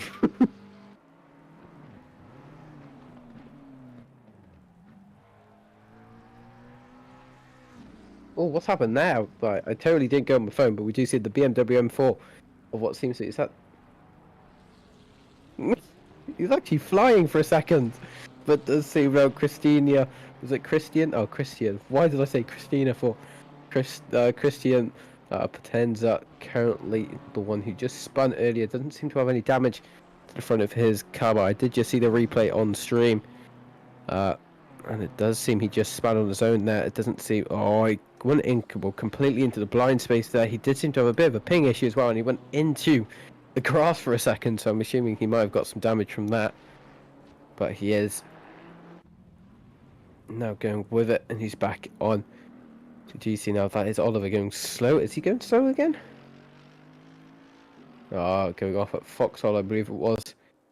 He has damage there. That isn't desync this time, I believe, because it does seem he is. Or is it desync? That looks like desync damage. I think it actually is. True. But he is also... Can we get on board with him, please? I just want to see if he has any suspension damage. Yeah. It's actual damage there. We can see how he's having to... Well, rotate the wheel about 90 degrees to keep it in a straight line. That means he has some sort of suspension damage on the front of his car, and that is going to be quite a hefty fix, but he is actually managing to still drive it, as he is going to be able to do this right-handers brilliantly, but the left-handers not so much.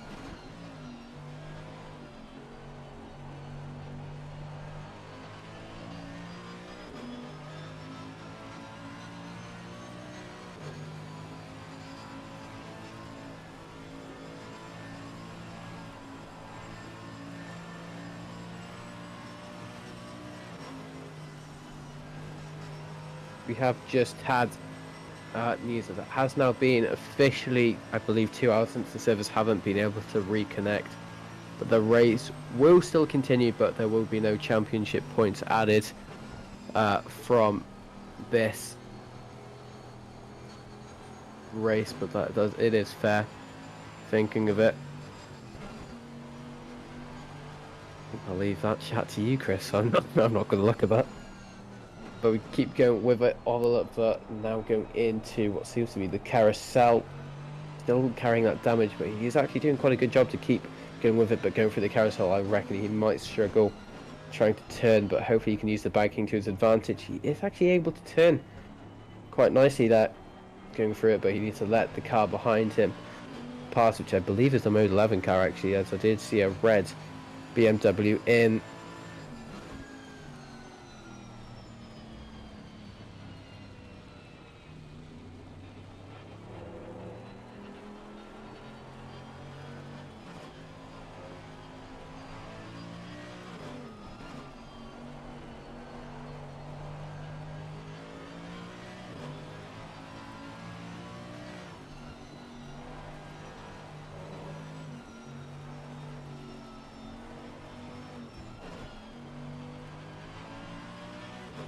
20 hours and 48 minutes left of this race.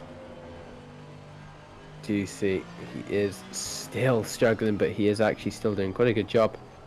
We're keeping that car on the black stuff.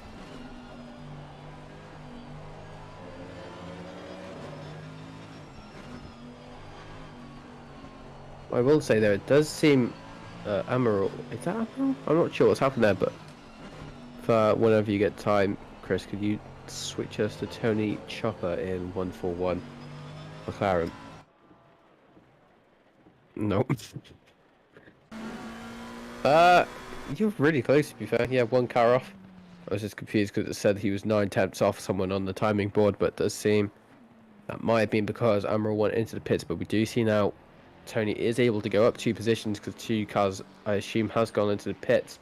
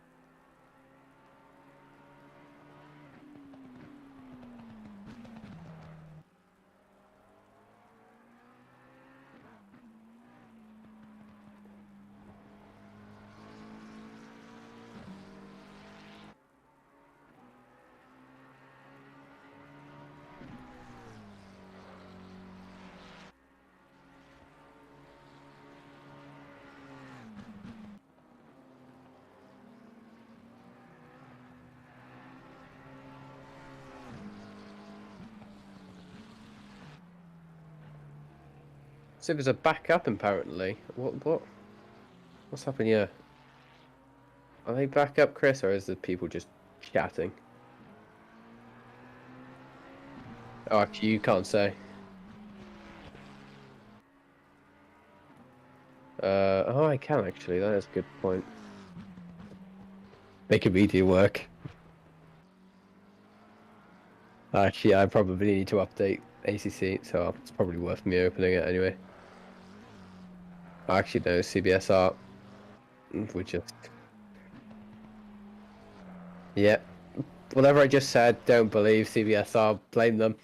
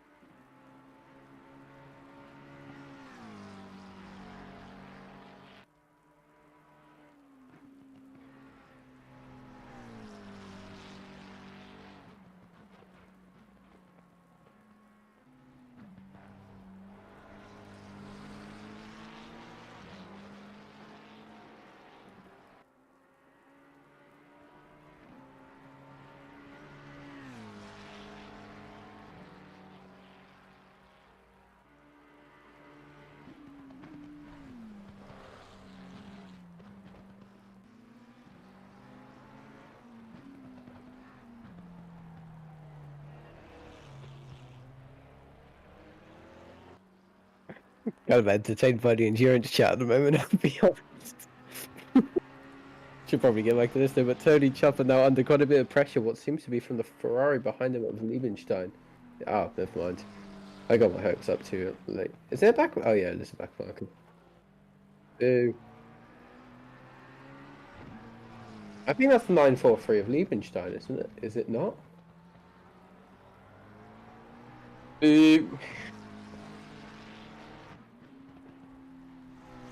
Ah.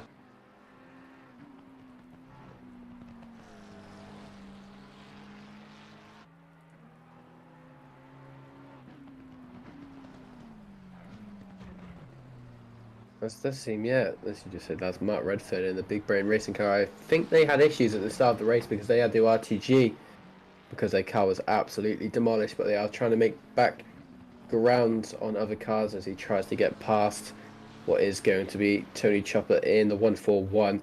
McLaren 720S ahead of him. Is he going to let him go, or is he just going to have to try battle with him? I think Tony is not going to make this easy for him.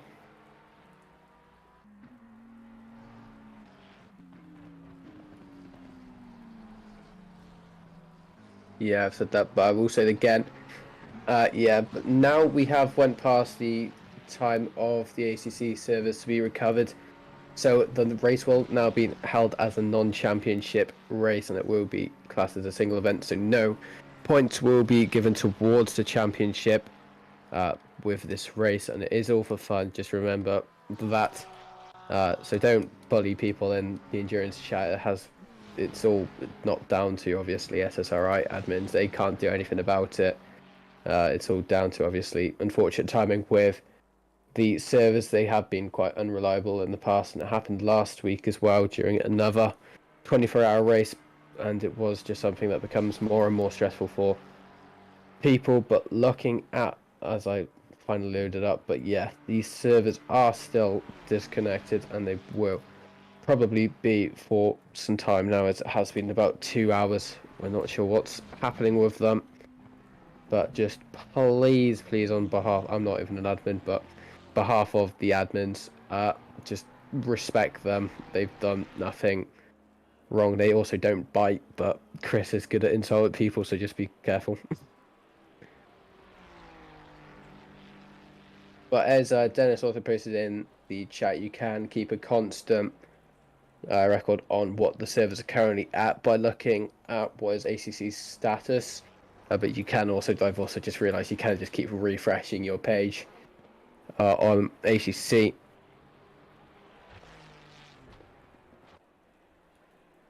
Obviously, because of this, I believe a few people have retired from the race, but just remember, racing is supposed to be fun. You usually see 24-hour races aren't part of championships, so it's not really like it makes any sort of difference, and it is just still a 24-hour race. And even if you've done so much prep towards it, you may as well just continue racing, because all of that prep would have went for nothing. You could think of it as like, because I think the next race, it's Zandvoort's the last race, but the next race is going to be the penultimate race at Indianapolis, 8 hours, I believe. I think you're just here. That's fair. Oh, I'm surprised. I think that's an amount of time, isn't it?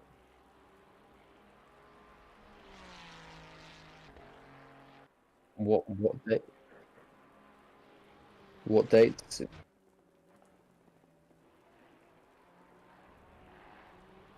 Oh, I'm gonna be in Donington Park. You guys are safe.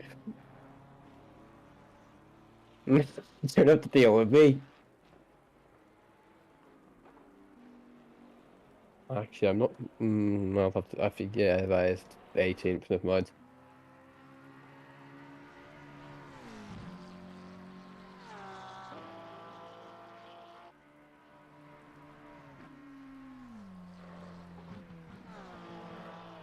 Do you just see that? I will just say this now. The interviews won't be taking place for at least the next hour.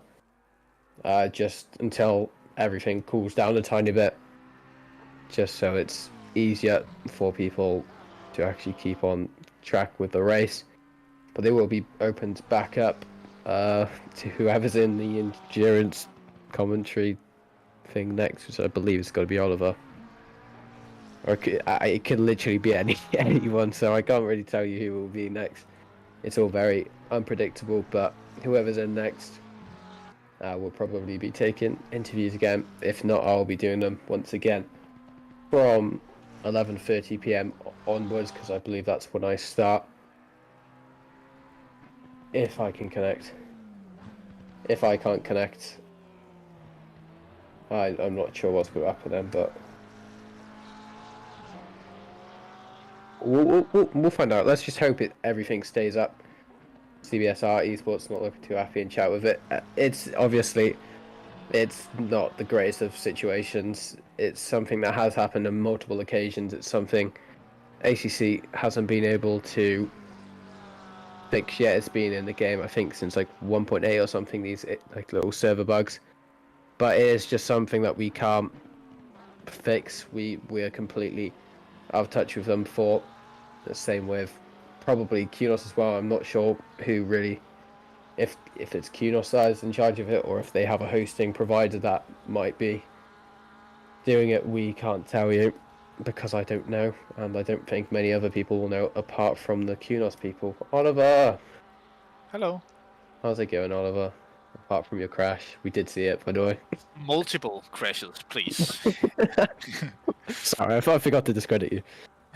No, multiple crashes, please. No, the car didn't feel so nice in the conditions. We also found out that we might have had some miscommunications about the setup in the team, and that's why we ended up with a setup that no one really liked, and not the best of races in total for us. Any of the 3 drivers who got to drive in the event, we all had difficulties and issues. So it is what it is at this point. And after the announcement came out, then we decided to not continue the efforts in this event, as it just isn't fun when no one really likes the way the car is set up at the minute, and no one can really control the current setup. Especially in the rain, it seemed more understeery than a boat. Basically, when you were turning in, it became Christmas before the car was actually turning into the corner, so not optimum. I mean, you managed to keep on track for a good part of it, right? Yeah, a good few laps, and I even got the fastest lap for the team, but not that impressive. Although a little bit when considering that the other drivers had dry conditions, but again, they had issues as well. Does that mean you're joining me for the Midnight Sins later? No. Oh. There I'll be catching some shut eye so I can go up early and watch Formula 1 in the morning. Woo! Oh, gosh, yeah, I forgot about that. Yeah, it's not even that early for you. No. What is it, like 9 p.m? No, not 9 p.m, 9 a.m. Yeah, I'll probably just have it in the background while doing comms. In Yeah. the morning. You haven't missed too much. In fact, I don't think you've missed. Have you missed that? I'm trying to think of what's happened here. There have been a few overtakes, but Pika did have a bit of a spin and an incident, but he is back up in his original position. But I think that's all that really has happened. Yeah, I'll just have to try and read through the endurance chat messages. I've only been relayed information from my teammates who gave me jack of proper information and was bullshitting most of the time, so... As good teammates are supposed to do, obviously. Exactly. I love my scissors. Give me a minute, I'll be back.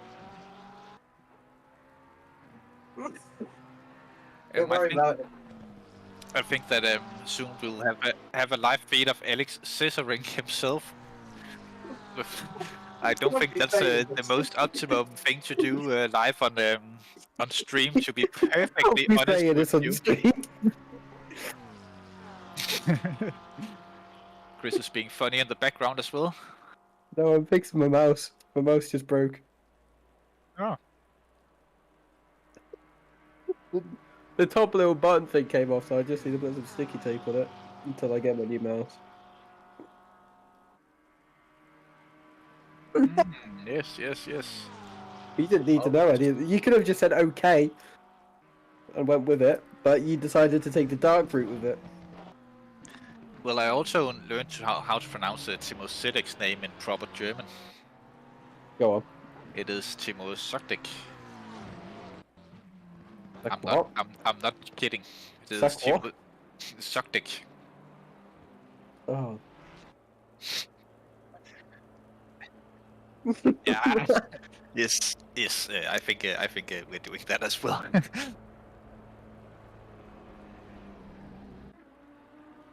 So we're on the race lead. Simsport, who still haven't been out of the car at all, so he must be very warmed up to driving the track. But I'm still just trying to figure out the messages in the endurance chat. But yeah, I think Sim is very warmed up at this point, even though it's cool temperatures and the rain could cool him off. Been in the car for so long, so he is definitely in the groove and ready to do 24 hours of solo racing. Oh yeah. Hopefully. Oh, hopefully, yes, yeah. I'm just hoping the servers will come back up soon. But at the moment, It can take several hours still for Kunos to sort yeah, stuff out. You know, I think it's there was unfortunate, but yeah, it is, and there's nothing really we can do as a community to fix it. You know, it is what it is at this point, and yeah, it's just unfortunate. It's an event that I think oh. that a lot of people have been looking forward to out there and putting a lot of time and efforts into, but this unfortunately happens from time to time with Kunos. I remember back when we in the old days on the GT3 Wednesday League when we did that on SRHI, it was seemed to be every single week where we were racing, they had a new update for the game that screwed us over somehow. And that. Can people hear you now, Chris? No, yes, that was the first 24-hour race we had, the charity event for way back when we raced on Spa, when they came up with the, what was it, 1.8 update or 1.6 or something like that, where they completely overhauled all the tires after half of the field had done qualifying, as that was a split qualifying on 2 separate days, and literally a few days before the actual race was supposed to go racing. So Kunos just seems to not like the SSRI community for some unknown reasons. No, it's all coincidence, of course, but yeah, we just haven't had the best of luck in the last couple of years in terms of that. I see we still have a good following on the broadcast. Yeah. Enjoying the racing. I think that a lot of teams will still be trying to finish the race, at least go as deep as they possibly can with the amount of drivers they've run, and then hope that it will fix itself. Mm.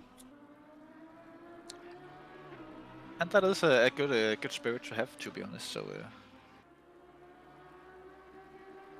I'm just not sure what's happening at the moment, I'll be honest, but we're just gonna go with it and hopefully enjoy it. yeah. 169 has retired. That is the cow team with 27. Hokala and the other top contenders in that. Is Benjamin McCullough, so I think we'll see a fluctuation of drivers shortly.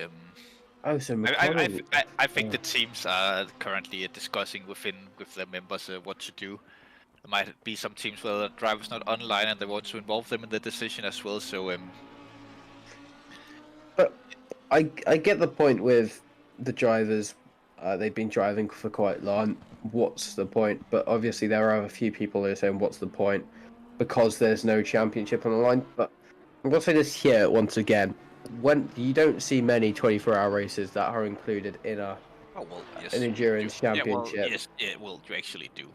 But we just don't think about them as being included in championships. But the thing is, most of the people who are, a lot of the people who are complaining are teams that are anyways not in any kinds of championship fights. So honestly, that's also the funny part. Yeah. As long as you have fun in the race, you know, and if you have fun in the race and keep racing, then that's the main part about it.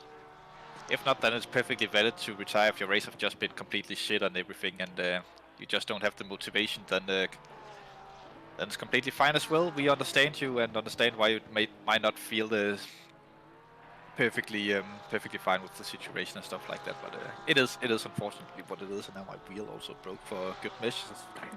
Your wheel broke. Yeah, that button just fell off it. I'll just try and get it back on. Days.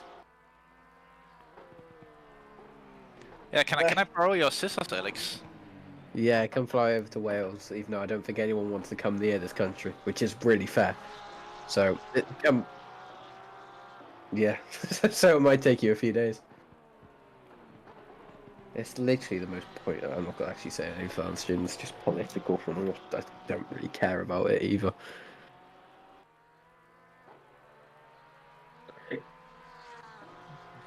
But we do see, oh yeah, so we do see Musieli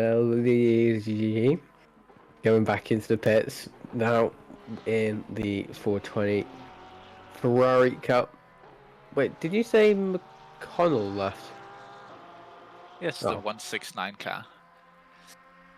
RNE Teal, they used to be called. I don't know what they're called this season. I forgot, but I think it's the same, maybe.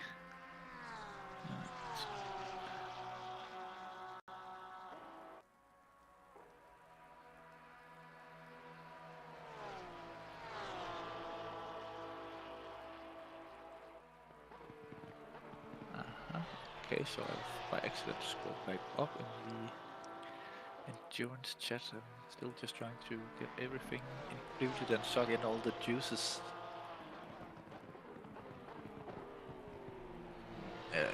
Yes, Chris, but people can't hear, so when I reply to you, I sound like an idiot. You know that.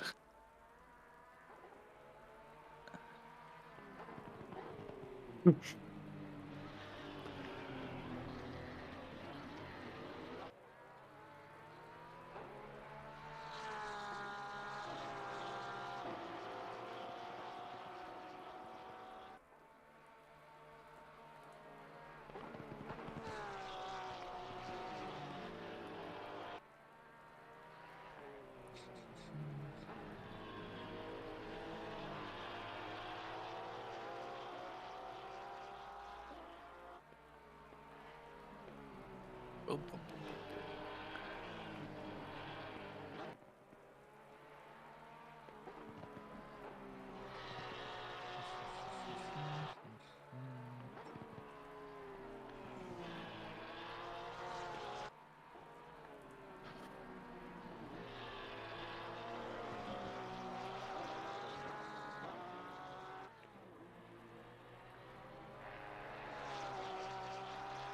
Ay.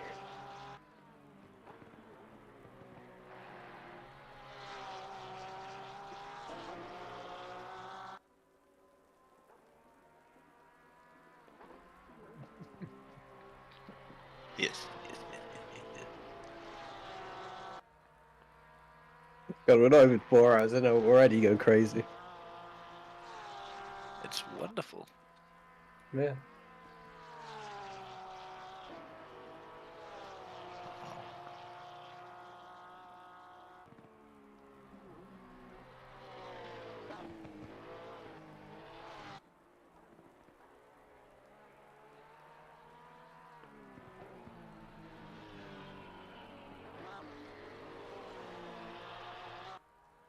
Dun, dun, dun.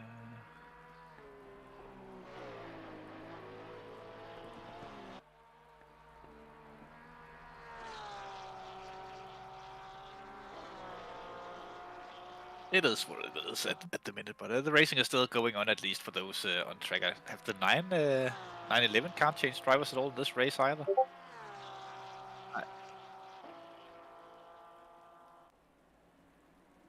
Oh yeah, that's right. Chris is mentioning that Pika was in that car as well earlier, so they are still 2 drivers eligible for continuing the race. We can see the 69 car in the pits as well now, and the 420.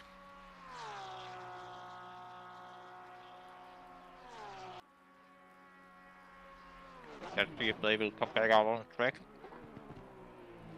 Is that English? and continue the racing. Well, I'm eating at the same time. I'll take over then. You enjoy your what are you eating actually before you tuck into it. Last time was homemade pizza. Yeah, this is just crackers. It's not that interesting. Never mind. Do you see now what is Casaninga, I think is how you say it. 164 seconds off Sam Spanking, so he has quite a lead for himself so far. 164 seconds being 2 minutes and 40 seconds there. So he is also nearly done about a quarter of a lap in terms of gapping P2 here, but it does seem now Gene does have that fastest lap of the session in that 911 Porsche 922. Well, that's a lot of numbers in one sentence.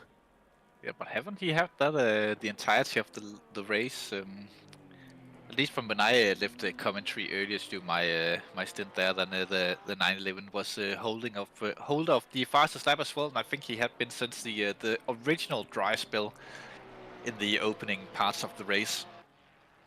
I thought, that is Pika's car. Oh, never mind. Yeah. Yeah, I thought it was a different car. This is the thing with driver swaps, is I don't know everyone's names. No, none of us really do. Probably should, but it is what it is. Aye, Captain.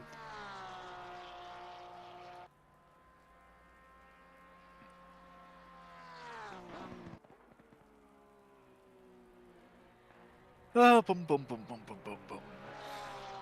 Give me 2 minutes. I need to quickly call someone.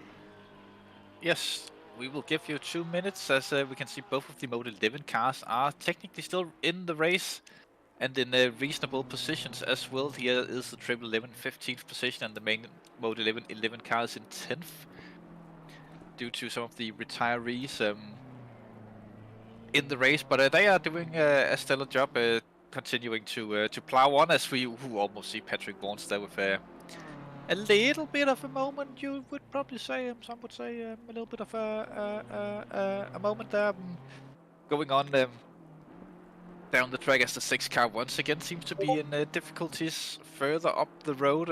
We saw that earlier in the race as well.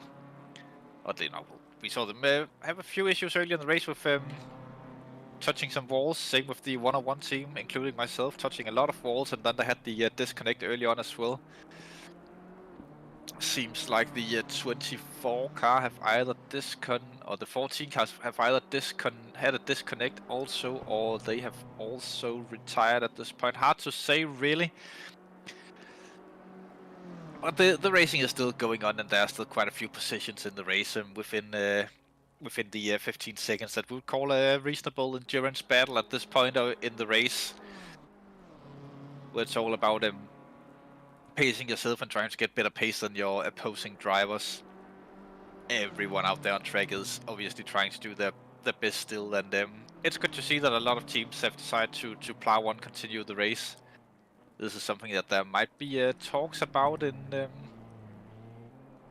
teams, because all of the teams that have spent weeks and weeks and weeks of preparing, they obviously are still racing, as they don't want to let their time go to waste. But I feel like many of the teams that have retired might be those who maybe came in a little bit too unprepared and wasn't in the positions they wanted to be. As you know, the fun in racing, it doesn't come from, well, to have fun in the races, you just need to be there. You need to have the confidence in the track, in the car, and you need to put the hours of practice in. I know there are some people who can just jump into a race and be quick, but for the rest of us, the last 80% of all the sim racers, we need that practice to get up to speed with stuff, and it's good to see that so many have chosen to stay. It's also just in general good practice to keep going in a race like this, getting the feel for the track and the conditions and the car, and what other cars are doing in these conditions, especially on track like the Nordschleife, which is yeah, well, it's obviously new to the game, and not everyone have driven it before in sim racing. There's a lot of young guys in the community as well that might not even know the stories about the track. They just see it as a behemoth of a crazy track that should never have been built, but obviously it's a true landmark of motorsports, just like the old rooftop high-speed semi-oval on the Fiat factories, or the old Fiat factory down in Torino. One thing about that factory, it wasn't open for that long before it was sold off, because the factory quickly outgrew the property it was built on. But crazy idea to have an active racetrack on the roof of a building, and it is still used to this day for testing of electric vehicles. Even though it is part of an art installation, they are still test driving cars up there. This is so entertaining, I'll be honest, just listening to you to say random facts. But I'm going to head off for a bit, because I need to quickly go and get some stuff, but I'll leave you guys in the hands of Oliver for as long as he's doing it. Chris is also behind as well, so I'll see you guys in a bit. But God damn it, I was hoping that I could go for a piss. I haven't done that since I got in the car. you go for one then, and I'll stay on for. I think we will have a vote in the YouTube chat whether or not that I have time for a piss. I think that is what we are doing now. Write 1 for yes, write 2 for absolutely not in the YouTube chat, and we'll do a little bit of a count on that. And people are already going to, yes. Good to know, good to know. Really? That wasn't me, trust me. I'll That- see you in a bit. Bye. That is equal on votes. Which I'll take as clearly, yes, I have time for that. And as the time is running down, then I will actually be leaving you as well for maybe like 5 minutes, 2 minutes, 3 minutes, something like that. I'll be back, guys. No worries. Maybe you can fall asleep to this later on. It's through AMSR or whatever.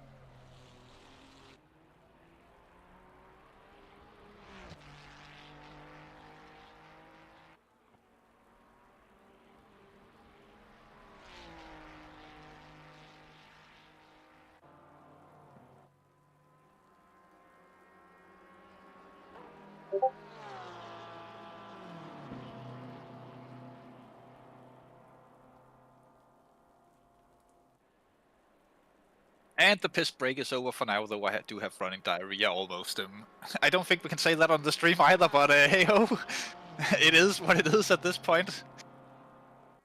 The race is obviously in a bit of a stalemate for the positioning battles. There are big gaps except for these two guys that we are following here. They are within the same camera shot for position, which is why we're giving them a bit of some screen time. This is Michael Schulz in the 1-3-5 car. This is the driver who did the Kialami race by himself and had to be persuaded to take a teammate for this race. We learned earlier on as we interviewed his teammate, as we see the 27 car diving into the pits in the background.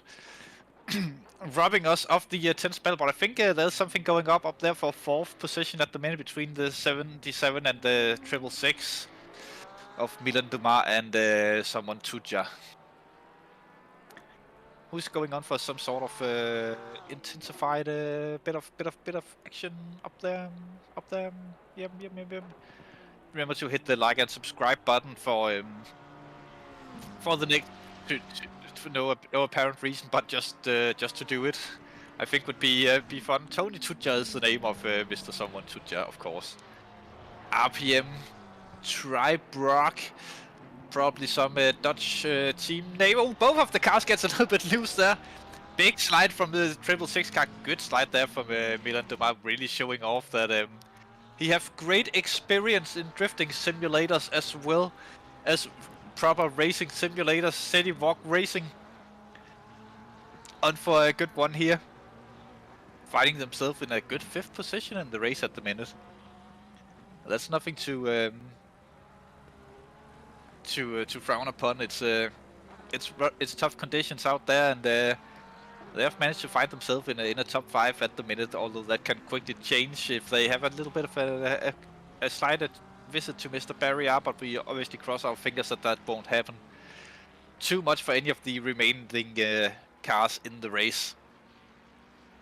Still plowing on. Kind of reminder that next time we go racing in the Endurance Series will be in roughly a month's time when we head on to the Indianapolis. I was about to say the Indianapolis 500, but obviously we're not racing an oval for 8 hours, even though it would be super fun and very intense. And it would be all about being in the right bump train, draft train in the right times in such an event. But we'll be heading to the Indianapolis road circuit, road course for 8 hours of racing on the 18th of May, and hopefully Kunos won't be bitches to us there and screw the servers. But yeah, on the 18th of May we'll go racing on Indy. I think we're all looking forward to that as well. It's a bit of an interesting track. Leonardo Garcia onto the grass, goes for a full 360 donut before coming to a stop, having to wait for traffic. I think that was the Astro Racing car there that went by them, so they're down to 11th position now, the Mode 11 Racing team.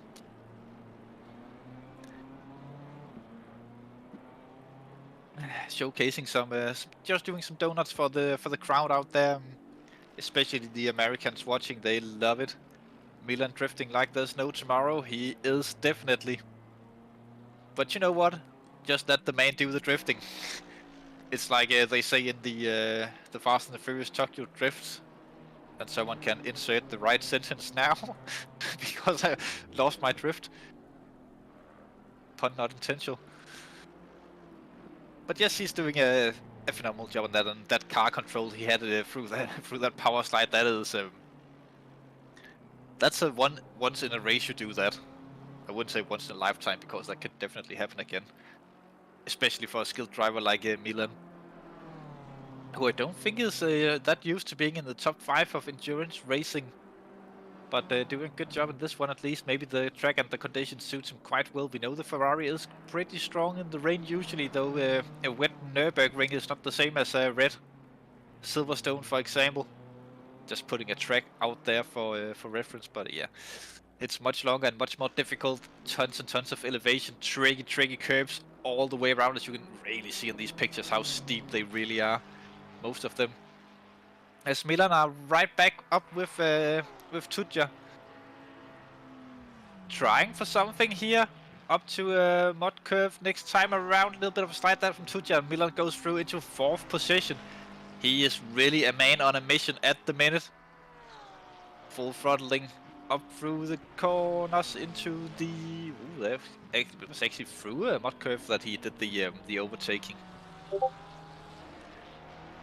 Round and round we go through the top part of the track, now coming into the carousel. After these weird small bendy straight into the carousel we go for Milan Dumas. Can be difficult to get that right, but he rides it like a boss. Or at least the drifting king, as he will be known for in the future. I think the drift he did was just on par with what Steve Parker did a few seasons ago in the Sprint Championship on Paul Ricard. Every time we cut to him, he was just power sliding that car through the corners. Wild spectacle. Maybe not the best of ideas if you want to go for quick laps, but yeah, he is definitely a man on a mission. Anderson, we're taking your advice at heart. No incidents and no damage. Go Milan, go! Yes, yes, someone listens to me for once. Doesn't happen that often. Normally I don't give good advice, but it seems like I got this one right. I have some other advice for you. Do not lift from the throttle until you see the checkered flag or guard himself. Try and do that from this point on, and let's see some proper drifting from Milan around the track. We could see if we could mount an e-brake to the car in the next pit stop, or hand brake depending on which region you are from, or parking brake maybe some would call it. I know it will not be one of those electronic ones where you just move a button. It will be a proper like stick, hand brake, e-brake, whatever you call it. I think Milan would love that in his 666 Ferrari of his City Walk Racing. I tell you what, he's actually getting quite close to a P3 at the minute. He is catching up to Scopes.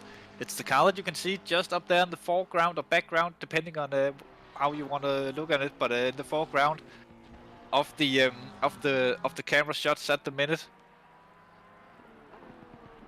So this is quite interesting. Milan looks to be one of the quicker cars on track right now as we are speaking,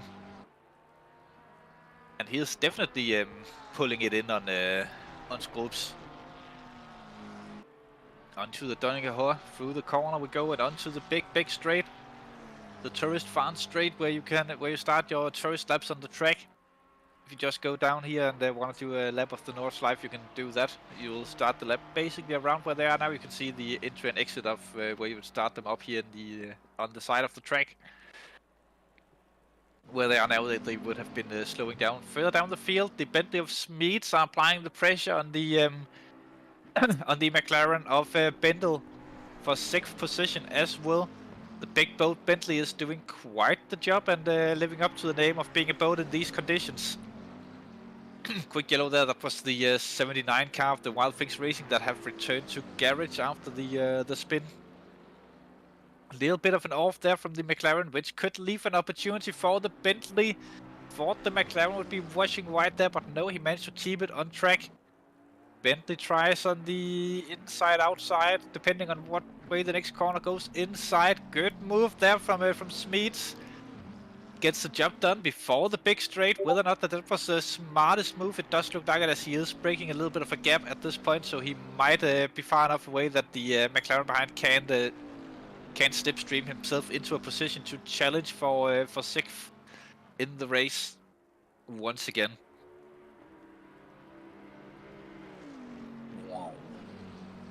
Good sound from the Bentley. Never forget how good. I never seem to forget how good sounding the Bentley is. It's a car that I have been wanting to do for a long time on ACC, getting into and getting some drive time in. It is quite the unique experience, as you have the right-hand steering of the car. Some people don't like it. Some people really love it. I'm one of the people that enjoys the right-hand steering, as you have the inside for most corners around most tracks. So statistically, it would be the optimum side of steering a race car from, and all the British people would also say it's the best place to steer an ordinary road car from. Though I would probably disagree with that by quite a bit, but it is what it is. Milan Dumas have now caught up to Scopes for 3rd position, and he brought Tudja with him into the mixed 3-car battle for P3. And 3 manufacturers as well, Porsche, Ferrari and McLaren up here in this small battle pack. Let's see what Milan can do. He definitely have the overspeed at the minute around the track, but whether or not that he can find a way to make a clean overtake, that's a whole nother story. It's not enough to be the fastest car on track in events like this. But he is definitely trying to figure out a way to get by the Porsches. The Porsche might make it easy there as he goes wide, but Milan takes up to avoid running into the back of the Porsche. The Porsche keeps position, but gets compromised through these corners. This could be an opportunity for Milan to go through, but no, it doesn't look like it. He thinks wiser of trying through these corners, does Milan Dumas. Clever driving. Coming on to the corner that leads up to Flugplatz now. Not where you would prefer to be super close, as if Milan haven't been in the air subscription before, he doesn't know if he will be lifting or braking up here. But doesn't bother Milan, as he just continues with his own lines. But now we have the slipstream. This could be an opportunity for Milan. There's a good long straight here, though it is very bumpy going around here, and in the wet conditions it's not super fun. Getting hung on to drive the outside here, it looks like Milan will be. It's not optimum, and the Porsche will definitely understeer out, but manages to tuck back in line before the turning actually happens. So no issues there for Milan and Schröps. Tudja just lurking in the background, hoping that they will make a little bit of a mistake and take full advantage and make the double overtake maybe. He does have that correct gap up to take advantage of such things. But they are still plowing on with a good amount of driving. And 20 hours still to go, almost 4 hours into this event, and these three are still battling as if it was a regular sprint race almost. Lots of defensive driving and offensive driving in the frame at the minute. Scopes, Milan and Tudja coming in. This is where I normally pin the car the most. And then up to would be Foxhole coming up now, I think. Looks like Swerps had a little bit of a rough line there, but not rough enough. Maybe Milan was just a little bit too safe. Great pictures here coming. Ooh, big slide there from the Porsche once again. Now Milan have the run. Will he try the overtake? It does go for the inside here, but no, not enough. Overlap there, see things wise off it once again and backs out of the potential overtaking move. Still on the back of the Porsche. I can only imagine these drivers are having the time of their lives. This is such fun conditions to go racing in. Full concentration when you are behind the wheel of the cars. Full focus on what you're doing. And only the greatest of actions. And with 20 hours still to go in the race, they know that none of them want to fully risk anything at this point in the race. But it doesn't look like they're thinking that much about the time left in the race as they're driving. With the way that Milan is definitely trying everything he possibly can to get by Swopes. As Milan might actually have the pace to catch up to the 911 car, at least gain a few seconds back on him. If the conditions stay like this, it does look like that Ferrari is super quick here in the damp conditions around the Nurburgring Nordschleife. He's very close this time up to mud curve. This is where he made the overtake on Tudja before, but doesn't seem like he have the overspeed this time around to go by the Porsche. Now it's the braking zone to the corner before the carousel. He could potentially try and stay as close to the Porsche as possible. Maybe he'll make a mistake into the carousel and he can take advantage of that. But if the Porsche driver of Slopes is super smart, he'll just be a little bit extra safe and brake earlier and take it slow through the corner. To just avoid giving Milan the chance, as it's not an overtaking corner. Being on the outside line there is definitely not quicker. Now the upper line, some might say even. But Milan Dumas still on the big run. Through the corner he goes onto the curb. I think that curb can unsettle quite a few cars, quite a bit if you get on it wrong. Well, most curbs can actually do that, but that one in particular is one that a lot of drivers have a tendency to go out and actually use around this track, being one of the few curbs that are super usable in almost all cars. If you hit it right, but hitting it wrong will basically send you off into Narnia. Both cars for high speed look like the Porsche a little bit of a slide there, but again, not enough to get Milan up on the side of him and truly challenge for the position. Through Brunchen they go. They are gapping Tudja at the minute. Tudja is falling back from this battle. Doesn't look like Tudja have the pace to keep up with these guys when they are not side by side. But at this point, Milan might just be trying to stay behind until we go through the Donninger corner. So he can try the slipstream assisted overtake down the big back straight on the track. Or side straight on the track, or whatever straight you want to call it, this long ass straight. The Porsche goes wide there onto the grass over the bump. That gets the cars airborne, but that was not the place that Milan wanted the Porsche to make a small mistake, as it's really difficult to get by there if you're not led by. But we can really see how that Porsche is getting a little bit more doing four-wheel drifting in most of the corners. I think Trackmania players would call it a quantum drift, maybe. Some people could probably tell me that in the chat if you're into Trackmania. Or is quantum drift something different? Hard to say. But Milan is still on the full offense. This Tudja is actually coming a little bit back into this battle. Now the Porsche is going a little bit wide through the Donninger corner, and it looks like the McLaren actually have the overspeed on both these cars. But the Ferrari will be first to strike on the Porsche. The McLaren could pull out and try to box the Ferrari in. Ferrari of Milan Dumas pulls out. Will the McLaren make it a free wide down the straight, or is he just pushing the Ferrari? It looks like that he's just basically pushing the Ferrari along. Trying to make this a double overtake on the Porsche. Tudja goes through as well. Milan Dumas up into third position. Tudja into fourth. And the Porsche of Dennis Röps falls down into 5th in just one straight 212 off, causing yellow flags, but that is not important at the minute, as Milan Dumas makes it up into to a podium position. Such a good drive from Milan so far in this race. It will change to 3rd on the left-hand scoring board when this cross the start-finish line. There we go, officially Milan Dumas, 3rd position in the race. Tudja now under pressure from Dennis Röps, as we saw Tudja have a little bit of a pace struggle earlier. Röps goes up the inside of Tudja, pushes Tudja wide. They're forcing Tudja on a super narrow line. Can they avoid the contact on the coming out of the whole thing? Doesn't look like it. The Porsche give the position back to Tudja. Very, very nice of Röps to do so. Very sportsman-like like conduct. Good to see. The drivers are still into to the sportsmanship. Having sportsmanship. Why can't I speak at the minute? But Röps is doing well. That he'll apply as much pressure as possible to retake 4th and try to stay with Milan Dumas. He knows the longer he stays behind Tudja, the longer Milan will have to pull away further up the field. Dennis Röps, the Swedish driver of the R2E team. Don't get them confused with the RNE team. There are a lot of RE teams out here. There's also the old R2E, which was oh no, what I'm saying? What was it? Renee and the Rarish team? It doesn't matter, but there was a lot of the teams with R's and E's in the names.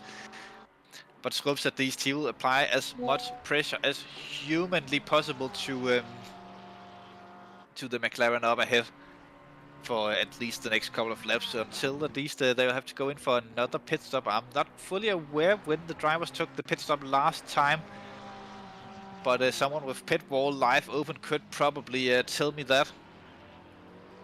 But they are they must not, they can't be too far away from the pits. I think they will do about 8 laps on a tank of fuel within the stint timer in races like this.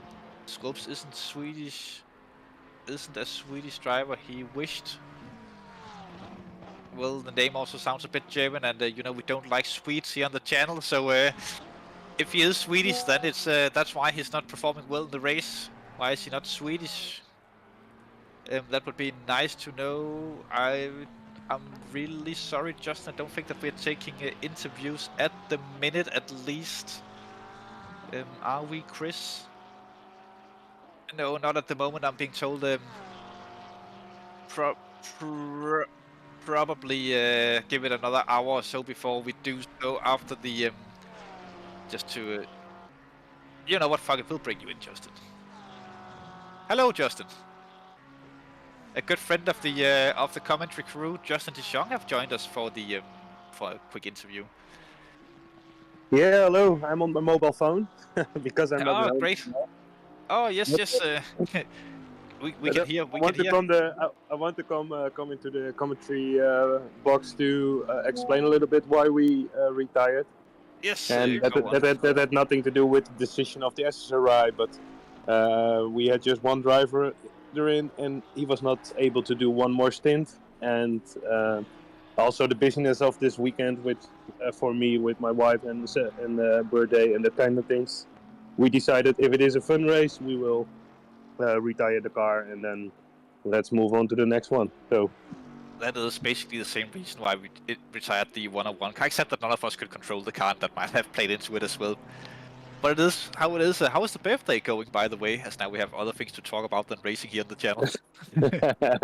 It's pretty fun with a lot of family and friends. So yeah, that's all good. But I thought just a little talk with my favorite commentators and. Oh, you're so kind. And did you remember to say happy birthday to the wifey from me?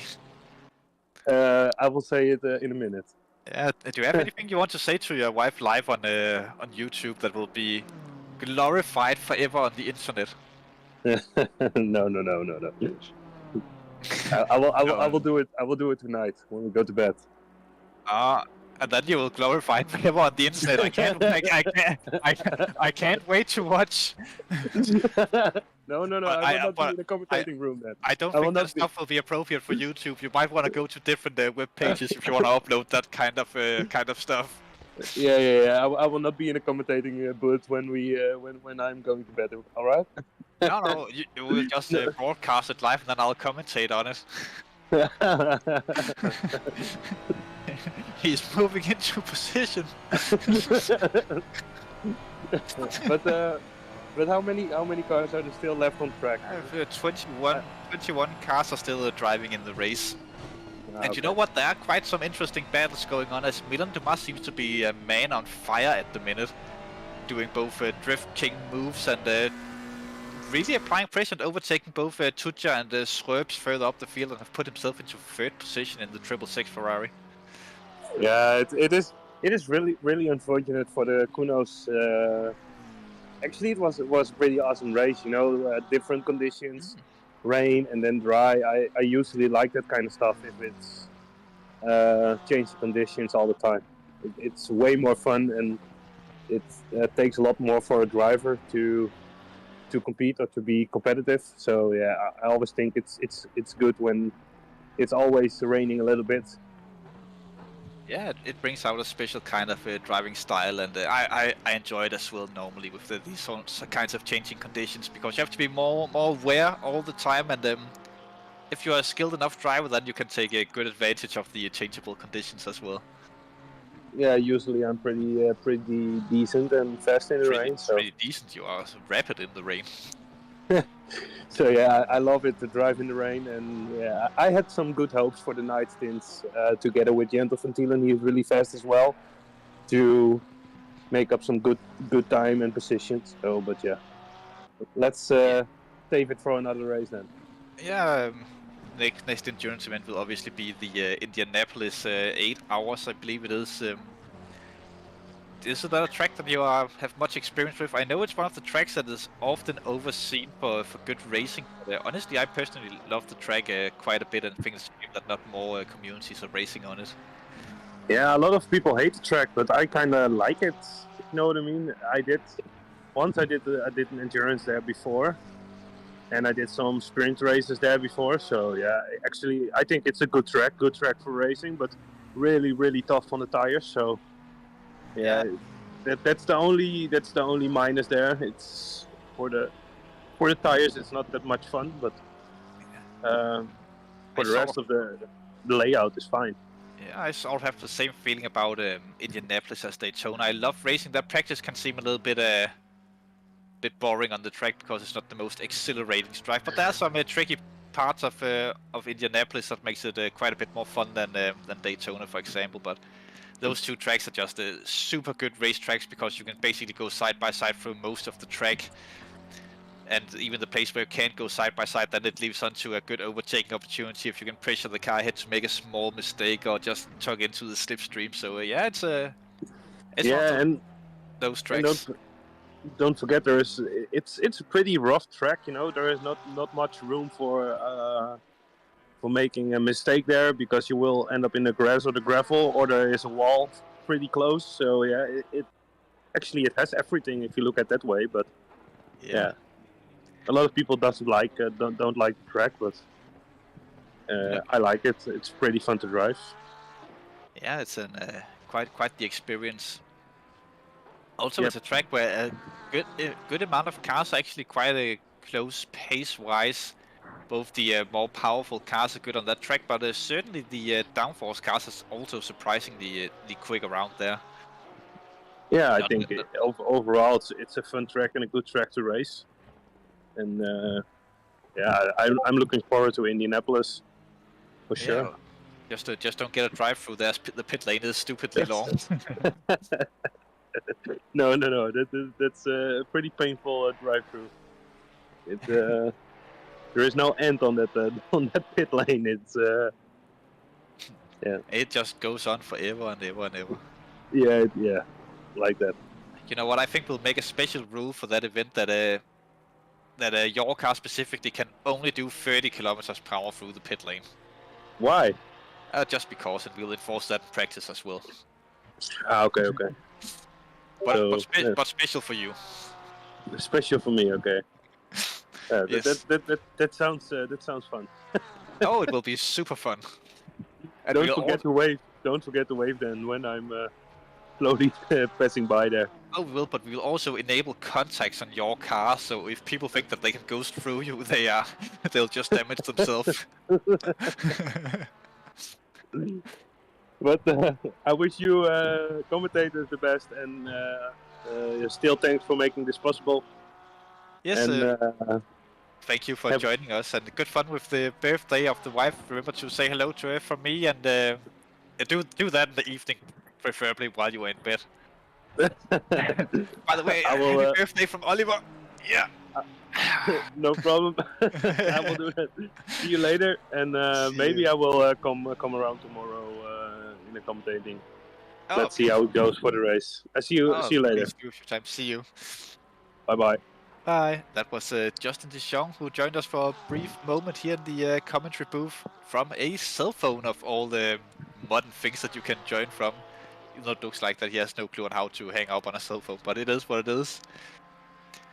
Yes, 24 hours listening to Oliver. Yes, it will be the ultimate AMSR. I think I'll speak for the rest of the race in this voice, special for you, CBSR team. It will be very satisfying for everyone. They do say on YouTube it's good for the algorithm to make YouTube videos that people can fall asleep to. So this will be my sleepy voice. Although I think that people would quickly just turn away from the channel if we did that, but it is what it is. Sim doing 4 hours alone so far. Poor man needs a break. No, he doesn't. He is Mr. Sim Spenkelink. He can do the entirety of the race alone. Even though he's not a young man anymore either, but let the man drive 24 hours straight, no problem for Mr. Sim. He is taking his opportunities. Yes, that 911 is beautiful. Yes, it is the Garello 911. I assume that's what we're talking about when saying that. Here we have Sim Spenkelink pictures of him. Mr. Solo driver in P1. Also a qualified P1, I believe he did, or maybe not. It's so long ago, and I was only 4 hours and 15 minutes ago, and yet I still can't remember. Nevertheless, he is still running in P1. He might have some of his teammates in the years helping him through these tough times of driving. He will definitely be feeling it in his arms and legs at this point, but this is nothing in comparison to how it will feel in 19 hours and 46 minutes, Mr. Sim Spenkelink. Or until Kunos fixes their issues. Whichever comes first, basically. Martin van der Gaan and Torben in the pits. Astro Racing Team and Lorg driving, racing, the 33 and the 18. Yes, I'm starting to learn some of the names. R03R04 have parked the car in the wall, in the grass. I wonder what happened there. Return to garage if he has spun it or got into issues or something. Very unfortunate for Srøbs there. As yeah, they're still in service, so they might still be trying to come out to reclaim some positions. The 114 of Rocco Krubel, BTL Racing. 141 in 12th position at this, or 10th after the 9th, even after the pit stops of the cars ahead of him. That is also quite the performance of these guys, which means that he'll be just one position behind the Mode 11 racing team with their number 11 car that must have promoted themselves up into 8th position at the minute. The beautiful red BMWs. DMA liveries, of course. Not that many liveried cars left in the race, to be perfectly honest, or custom liveried cars. But there are still quite a few, and those who are left, they are proper decent ones, I must say. Having done well, the rain will decrease in about 30 minutes, though it will still be raining ever so slightly when that happens. Track is currently just damp, not fully wet, so it is sort of, you could take dry tires if you truly wish to chance it, although it is not recommended. But hey-oh, if you're up for it, then do it. But in YouTube, if you have a specific car that you want to see, please put it in now. Just a random number even would do. Any car will do. The first number that we see pop up in YouTube will be a car that we'll be having a good close look at from multiple positions, if it's still racing, by the way. We obviously can't show cars that are not racing anymore because they're not on the server. But please do pick a car and we will show it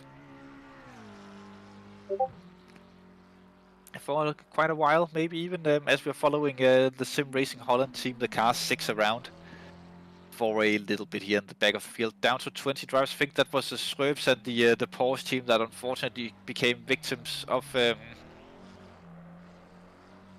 of retirements. But it is what it is at this point. 20 cars left. That's still basically an entire Formula 1 grid still racing on the track. So that is pretty nice still, and normally it doesn't take more than 20 cars in Formula 1 to have cracking races. Well, we have also seen shockers in Formula 1, but it can go either way, is what I'm trying to say. But good to see that the number 6 car is still racing. They had the disconnect earlier on in the race, and they managed to get themselves back on the server. That must have been one of the small gaps where it was possible to go online, and they are still going. I know that they have the plan and the strategy of completing the entirety of the 24-hour race, having that as an achievement on its own, completing a 24-hour race, and on the Nordschleife especially. That's a good achievement to have, and a solid goal to set yourself just completing a race with 19 hours 42 minutes to go. And I think they had to disconnect within the first hour, so that was a big blow to the team and their possibilities of top positions in the race. But they are still going and doing a good job of that. Driving around, and I think that's there funny Anthony or Aaron or Wagenmarkers or whoever on the CBSR team is putting the 69 in the YouTube chat. You can just log back onto the server and park it in the pits, and I promise you we will show the car if you do that. If you log onto the server of the 69 car, we'll take a very good look on the livery of the car. And maybe if you could deliver some beers as well. Maybe 69 is actually the amount of crates of beers that they have already been drinking at this point in the race. It's hard to say, really. I wouldn't put it past them to have already downed the 69 crates of beer. Not unusual for the guys. Mr. Heusinger is coming up to us. We jump onto Dietz. Samuel Dietz, 19th position in the race. The Eagle Racing, the number 15 Ferrari. Also, still having a good drive around there.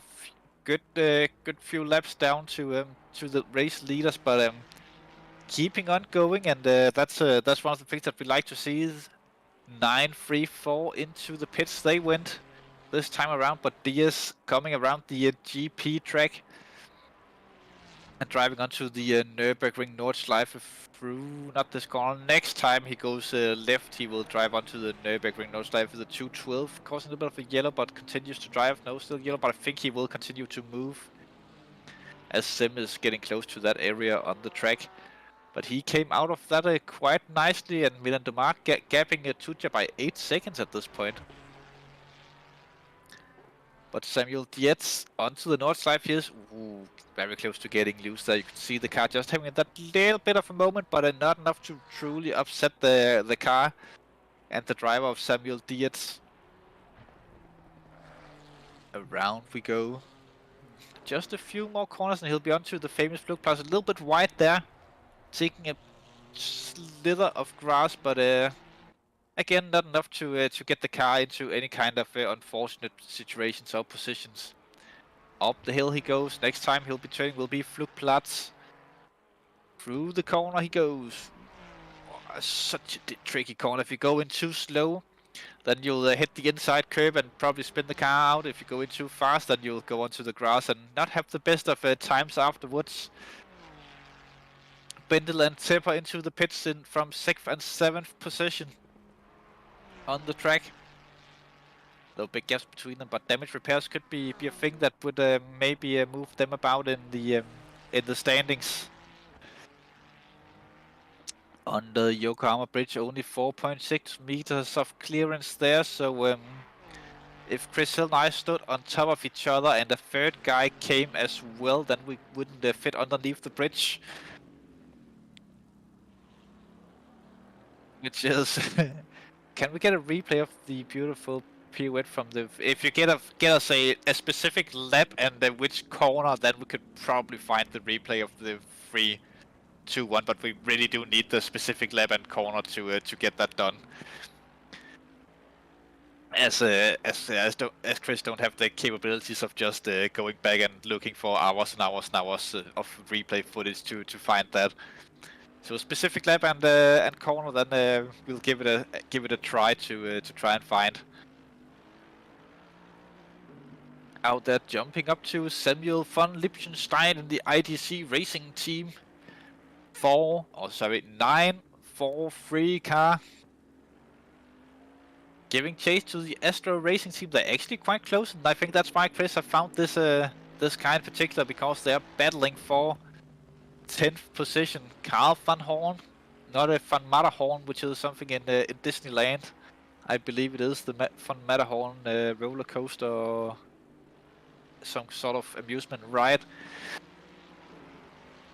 Whatever it is not that, it is Carl van Horn. And he is currently leading away over Samuel von Liechtenstein. But von Liechtenstein, he will be trying to make the most out of that Ferrari and get the move done at some point. But it is difficult, as we've said previously in the race, to overtake around the Nurburgring. There are only a few places where it's even possible to go 2 cars side by side without having to lift massively. So interesting to see where, when, and why he will make the move. Well, why will definitely be to get the overtake done, but when and where are 2 questions that are unanswered at the minute. We will probably get to know that as soon as he tries for the move, and then we'll see what happens basically. But the back straight or the side straight or whatever, the Donninghorst straight could definitely be the place where it happens, as he is very, very close behind Carl van Horn here. And Carl just had a little bit of a slide there, but being full throttle through here in these conditions are super difficult. Does look like the Ferrari gets a better drive there, and Carl van Horn might have a little bit of aero damage as well on the car. The Ferrari is sucking himself up to the Mercedes and tries to move, tries to go onto what will become the inside line for the kink. If it's not completely passed before that, SG30 for the Mode 11 car, that can only be a pit lane infringement, I think. But he is just past there before the turn hit, and very close from Carl van Horn to turn into the rear end of him. Lap 74 when we retire. I'm not sure that we can find stuff from retired cars. Can we do that? Maybe, maybe not. 74 when we retire. Oh, Sem is doing donuts for unknown reasons. Oh, maybe it's because he's retiring. Hard to say, but Sem is definitely doing donuts because he can. Just because he can. Maybe he's just trying to make the race more interesting, as the 911 car is still half a lap behind him almost. But let's just enjoy the engine sound of Sim Spinkelink ripping that Lamborghini.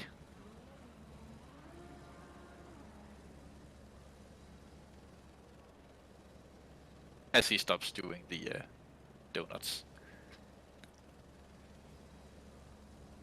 Flashing the lights. Hello, Sim. I wonder if he can hear us. If yes. Cycle your lights for yes. Just stay parked there for no. Nevertheless, we do invite you to come in for an interview in the box afterwards, just to hear a little bit about your experience of 4.5 hours of driving the Lamborghini in these conditions around the Nurburgring Nordschleife. As he might be waiting for the 911 to make some sort of ceremonious handing over of P1. sort of thing, rolling out and making it happen as it looks like, as a proper overtake. Maybe we'll have to wait and see, as the 911 is only now coming onto the Donningham corner and onto the Donningham straight. Long way for the 911 to get up to Sim at this point still. But you know what, Sim is just a young man out there having fun in the rain, as young men do. But he is being very polite about it and not doing unnecessary donuts and spinning around when there's other cars around him, so there's at least that.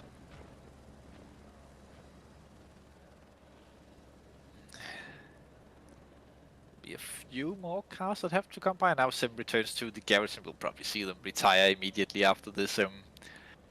But yeah, good drive from Sim for the first 4.5 hours of racing. He must be knackered in the arms, legs and shoulders and everything else on his body. Might be yelling at him to stop.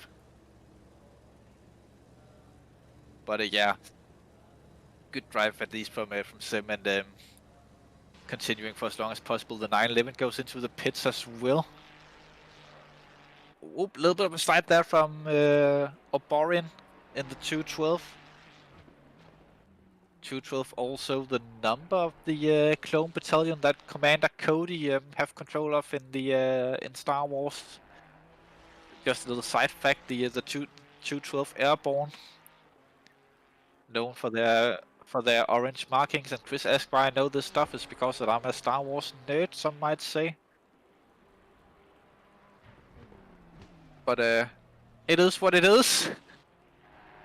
Maxime Obrin onto the Nordschleife. He will go, and this will be undermined to the pits as well. Tuja also. Interesting to see top 4 all in the pits. Are they doing some sort of meeting in there? They want a room where they can hold a meet, which is a bad Danish translation for "we need a room where we can hold a meeting." It would sound something like that in English if you just say it in Danish. And then the Englishman would definitely ask, so you want a room to hold meat? And yes, we would like a room to hold meat, if that could be arranged. It's not always easy to work at a hotel, I assume. Especially when idiot Danes come along. Anyways, 212 still going on through Flugplatz. He just went, and they're full throttling it around. Andrew Richardson will be the Mode 11 driver who will have to serve the stop go 30 because Andrew is a naughty boy. Not aware whether or not that Andrew was the naughty boy who also got the penalty. Sim Spenkling gets a drive-through penalty for speeding in the pits also, just for good measure. After having returned to garage, he might just return to garage to change the setup and go back out again for a setup that's more soothing to the current conditions. But he is somehow plowing, and now we get a replay of his. That's the 321 and the pirouette from it. Finally, for the fans out there, if you're still there, write something in YouTube chat. Whoop. Ooh. Very elegant driving there from the 321. Just imagine that with classic music on top, then you have a YouTube reel that would be the most watched in forever. The Jets have gone into the pits. Same have Sim Spenkling once again. With the drive-through that he might be saving, might not. He's just stopped there. Having a bit of a coffee, maybe some light dinner and a drink. If maybe if the CBSR team came by, they have brought him a crate of beers that he'll have to chug before going back out on track. Chris Pica is now the leading driver in the race. In the Grillo Manti Porsche style livery. The 911. Still going strong out there with Milan Dumas being P2.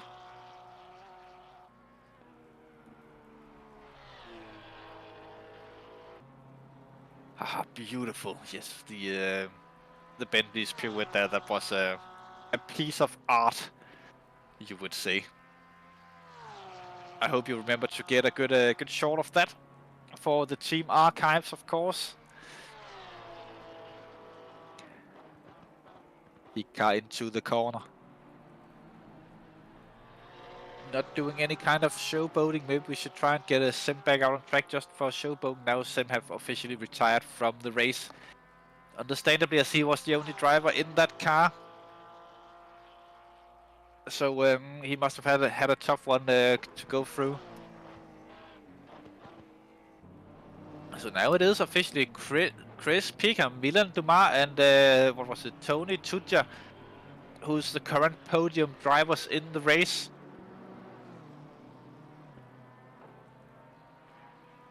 Also funny that it is Porsche, Ferrari, McLaren, and then the Bentley in P4 now. And if Skeen wouldn't mind to go a little bit further down, then we could have 5 different manufacturers in top 5 if Trevor could manage to get up that overtake. That would be a story all by its own.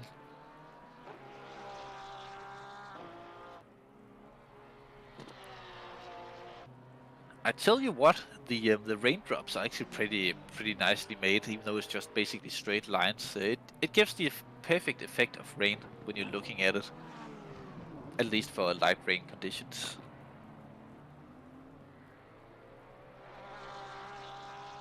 I've got to say my respects for Sim for doing all this by himself. Enjoy yourself. Congrats on the great race. Yes, exactly. I think that Sim earned the respects of many people today by the drive. Obviously not as much as Schulz from the 24-hour race at Kialami, but what a drive from Sim. 4.5 hours straight in tricky conditions on a tricky track in a car that could, by some measurements, be considered a tricky car to drive as well. He did very well there, but the thing is, Sim was probably not prepared to do that long stint, so he might not have had anything to eat or drink while driving there at all, and that can sometimes catch people out. How difficult it is to do these longer stints when you don't have anything to eat or drink while doing them. So top job there from Mr. Mr. Sim Spinkeling.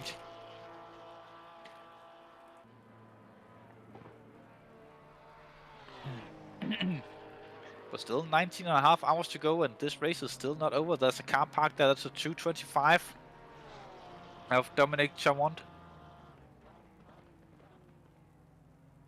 No.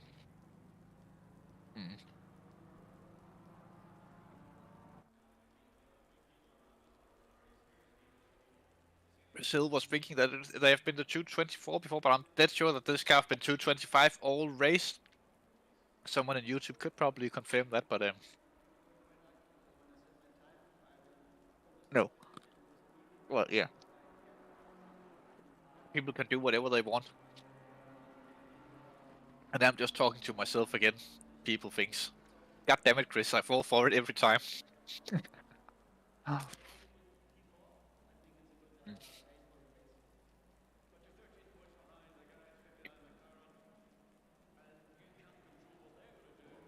U25 in the pits getting repairs. This is, by the way, an in-game made livery in the in-game customization. You can do a lot of great things with that as well. Getting some nice-looking schemes on a lot of cars. The BMW being one of them, of course.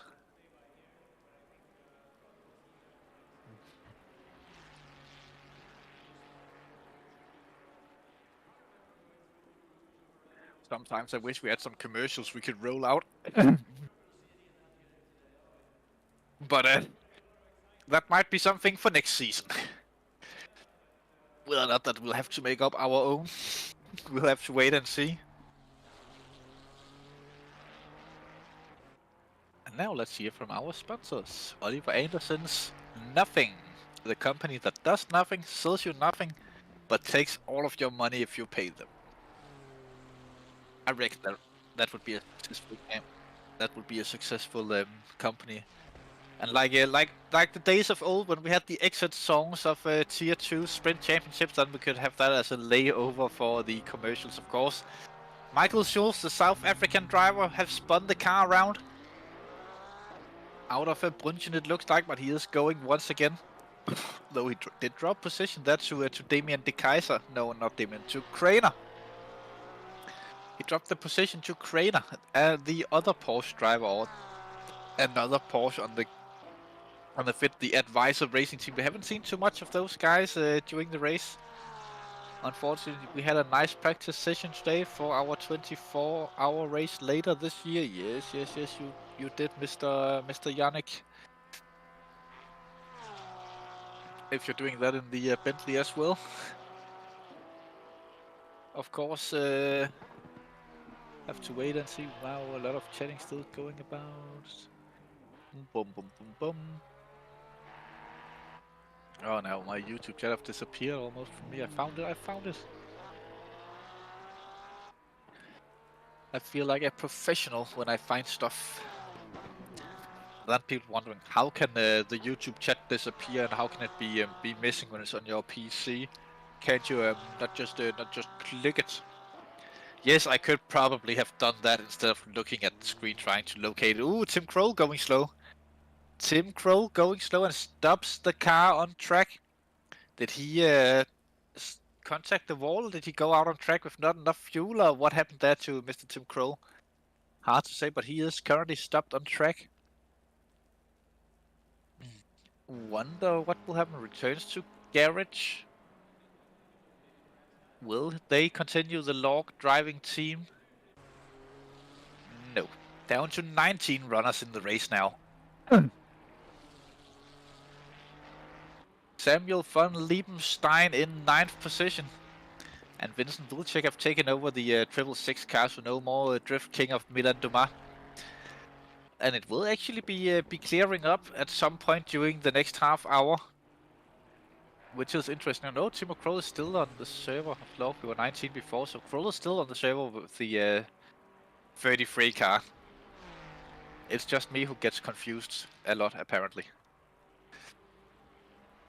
Andrew Richardson still haven't served the Stop Go 30, but do remember that 3 laps around this track does take quite a while to actually complete. But he will definitely be serving that at some point, or he'll maybe figure out what happens if you don't save a Stop Go 30. We'll have to wait and see on that. But von Liebenstein up through a mud curve. Soon now, replay. This is a Kroll, what happened to him? Driving. Whoa, I've done that many times as well. Into the wall he went. Yeah, that normally gives the cars quite a bit of damage doing stuff like that. Now they've retired. Now we're down to 18 runners in the race. Not a lot of teams still out there. Another car in the wall. That's a 212 once again. They have not had the most graceful race, I would say. But very successful for these guys, as they are still currently P16 in this race. And still running, by the way. That's a big thing. Only 18 teams remaining. Hi, hello, Raugok. Raugok. It could also be, but it is what it is. It's unfortunate time to join in for this race. Only 18 cars are still running. But one of them is this wonderfully beautiful looking Bentley of Sam Smeets. Currently running in 4th position, though it is the perfect car for these kinds of conditions. Doing the Bentley or boldly proud, depending on what you want to call it. The 17 runners now. The 212 is also parked on track, causing a yellow. But the 6 team is still going. That's one of my favorite ones out there on track. Yeah, Obian has a little problem, a bit of damage. I could probably imagine that. Ooh, yeah, that does look like a little bit of damage. Just a tad. Oh, that steering wheel looks perfectly normal. And that's how Ferraris are supposed to handle. No issues. If the steering wheel's not supposed to be in those angles when you're going straight, then I have to get my private car fixed.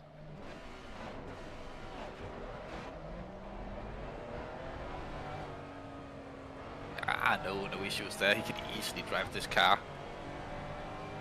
You rule the 212 car are not allowed to repair any damage in the pits. They have to do this for the next 19 hours. Obviously just kidding, but it would be fun. The only pit crew you're allowed to have are the guy who's fueling the car, but he does have to smoke cigarettes while doing so. And there will be no protection for fire anywhere near. That would be pit stops that would be worth watching. And no tire changes as well. No, you cannot have hard-on tires.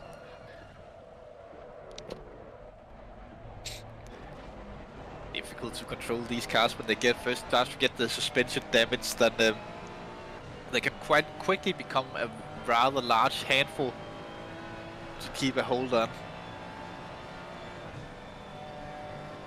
Just continuing to have the grasp of the car. But he is at least trying to recover the car back to the pits. Though normally when you try to recover a car back to the pits, you sort of want to take this slowly. End this man's suffering. Yes, please end this man's suffering. Also my suffering. Everyone's suffering here. End it all. He's doing honor till the end. Yes, he is.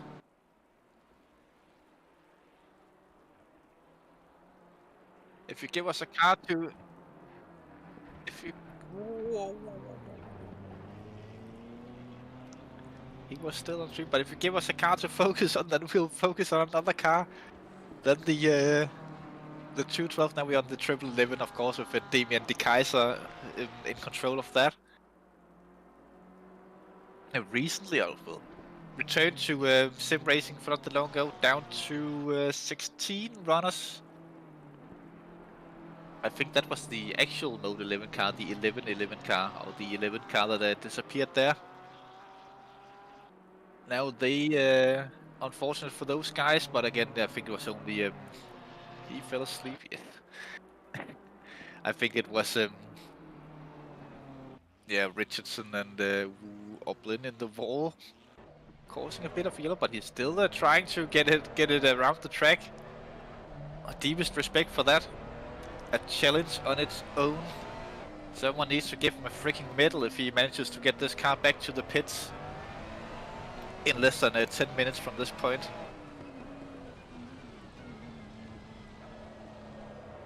It's going to be quite the challenge to just control it.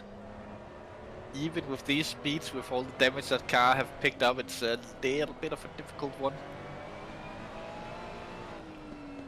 You know what, if you're going to drive the car next, then I suggest you don't repair the car so you can share the suffering. I think that would be the best idea. Only the best and greatest ideas, of course, here on the SSRI YouTube channel. But look at that, Vincent Vilcek is actually within 9 seconds of the race lead over the last sector split. On board with Vincent Vilcek, that 666 car does look surprisingly quick since Milan Dumat took over at last stint. The 911 car is just around the corner actually.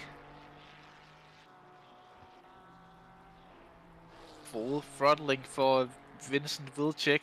Seems like he, maybe Milan Dumas have told him a thing or two, given him a trick or two to how to extract the most lap time out of this car on this track. Doing a good job of it, does Vincent Vilcek in the City Walk Racing. 666 Ferrari.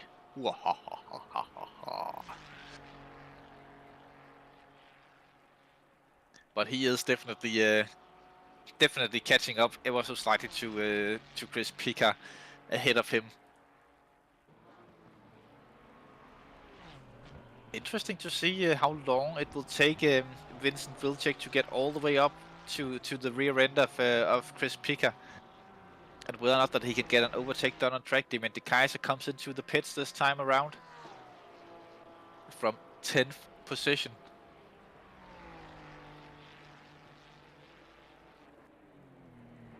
Yep, down to 4.2 seconds. I wonder if the 911 car have issues. It is a little bit interesting. 16 cars remaining in the race, but only one of the cars have a number lower than 10. I don't know why that's funny, but it's a fun fact at least, even though fun facts are actually rarely that fun if you think about it. They are just facts that are being mentioned for no particular reason. I think the guy who decided to call fun facts fun, he needs to... yeah, he was probably German actually. Here is the fun fact. Oh, if you have 2 tomatoes, then you have 2 tomatoes. Ha ha ha ha. Fun fact. Yes, very very German. But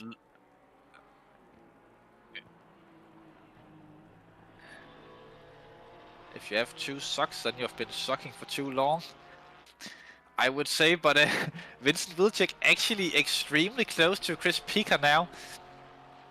Wonder if Chris Pica just slowed down to get some sort of battling going on the track to give us all something to look at here on the SSRI broadcasting channel or YouTube channel. It's not a broadcasting channel in particular, but we do a lot of broadcasting here. I think the 212 is very shortly making it back to the pits. I think we should see the last of his suffering, as we have been following that with a tense Tensai, even though that this battle is also quite good. But I know that Chris will have some magic camera work so we can get a small screen up in the bottom of the corner of the 212, who have made it into the pits now, so we didn't manage to get the last of that. Very, very unfortunate, but good job from Overin to get that car back to the pits at least. That Ferrari looked trashed, but one man's trash is another man's gold. As Vincent Vilcek is definitely applying pressure now to Chris Pica in the Porsche. Pica even going defensive into Flugplatz with some good trees around us. I think we'll be watching from behind the trees. If we are very lucky, a helicopter will fly in such an angle. But look at how close he is. It's not the best place to make the overtake this if you can't get by before the kink.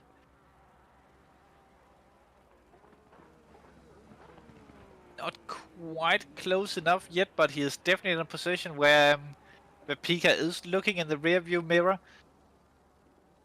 Every time they come into a possible overtaking zone, or even if there's a slightest glimmer of chance that an overtake could happen, then he'll be looking in that rear view mirror.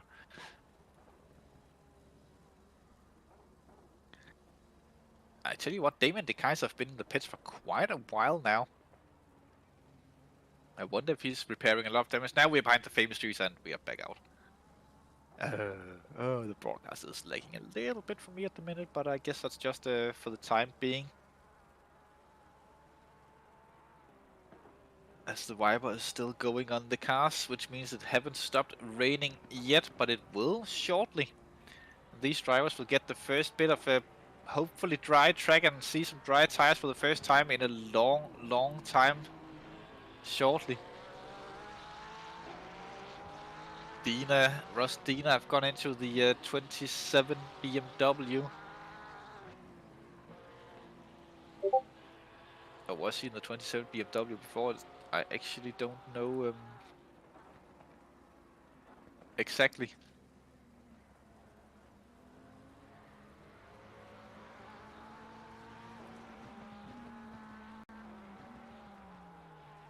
But it is going on, still strong in the race. I wonder if Damien have retired the car or something, as he is still in the pits. He's really been there for a long time at this point. A Although Damien have just posted in endurance chat, so either he is repairing some severe damage and have time for that, or he have retired the car officially at this point. Behind the trees we go. Will we see a new race leader emerging on the other side? No, not behind this tree. Maybe this one? No. Wonder if they what or what? If they're oak trees? They're probably oak trees. I think they are Arden forest trees. Personally. And now I'm talking too much stuff again. And another battle going on. We are spoiled for battles at the minute. This is Samuel von Liechtenstein against Chopper. I hope he won't take off in this race and start flying, although that would be kind of cool to see, but... Ooh, with the fanciest split screen cameras for, I think, the first time in this event. We are seeing the great action of two battles all at once. Vincent Wilczek is really applying pressure now in the bottom right-hand screen on Chris Pica, the battle for the lead of the race. Whilst von Liechtenstein and Chopper up on the top left-hand screen is also duking it out quite close to each other. With both of these battles are just very close to decisive moves. Everything is still to play for these guys. And at this point, when the drivers, they probably all know it's just a fun race at this point, not counting for the championship, so they might be willing to take slightly more chance and risks going forward. So that could give us some insane battles and moves and stuff that could happen on track. There we see Chris Picker really on really taking different lines than Vincent Wilczek. Now Vincent have the opportunity, and Vincent Wilczek takes over the command of this race, moves himself into P1 with the 666 car, the 666 car, the mighty Ferrari driven by the Drift King himself, Milan Dumar, and Vincent Wilczek and some other dudes probably have taken the lead of the race with just about 19 hours to go. Still of racing, and something happened in the top left hand screen as well, so there's only one car in the camera frame at the minute. But Vincent Wilczek, decisive move there. Good driving from Mr. Vincent Wilczek to put himself into to position to lead this endurance event. Not that many people actually tries to lead endurance events over the course of a season. You really have to be in one of those cars who's usually up there fighting for it. But now Vincent Wilczek gets to enjoy his moment on top of the world as race leader on actual pace and strategy and sequence and everything here at the Nurburgring Nordschleife. Just take a minute to enjoy this, Vincent. You truly deserve to enjoy this moment on top. Your entire team deserves to enjoy this moment on top. to enjoy it, not die. To enjoy the moment. Such good driving to get yourselves into position to do this.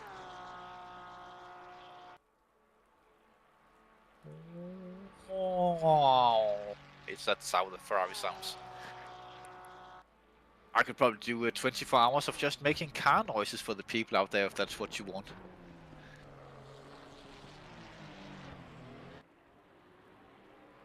And across the start-finish line to make it official that Vincent Wilczek will be leading a lap in the endurance race at least, but looks like he does have more pace than Chris Pica and can continue to lead the race. For at least one more if he doesn't bin it completely. I'm not Alex, so I'm not putting commentators' curses on anyone. That seems to be an Alex thing to do.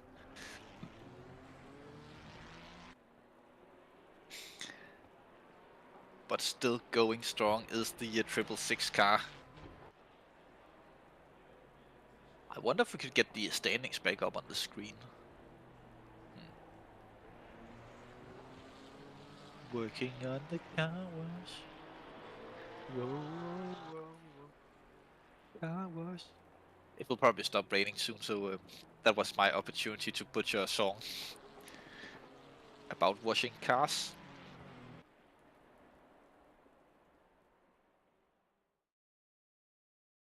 Not those standings, Chris. God damn it, just the race standings. But anyways, now that we are looking at the championship stage, god damn it! Now that we are looking on the championship standings, obviously nothing will change after this event. But have a look at that in the top of the actual championship standings. The 79 car who wasn't racing so well.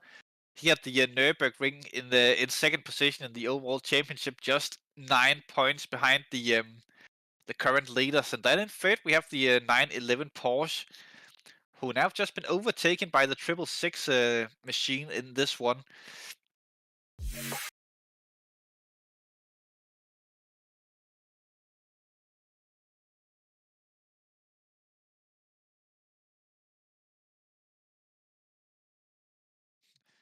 We can enjoy black screens as well.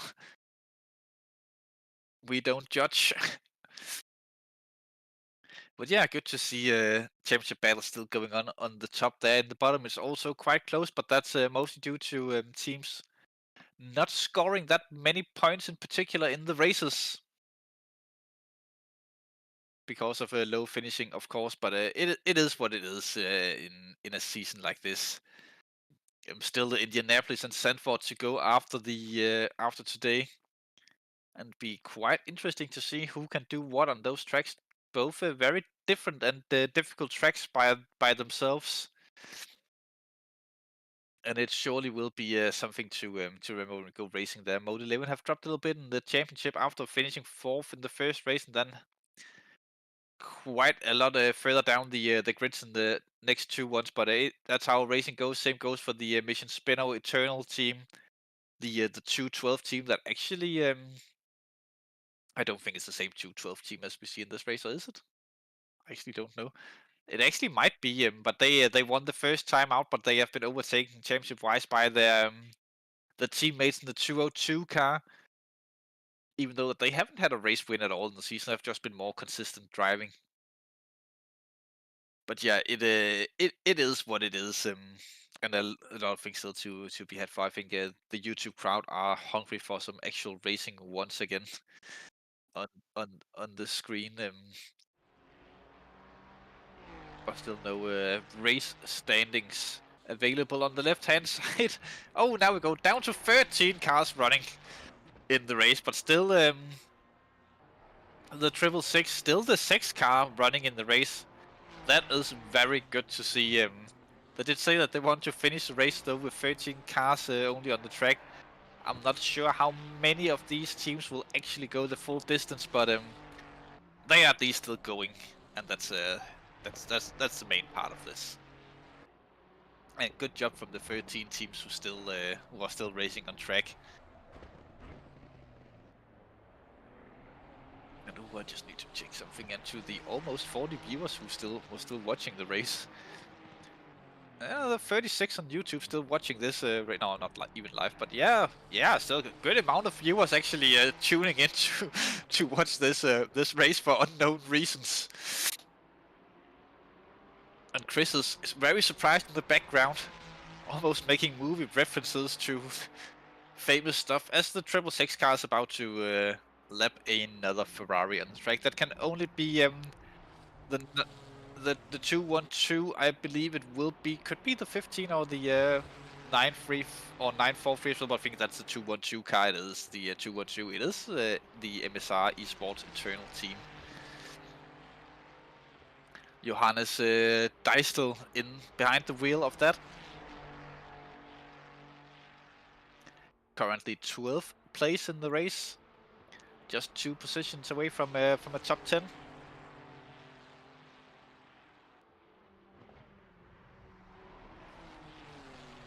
I think both of these drivers enjoyed that moment quite a bit, as soon as they get separated, there will be quite a while until they see another car on track. The 6 car will be the next up the road for the, although they have just caused the yellow, so it's not that far up the road anymore. Same goes for the 135, who might have been in some sort of collisions with the 93. Another car dropped out of the race down to 12. We want to rematch for this race, and hopefully Kunos can keep the servers up and running throughout the whole weekend. The rematch will be the 8 hours of Indianapolis. Come back for that one. Please do so, and take out all your vengeance on the Kunos servers on that one by racing well. That would be very kind of you. A lot of yellows on the track still with just 12 cars running. The 15 car have gone into the pits. The 6 car still racing. They did say that they thought that they could be in like top 25 when we talked to them earlier in the race if they didn't have any sorts of disconnects or incidents. But currently they are in the top 12, so a lot above their expectation, at least for the race. Oh, it's good to hear you'll be back for that, and after that will be Zandvoort for the season finale, which will be quite interesting for endurance purposes. But I will definitely see you guys on track there as well, as we plan on bringing the 101 car back into action for that particular event. Well, of course we are. Anything else would be weird. I could call it the most beloved car by the fans, the 101, but that might not be true, even though I could make it true just by saying so as a commentator, of course.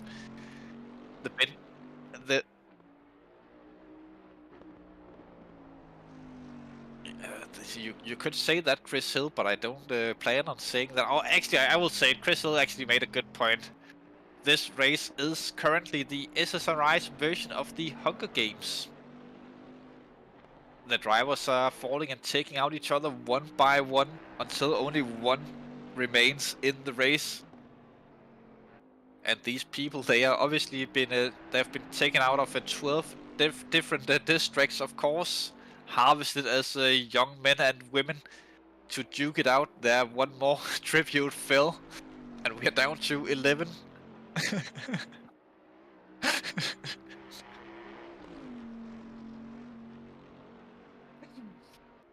Isn't there like a sound of a banger gun you can do on the Discord voice calls or something like that? I think I do. Oh no, I don't think we have it as an option on this particular channel. For good reasons, by the way.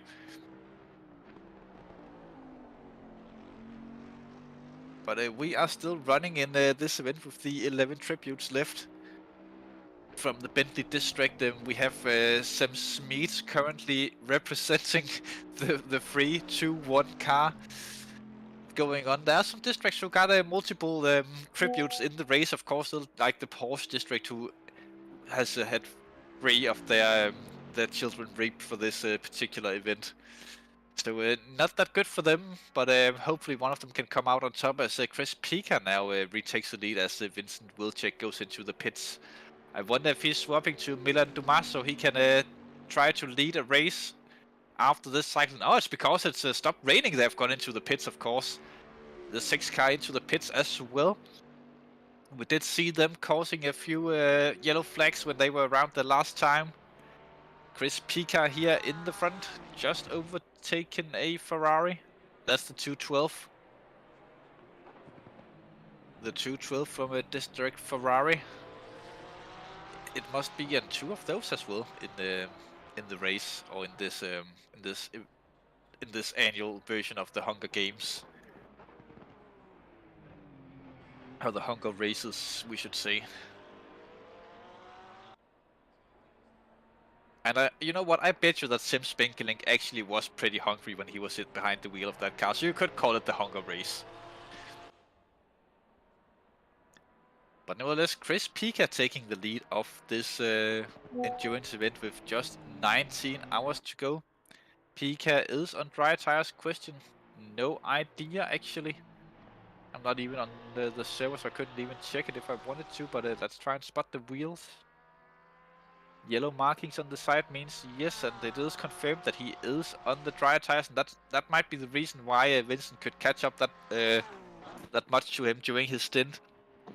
Not to take anything away from Vincent Wilczek, of course. Yeah, it does have the yellow markings on. But not to take anything away from Vincent Wilczek, he did quite well behind the wheel of that car. And he is maybe still behind the wheel of the car. If we go to the 666, we could probably get a better indication of that.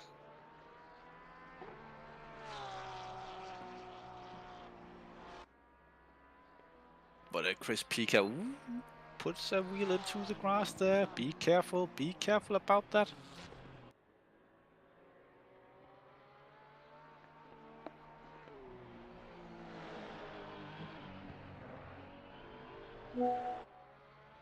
Huizinga out of the pits once again, retaking his 11th position in the race.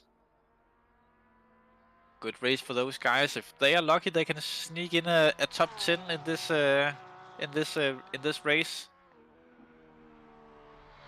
It's basically a matter of nutrition at this point. Who will be the next tribute to fall? Hopefully not anyone. If these 11 drivers can... Milan took over the 666 car, that is good to know. Milan in the car, Milan in the car, giving chase to Chris Pica. Although quite a big gap between them. I wonder when Chris Pica is due for a pit stop.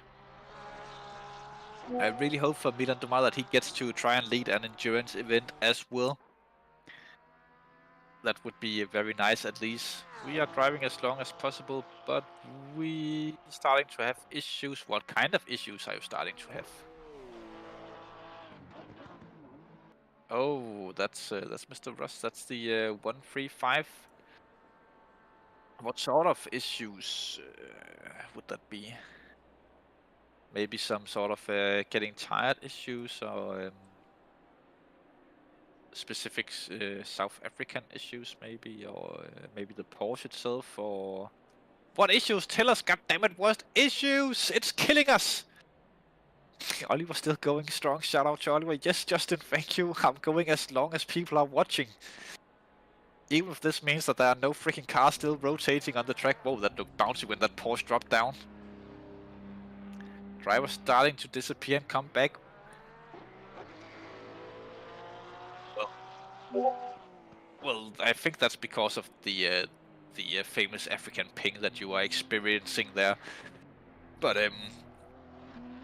it's hard to say, really. I'm no expert in internet connections. If I was, then I would probably still sit here, to be honest. But then I would have a job that could make me money of being expert on internet connections, even though that sounds pretty boring thinking about it. But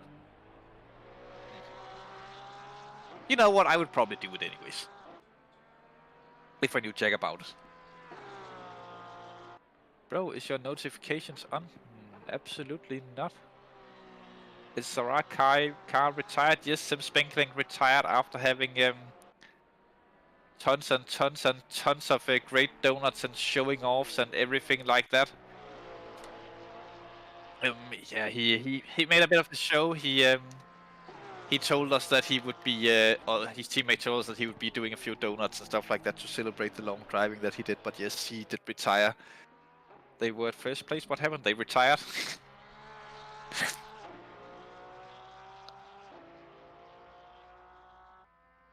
Tim was the only driver from that team who could access the server.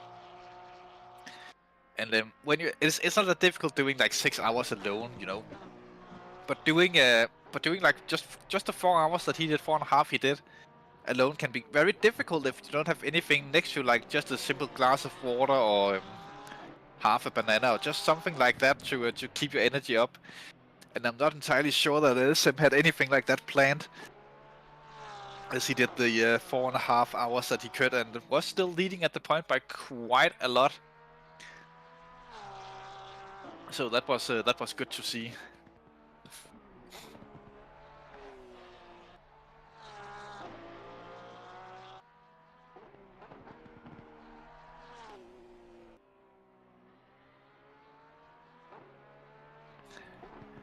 Following Schultz around track in the ZRC Season 2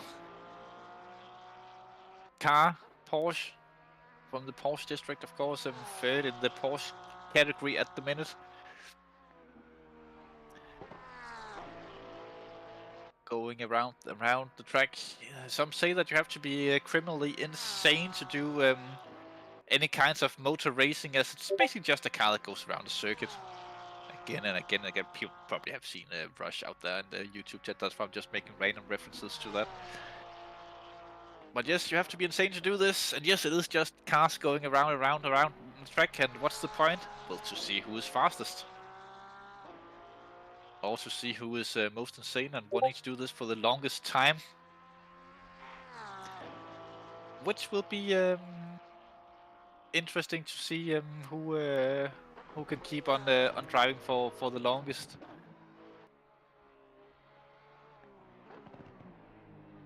And just as people are quitting, then when there's only one car left, then I will join the server and sneak in second place in the race just for the sake of it. Wahahaha. Probably about 20 something laps, so not that much. Tribute 3, 2, 1 is performing great. Top 3, yes, the Bentley Tribute there is actually doing quite well in the race. They haven't managed to make any kills as far as I'm concerned as of yet. 11 cars, server browser down, yes. Absolutely, there was issues with people joining, so not that many cars still left in the race, as no one could basically enter the server after the race got started. But it is what it is, yes. But the 3-2-1 Tribute doing well. Let's see if he will try and take out some of his competition later on in this race, as they might, as they find each other around this big arena that they are duking it out on today. Many good places to hide, obviously. But yeah, it is what it is for the Bentley drivers. Also big drive from them just keeping the car going. It's a difficult car in even the best of conditions, and there might be setup geniuses who could figure out how to get the car going nicely, but they are still running at this point in the race with that beast of a machine.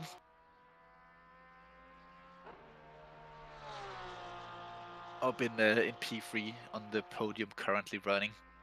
212 in the pits again. Same goes for the 18. That's the Astro Racing and the Something Eternal Esports, Something Eternal Racing team into the pits, and they can have a little bit of a chat in there and a quick cup of coffee before heading back out on track for the remaining 18 hours and 46 minutes of racing.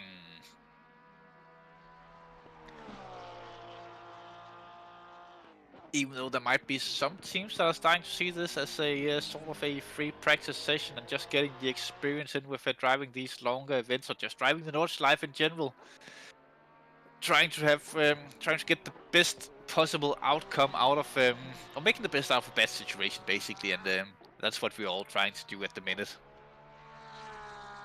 Even Chris and I, who just sat here for a long time, even though Tom should have been here taking over camera controls and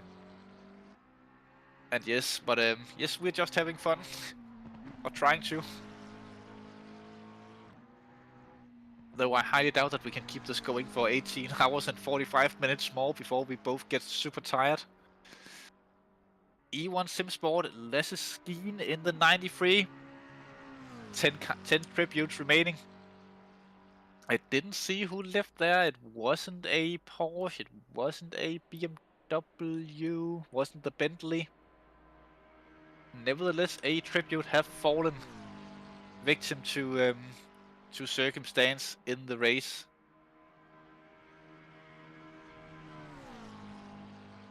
Might have been a BMW, actually. No, wait. Maybe it was the Mercedes of Astro Racing. Yeah, it was the Astro Tribute, the Astro Racing Tribute in the Mercedes have fallen. Carl van Horn and yeah, who was the other driver available to race in that team? I can't remember, but they have fallen victim.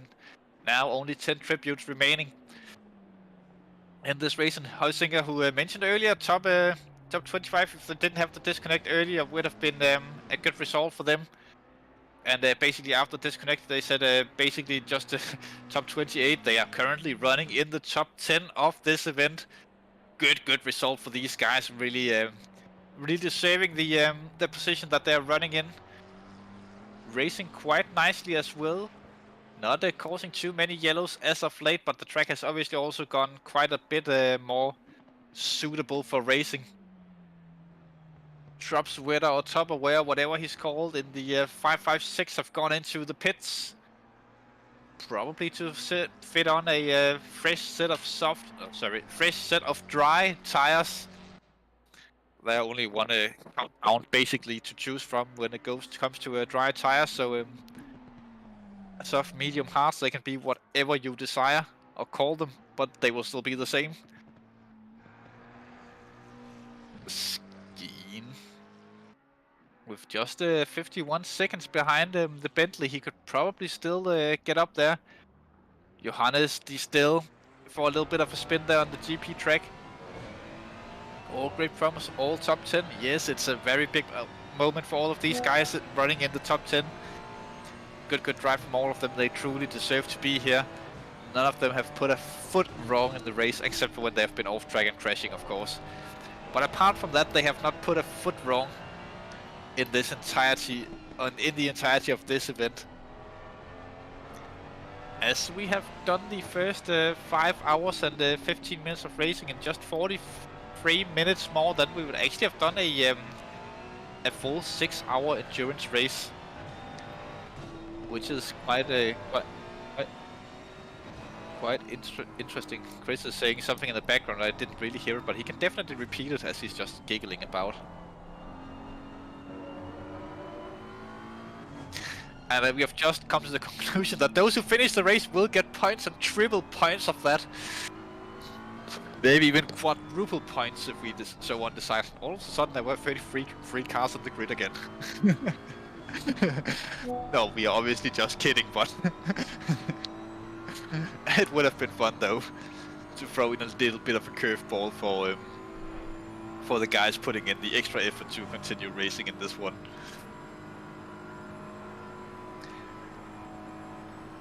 Ricardo Dina, we actually haven't seen that much of the 27 car in this race, but now we get some onboards with the Dina flashing the lights as well. He might know that he's on the stream. I surely hope so. If you do so, then it gives a little bit of a swirl on the start-finish straight and pull over and do a donut maybe, just for the viewers. But yeah, we haven't seen this black and yellow BMW that much on the stream, but nevertheless, they are still in it to win it. I mean, win it. Flashing the lights there. Yes, he definitely knows that he is live. I think the BMW district are still well represented with 2 of their tributes remaining. This is the Italian Ricardo Dina. They say that he was the strong one from the district. So let's see if he can outlast the 555 of Mr. Tropsweater. Further up the field, of course, but he is still on the track doing a good job, and we're just waiting for him to make a big mistake so we can catch it on the stream. And we will be following him until he does that. Not putting any pressure, of course, on Ricardo Dina, but just so you know, we are watching your every move. Into the hairpin at the bottom of the GP track. Nothing there. Next couple of corners, let's have a good look. Maybe he'll miss something and take too much curb. Touches the grass or dirt a little bit, but not enough to do anything about the car. Track have gone green as well. So track conditions are improving. Woo, triple points is being mentioned out there. It's Tim Neinbauer, I believe it is, in the YouTube chat, who is still watching the race for unknown reasons. I couldn't imagine this being the most, down to 27 viewers, by the way, Chris, but yeah, we have dropped about 10 in the last half hour, which I still think is impressive that there are so many people watching this race. I wonder if people just put on the televisions and gone out shopping on vacation or something like that, just to keep us attempting to keep us going here in the commentary booth. But Ricardo Dina still in frame, going around. He was trying to hide there behind some of the spectators of the first annual Hunger race event.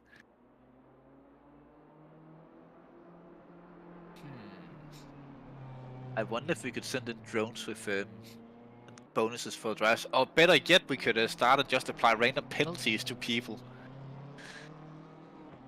If we get it bribed enough, obviously.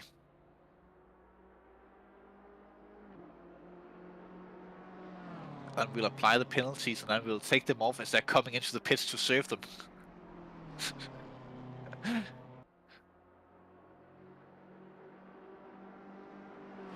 Notice Ricardo Dino not falling for the pressure of being on the stream. Doing such an amazing job of just keeping that car going.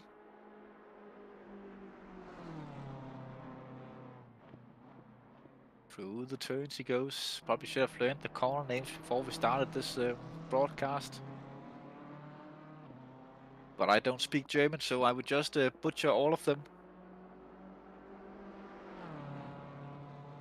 More than you could ever imagine. Not that I've ever butchered anyone's names or places or anything live on the streams. No, no, no, no, no, no, no, no, no, no.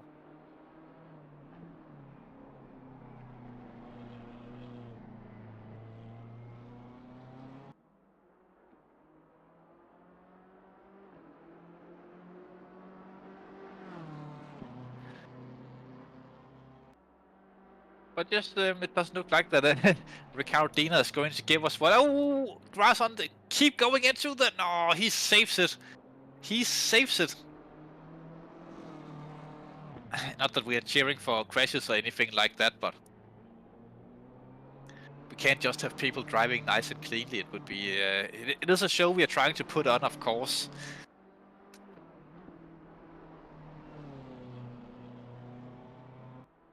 We could send the what in? Oh, can we actually do that? Yeah. And now people think I'm criminally insane again. We are just discussing what to do to the remaining tributes in the race. Of fun stuff, but apparently we can't do stuff like that. But we are in Germany, so there should be a tank somewhere we could maybe roll out onto the track, maybe.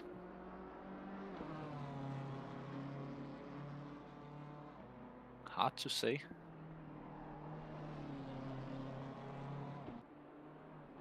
Up to Eric Trups, where there also a car we haven't seen so much of for unknown reasons.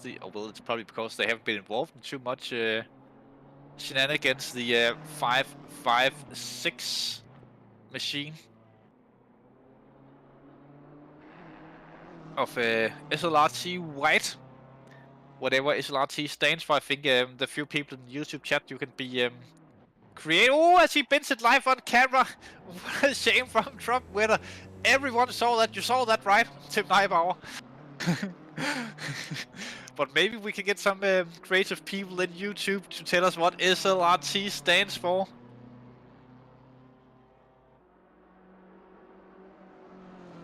As I was trying to just go onto the server to see if I could get my car in there, but apparently it's still not possible to do something about. Bit of a shame, really. But Drop Sweater still making it around. Doing the best he can to giving us a little bit of a show as much as he can. Probably knowing that he is on stream and in both the top 5 in the race and top half of the race as well. Which is not a small achievement.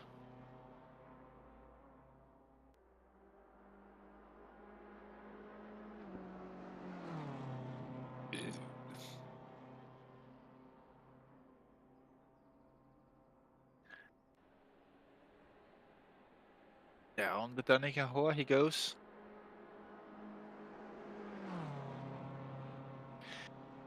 Into or over the split he goes. Around the kink he goes. Into the kinky section he goes with a lot of kinks. I think that kink was BDSM. Hard to say, really. Oh wait, we can't say that on YouTube, can we? No, probably not. If I don't tell anyone, then all of you viewers, you don't tell anyone either. Now we're up to 39 viewers once again, Chris. What's going on?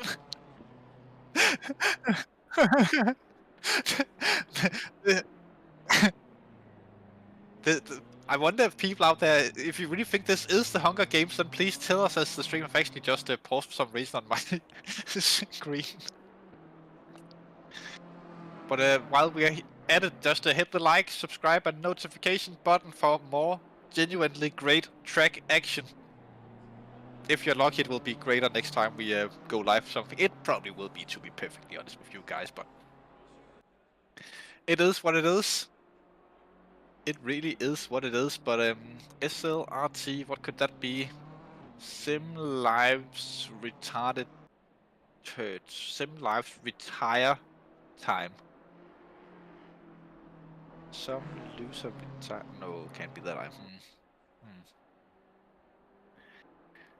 If some like Real T Brazil says, if you have better ideas for what SLRT could stand for, put it in the YouTube chat, and we will see what happens. Maybe we can figure it out together. What the synonyms of SLRT stands for.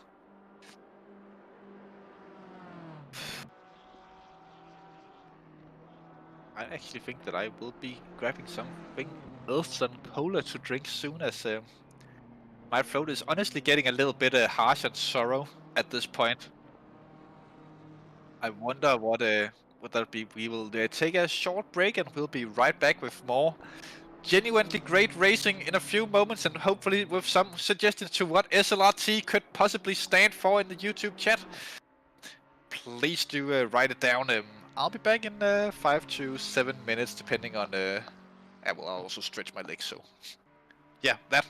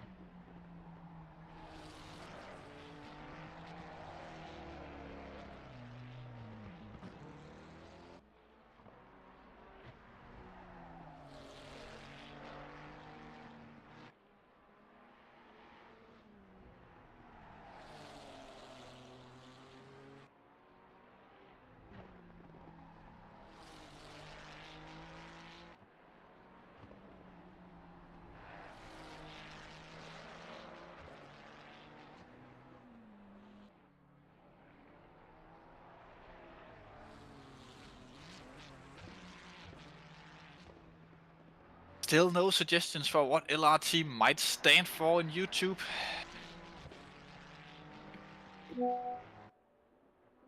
Oh, we see that the tribute from the Ferraris, they have been flashing their lights to show they know that they're on stream.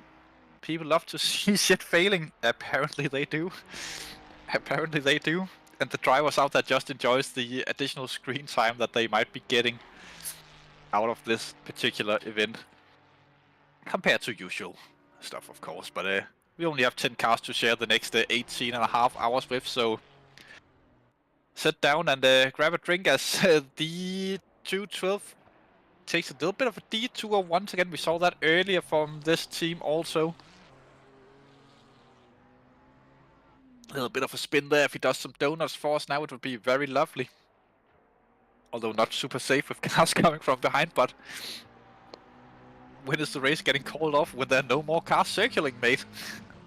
Well, have you not watched the Hunger Games? This event will not be called off until there's only one tribute standing. That we can crown the ultimate winner and move him into the capital. Or at least the Hall of Fame or something like that. We'll figure something out at least. Already called off, these guys just driving because they love it. Yes, that is exactly true, Mr. Vegas. These guys are just driving around because they like racing. There are no points on off for this race anymore, but these guys are still keeping at it just for the sake of keeping at it. Maybe because they have equally as little life to do outside of sim racing as Chris Hill and I, who are just sat here broadcasting and commentating on a 10-car race for 18.5 hours still to go. Though we will probably take a break during the night, hopefully. Jonas Dreistel is flashing the lights, still showing that he knows he's on stream, giving us a bit of a wave there down the straight. If he pulls off at the first corner, just does a donut or two, that would be very lovely. And I think that would earn him a lot of tribute points. Oh, he's doing it! Yes, yes, yes. This is what we all came to see. Donuts from the 212.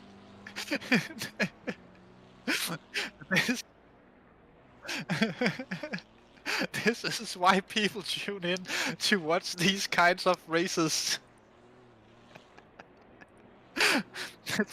The peak of broadcasting.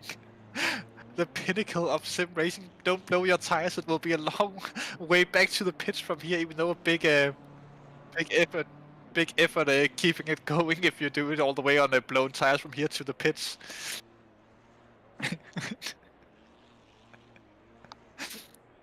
What a legend.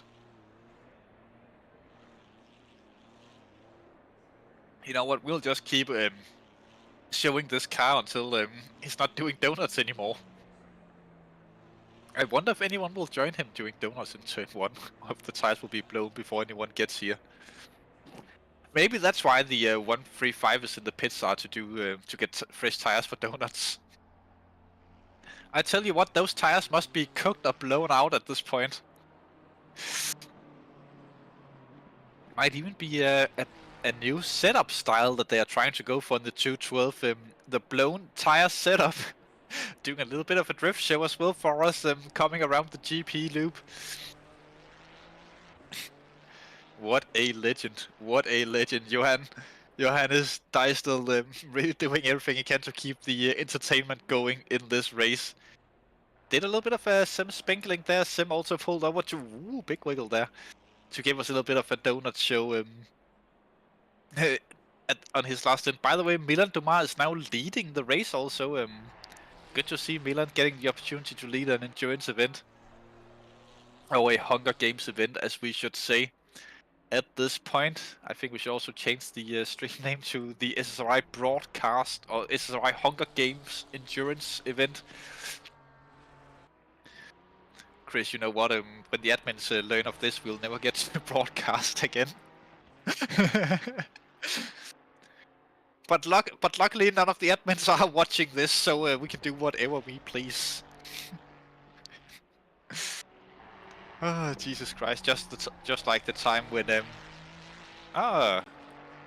hello, Mr. Schultz. Welcome to the broadcasting booth, the commentary booth as well. good question is, how is the race going for you guys? Well, I mean, we're still going. Yeah, Yeah. exactly. Just like the 9 other teams who are still in this first annual event of the Hunger Games here on the SSRI channel. I'm not sure if it's a so much a game of attrition anymore, but yeah. Oh, There's it only is. so many of us left. It's really a game of attrition at this point, and if you bribe us enough, we will even apply penalties to the other teams. Continue to do that until you are leading. Although technically we can't do that, as I can't get on the server either at this point. So Oh no. I did try to get my car back out there running, but They've been Nope. down for a very long time.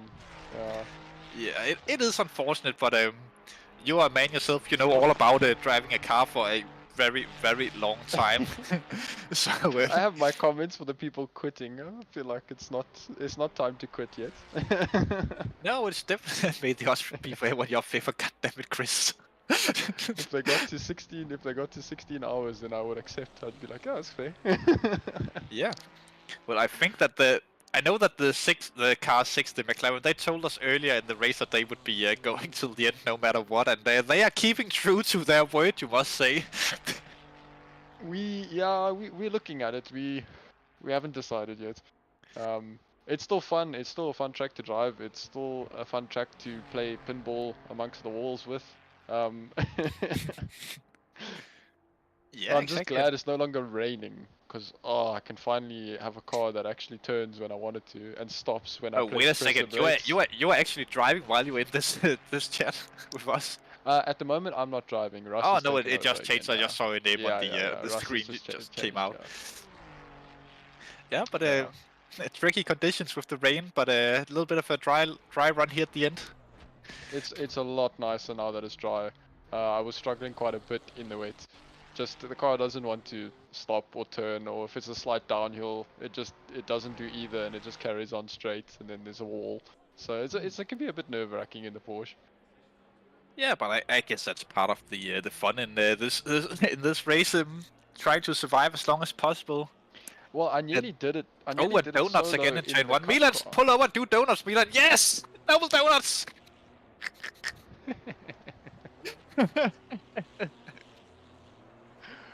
I nearly did this in the cup car, and considering the amount of rain there is, I'm very glad I chose not to. Oh, that would have been a great fun to try. Oh, I think I would have spent most of my time in the pits. Oh well, then there's time for a nice cup of coffee and stretching the legs and stuff like that. Overrated. Can you tell your teammate to join them for donuts in turn 1? Oh, Are they he's doing so donuts far away. intentionally? Yeah, 2 cars at the minute. Milan, who's currently leading the race. Oh no more. The 911 have passed him, but Milan and the 212 are No, here in the my first teammate corner. is crashing instead. Oh, equally good. Equally good. Oh, and now Milan bails out. Ah, here we go. Oh, we didn't catch it on stream, unfortunately.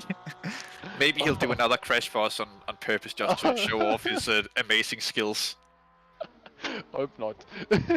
You know, crashing in the wets are one thing, but crashing in the dry, that's a whole nother skill set you need for that. Even though I actually found it to be easier crashing on this track in the dry than the wet for some reason. Oh no, I think this track it takes just Oh, even by the way, half a second. we lost another tribute in the race. Oh no. That was the 27 BMW tribute have fallen. Only one of the BMW district is remaining. Alright, but Yeah. I must get going. Thank you for Yes, the chat. Thank you for coming in and helping us keeping the audience entertained. I would like to say thank you to to you for commentating, because it's quite the task, and to Chris and to the stewards and everybody who's still around, because it is quite an effort to put on an event like this. So big thank you to them. Yeah, we all appreciate your appreciation of us. The 27 car. We enjoyed the practice race. Now we'll be Cheers. back next race and hope we can have another 24 hours of Nordschleife sometime soon. You know what? If we all peer pressure on the admins, then we can maybe have the 24-hour race in the fall season to be on the Nordschleife. If we all stick together and demand it, then we can probably make it happen. So we need to stand together as a community and keep spamming messages, in particular to Chris Hill about it. I think he would appreciate that. Oh, and Bas van Mel is just for the fun of it. He would love it. 212 still doing donuts in turn 1. This have become the new thing. How many donuts can you do in 18 hours and 18 minutes? I hope someone is keeping track of this out there. Into the gravel he goes. How much fuel does he even have in the car to do this? I bet you there are no tires left on the rear of that car. Difficult to see, obviously, on the stream, but there might not be that much rubber left on those Pirelli tires. 401, 402, 403. Back to the current race leaders: Sean, Sebastian, Kasinanga, whatever in the 911 Porsche. Still attempting to do laps. I think he's got into a hot lap mode now, trying to see how quick that he can actually go. Chris Hill, we want a rematch. We want our Nordschleife rematch. And you know what? Sim racing lives matters. And that's the main thing that we want to say to you guys out there. Especially those of you still driving, and those of you who participated and went as long as you possibly could. Much appreciated. But now the number 6 car have joined in the Sim Racing Holland team. Joins the donut crew. Apparently it's a thing that you have to do if you are in a blackish colored car. Donuts for life. Also the Bentley is in P2 for unknown reason, though. Huizinga goes on driving again. The what, Chris? Milan Dumas in the pits, and they are going to retire the 666 car. Very unfortunate. We did see them leading the race, and a big shout out to you guys for participating as long as you did. You had some great moments leading an endurance event, and that will forever be remembered. The Ferrari tribute of the 666 will apparently fall soon. Cue the cannon. Or the remember to like, subscribe, and hit the notification button. Apparently instead of a cannon, but you know what? It is what it is. Maybe the 666 will just keep staying in the pit lane until the end of the race and see if... Oh, Milan have gone back out on track. Maybe he's joining in the donut crew. No, he retired there. Cue the cannon, Chris.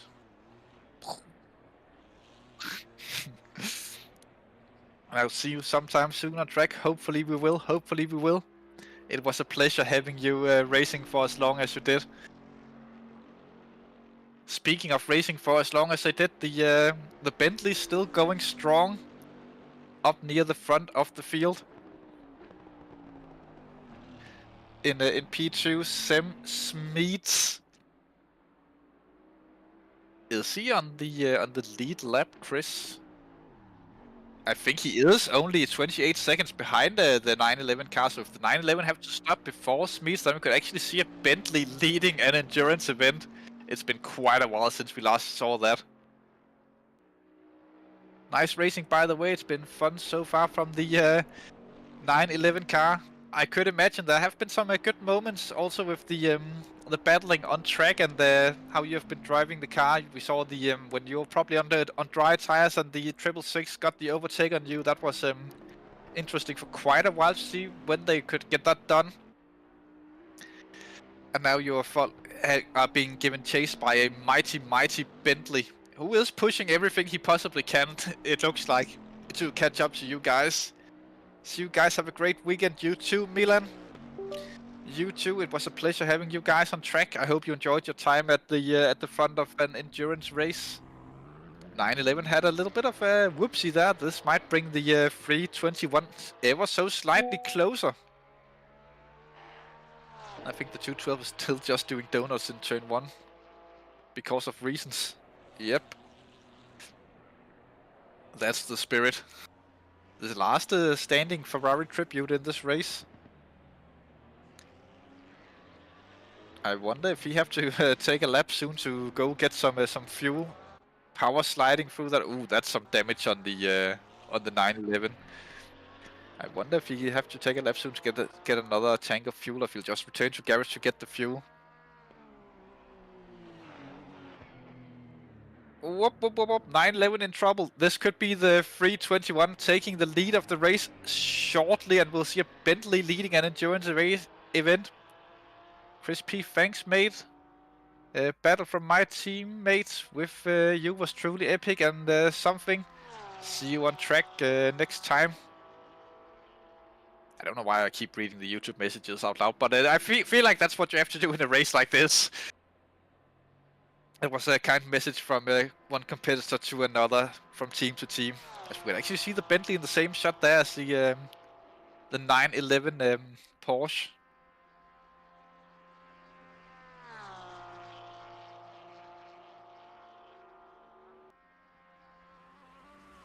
Oh yeah. Ooh.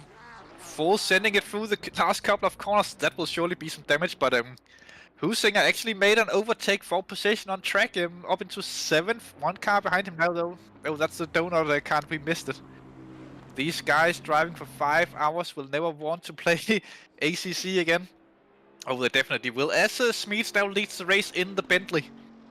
What an astonishing train of events this have been. If you would have told me before this race would have started that a Bentley would lead the race with 18 hours to go, I would have told you you were about to lose your mind and you should probably not put money on it. But here we are, almost 6 hours later, and the Bentley is leading the event.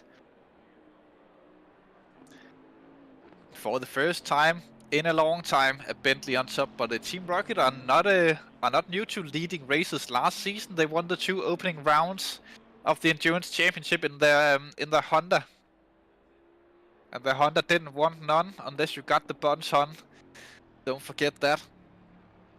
And they surely got the buns on, or they at least had it for the 2 first rounds when the Honda was actually a decent car, and then got bopped to the opposite place of heaven.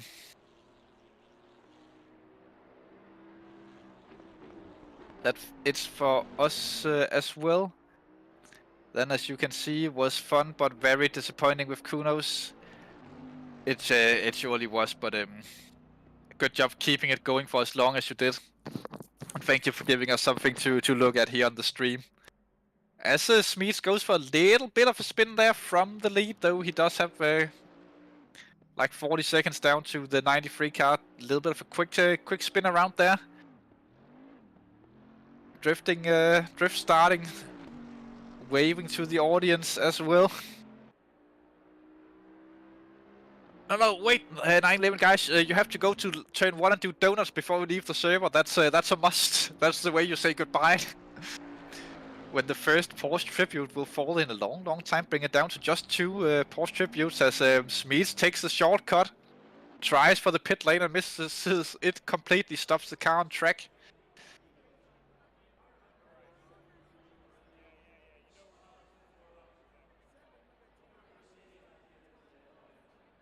Oh, is Chris P one of the guys in the Lambo or in the Bentley? Oh, it's 9-1. But you know, you have to go to turn 1 and do donuts before leaving. That's a must. And I think that maybe Smeets is just trying for a faster lap as he goes around, or maybe he's going to turn 1 to do the donuts, crashing into the wall. Maybe just giving a proper goodbye to the 911 car.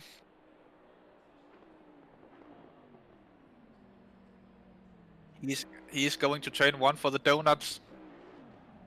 These fine tires won't die. Apparently they won't for the 212. They seemingly last forever. Smeets gets the honor for the Bentley crew of doing the, at this point, traditional donuts in turn 1. This will be one of the moments that will never be forgotten in SSRI history, and I feel like everyone still going deserves to be abducted into the Hall of Fame, as the Bentley have gone to the garage as well. Likely to bail out the race, which might see a Skeen then lead the race in a McLaren, of all things. When Smeets and in the 3-2-1, there we go with the 911. A Porsche tribute has fallen. Cannons have been fired, and I think we need to load another one for Sims Meets and the 321 car. Soon Team Rocket P1, yes, they surely are. First time in a while we see them on the top in an endurance event.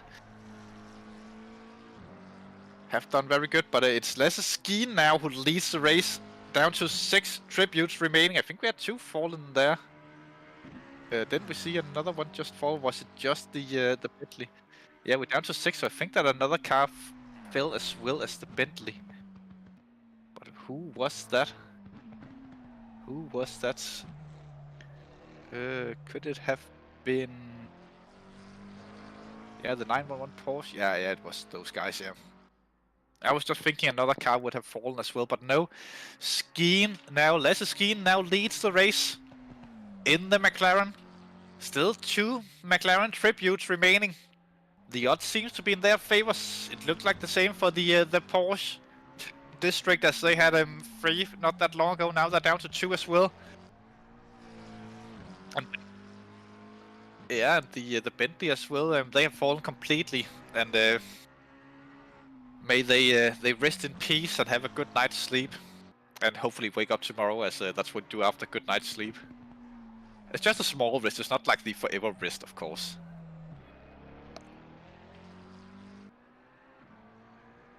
Ah. 6 car in the pits. There's Huizinga who comes into the pits to save a pit stop. 135 is causing a little bit of a white flag situation. But going again. Though on the GP track, not the usual place we see this. I do wonder if I will probably not be going to that long, but in about 2 hours, Lulu, Kieran, and Patrick was supposed to come in and join us in the comment booth, as the 212 are still doing the donuts. They just can't seem to kill these mighty tires. I wonder if they've been into the pits and gotten the wet tires on just to try and murder the tires, because it seems like they just can't get enough of this. The fuel won't be a problem, 120 liters. Does this mean we have 4 winners so far? Yeah, well, everyone on the track is technically a winner. I'm going to eat, be right back.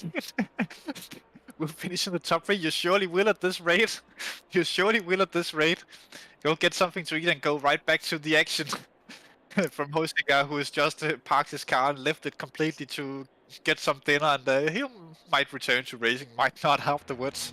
True legend. 135 up onto a podium position. Still doing the best he can. Not that much battling going on the track at the minute. The Porsches have looked strong throughout the this evening of racing. Both the 911 car, of course, looking very strong early on, and now with 2 tributes remaining for Porsche, they could have a potentially good chance of winning the first annual Hunger Game event. We'll finish in the top 3. We'll reset that, and Milan Damar just gives us a heart, or gives Michael Huizinga a heart. Well, Huizinga did promise us earlier on that they would go to the end no matter what and try and finish this race, but we will not hold it against you if you don't make it all the way to the end, I must say. Also, Novak have been in that... Whoop. Not the best. I think Novak have been in that 934 car for a long time as well. Further up in the field, who have gone into the pits not that long ago. And still going strong, I must say. Here we have a good picture of the Advisor Racing team. Do you reckon that's a custom livery, Chris? I think it actually is. And it's a beautifully made livery. Advisor Racing team. Great livery design they have, and yeah, also looks very clean. The car, not that much dirt on the car. I wonder if they had time to wash it while they were stationed here in the pits.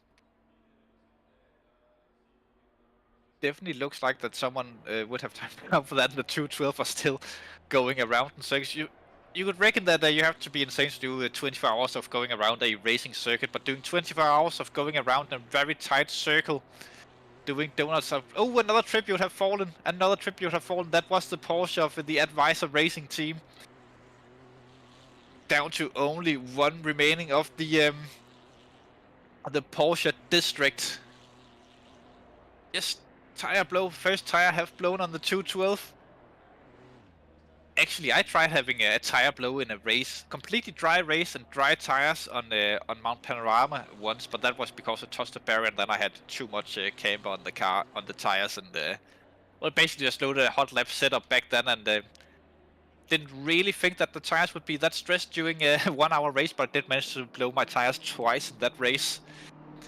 Both rears are blown. Wow, then it will be very difficult getting that around the Nordschleife. To get back into to the pits. Let's see if they can do it following the 212. How long will it be until they go spinning off into the wild? I reckon not that long. I think this upcoming corner would be a good opportunity for that, as it is like to have it as blown tires and not that easy to drive. Well, we can see how careful he is on the steering wheel. What he does manage to make it through one corner and through the other one we go. We have the throttle inputs now down in the right hand corner of the screen. And the brakes as well. Engine map and everything else that you normally use for driving is down there. He is running maximum TC to try and keep this car under control and avoid spinning up those rears. I would probably do the same if I was trying to get a car around here with completely dead tires. But he surely will be trying to do so. Whoa, big spin there coming into. I think that's a Schumacher Issos. Yeah, this must be the Schumacher Issos. Is that the one after the back straight on the GP track? Nevertheless, he did have the big spin there. And he is back ongoing. I wonder if he will take it out on the Nordschleife. Trying to get it back, or if he will take the escape route into the pits. Fairly interesting choice that he is left with now. I wonder what he will do. I think it's time to make some bets in the YouTube chat. What do you think he'll do? Nordschleife or shortcut? Have to put in your offers before he gets there, and obviously there are no prizes as we are running on a budget here, but you get the honor of winning. Johannes Deistel. A man on a mission. A mission to just survive the blown tires. Down the back straight of the GP circuit. Look how much he's slowing down, trying to avoid spinning the car. Once again, he knows he's on the stream and he doesn't want to make a fool of himself. He does turn out onto the Nurburgring Nordschleife. This will be an interesting lap he will go for. It could go over in history as the worst possible car to drive around the Nurburgring. No tires on the rear, although full traction control does help him maintain control of the car. But what a legend for at least trying, as the race leader Leseskine will be probably coming up to lap him during this this attempt to go around the Nurburgring Nordschleife with blown tires. As he loses a little bit there, touching the wall with the rear and the front. Coming to a complete crawl, but getting back going again, it looks like, behind the trees. Flashing the lights, saying hello to all the viewers out there. Onto the grass on the other side, using that Ferrari as a very expensive lawnmower. But nevertheless, sometimes you just have to do it, you know. Still 20 plus viewers on this. I do believe that most of the people have already left the viewing experience and just left their devices running. But it is what it is. Johannes Deistel continuing to plow on in this event. Through Flugplatz. This is one of the difficult corners as he's trying to carry quite a bit of speed considering he have no rear tires. You can even see the pitch on the front of that car with those blown rear tires as he's going around the track. Looking good so far. Difficult corner once again. This can be difficult enough in racing speeds normally, but does survive it. Into a braking zone, around he goes. I think it's the elevation changes that will be the most challenging parts for the 212 car around this lap, when the sudden change of elevation and weight shifting in the car, and then having no tires to grip onto the tarmac with, or asphalt, or the racing road. That could be what kills it for him. But he's still going. The race leader will be coming up to let him soon. It's Bendel now who have taken control of the 93 car. From Lasse Skeen, Bendel have taken over. And he will be trying to overtake the 212 car with the blown tires in a safe, in an as safe as possible manner. Let's hope they won't have contact and the stewards will have to be called back onto duty to have a look on that. That would be funny to do. But no, Bendel goes through nice and safe there. Johannes Dreisel probably knew that that Bendel was still out there racing and not doing silly stuff with donuts and other weirdness like that. As Dreisel loses the car a little bit, there, getting quite a bit of damage on the front end of that 212. Almost getting it stuck there on the curbs. It is very likely that you could end up bending your car in such a way that you will get stuck on the curbs and you get beached on them. That have happened to me on, was it Emil? I think it was. It at least happened to me once, or was it Silverstone? I can't remember, but I did manage to get my car stuck on a curb once. Or I just couldn't do anything to get it back down and have the wheels touching the grass that they were stuck over. And yes, because lawful CC, he says, but then you try and drive a car with completely blown out tires. And let's see what type of TC settings that you would use to do that. Knowing fully well that you would be broadcast on your entire attempt of driving the car back to the pits. There are only 4 cars running out on track at the minute, though technically still 5 in the race, as Hosinga is just having a little bit of dinner. Parked right next to the man waving the flag. The man waving the flag is almost applying additional damage to the car by hitting the car with a stick with some cloth at the end. Although this is not a Formula 1 car, so they probably won't break if you sneeze too close to them, but it is what it is.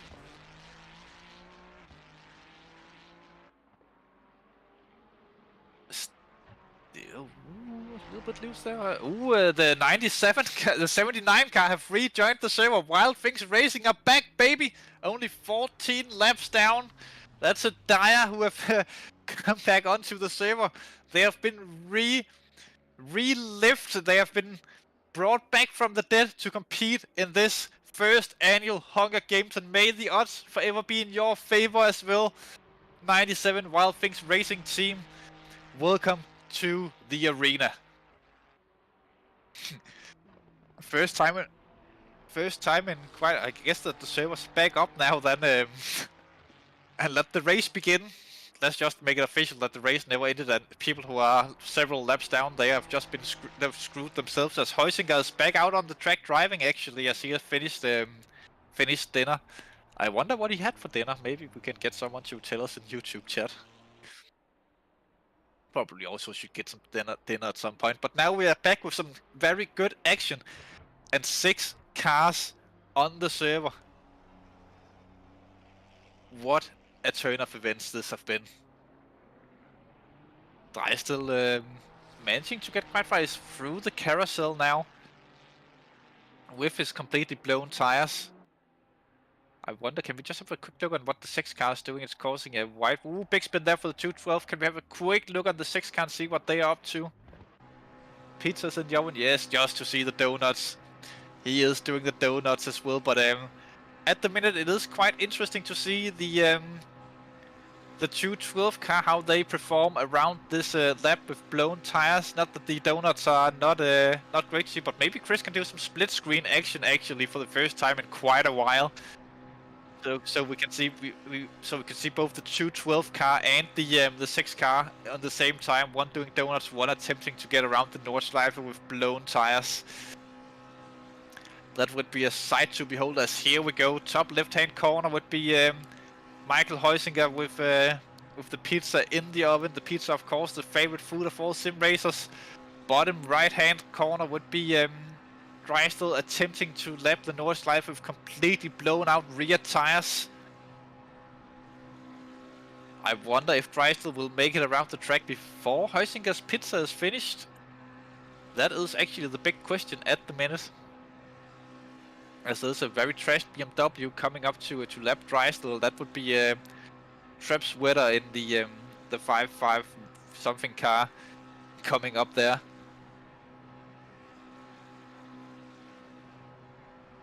But still going strong.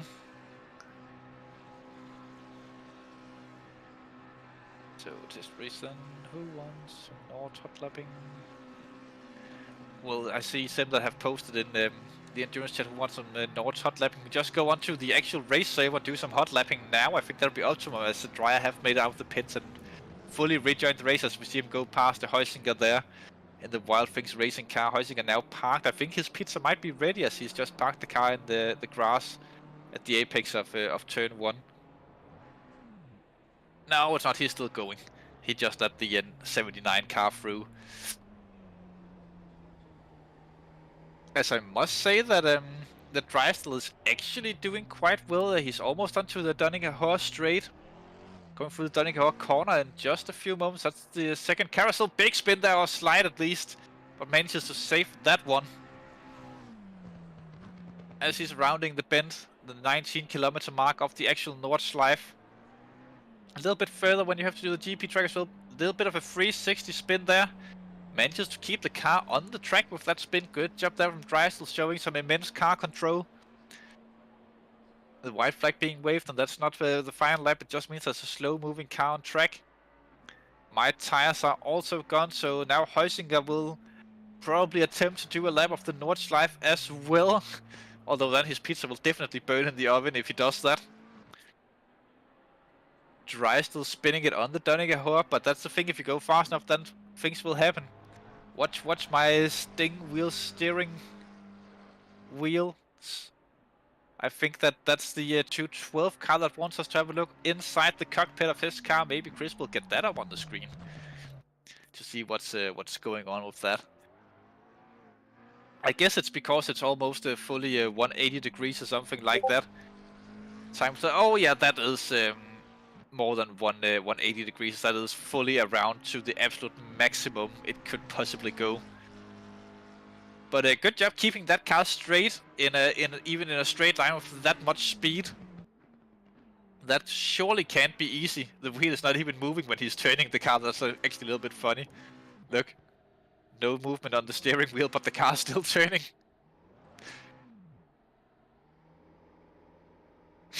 Oh, now there's a little bit of turn in the wheel. Oh, now it stopped. It's like he's doing brain control with the car. Does he go for the pits or does he take another lap? He goes for the pits. Ooh, that looked like speeding in the pit lane. But it Drysdale into the pits we go. Heusinger running on the blown tires onto the Nordschleife. Drops who had gone into the pits as well. We are getting told that we will end the stream shortly because of very tiresome camera work from Chris Hill, and he actually have something else to do. At this point, it was supposed to be Tom van der Meer doing the actual broadcasting or controlling the cameras. But yeah, do we have an EST on when we are ending roughly, Mr. Hill? In about 5 minutes, so if you want to see your favorite cars, then now is the time to throw it up there on the YouTube chat to get a final view of them. I think that we should give a little bit of a shout out to the 79 car as they have gone back into the race. Only 14 laps down. If we can have a little bit of a look on the Wild Things racing car there. That's Brogan Dreyer, who decided that he wanted to get some camera time by rejoining the race, just getting some maybe some practice runs in at the Nordschleife, and may the odds be forever in the favor of the remaining drivers in this race. We are very interested in knowing if you could maybe either DM us or post it in the endurance chat the last car to survive in the race, who it was and how little time left of the race there was when they quit. That would be quite interesting for all of us to know, especially all of you guys who have been following the race for so long.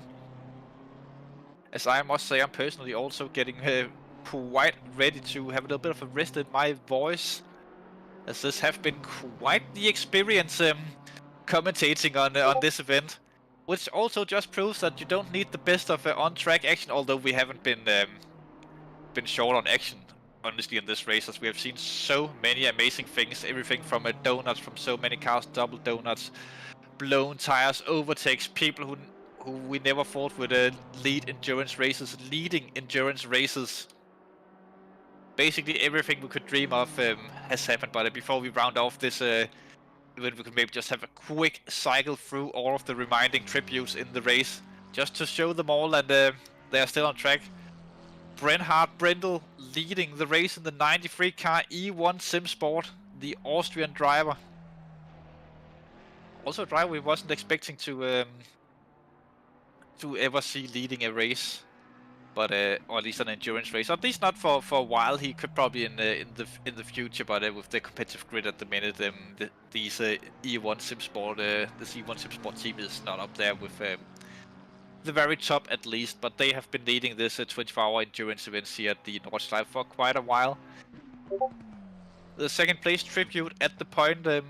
At least at the time now when we are getting close. Can we join? Yes, you can join the server if you're out there, but we are closing down the stream soon. CBSR Esport.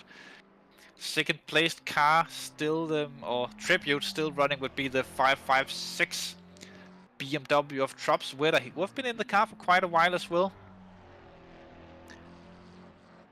You could also join the commentary CBSR if that's what you want. Who have also been out on the track for quite a while from Trops Weather. Third place will be the 135 car, and they will definitely be driving as long as they possibly can. We heard that from both drivers earlier in the race.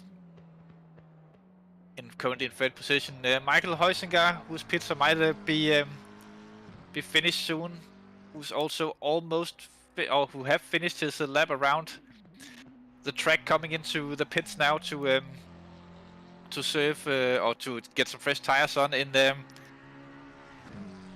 fourth position, Johannes Streisel, who have done a ton of donuts in this event. I think he might have set the record for most donuts done in one race in P5 at the minute. Two late rejoiners in the race, the 79 car of Brendan Dreyer for Wild Things Racing, 6th position, and then Zimmerman, who have just rejoined the server in the 7th position here in the Hunger Games in the 555 McLaren. There's basically only one thing left to say, and that is, may the odds be forever in your favor.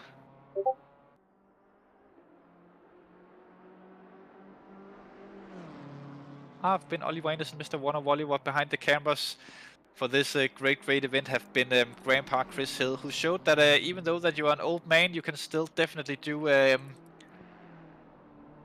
ton of good job and work, and you can sit down for a very long time. That man must have better control, like a true legend, or he's not drinking anything during these events. Hard to say, really. We see the cars doing a final goodbye by causing yellow flags on the track. If everyone could cause a yellow flag right now before we stop the stream, it would be a lovely way to end the stream. Just by pulling over on the track for unknown reasons. That would be very, very delightful. But yes, I've been Oliver Anderson, Mr. Warner Volleyball. Behind the cameras have been Chris Hill, doing a stunning job. We'll be back with Tier 1 racing on Tuesday. I can't remember this. I think it's Imola they'll be racing at, although I will not be back, but I think Chris Hill will be back with the Tier 1 commentary team. I'm apparently not good enough to be in that commentary team yet, so wish them luck, and good evening and good night, everyone. Thank you all for tuning in and staying with us for so long, and a special thank you to all the drivers out there on track.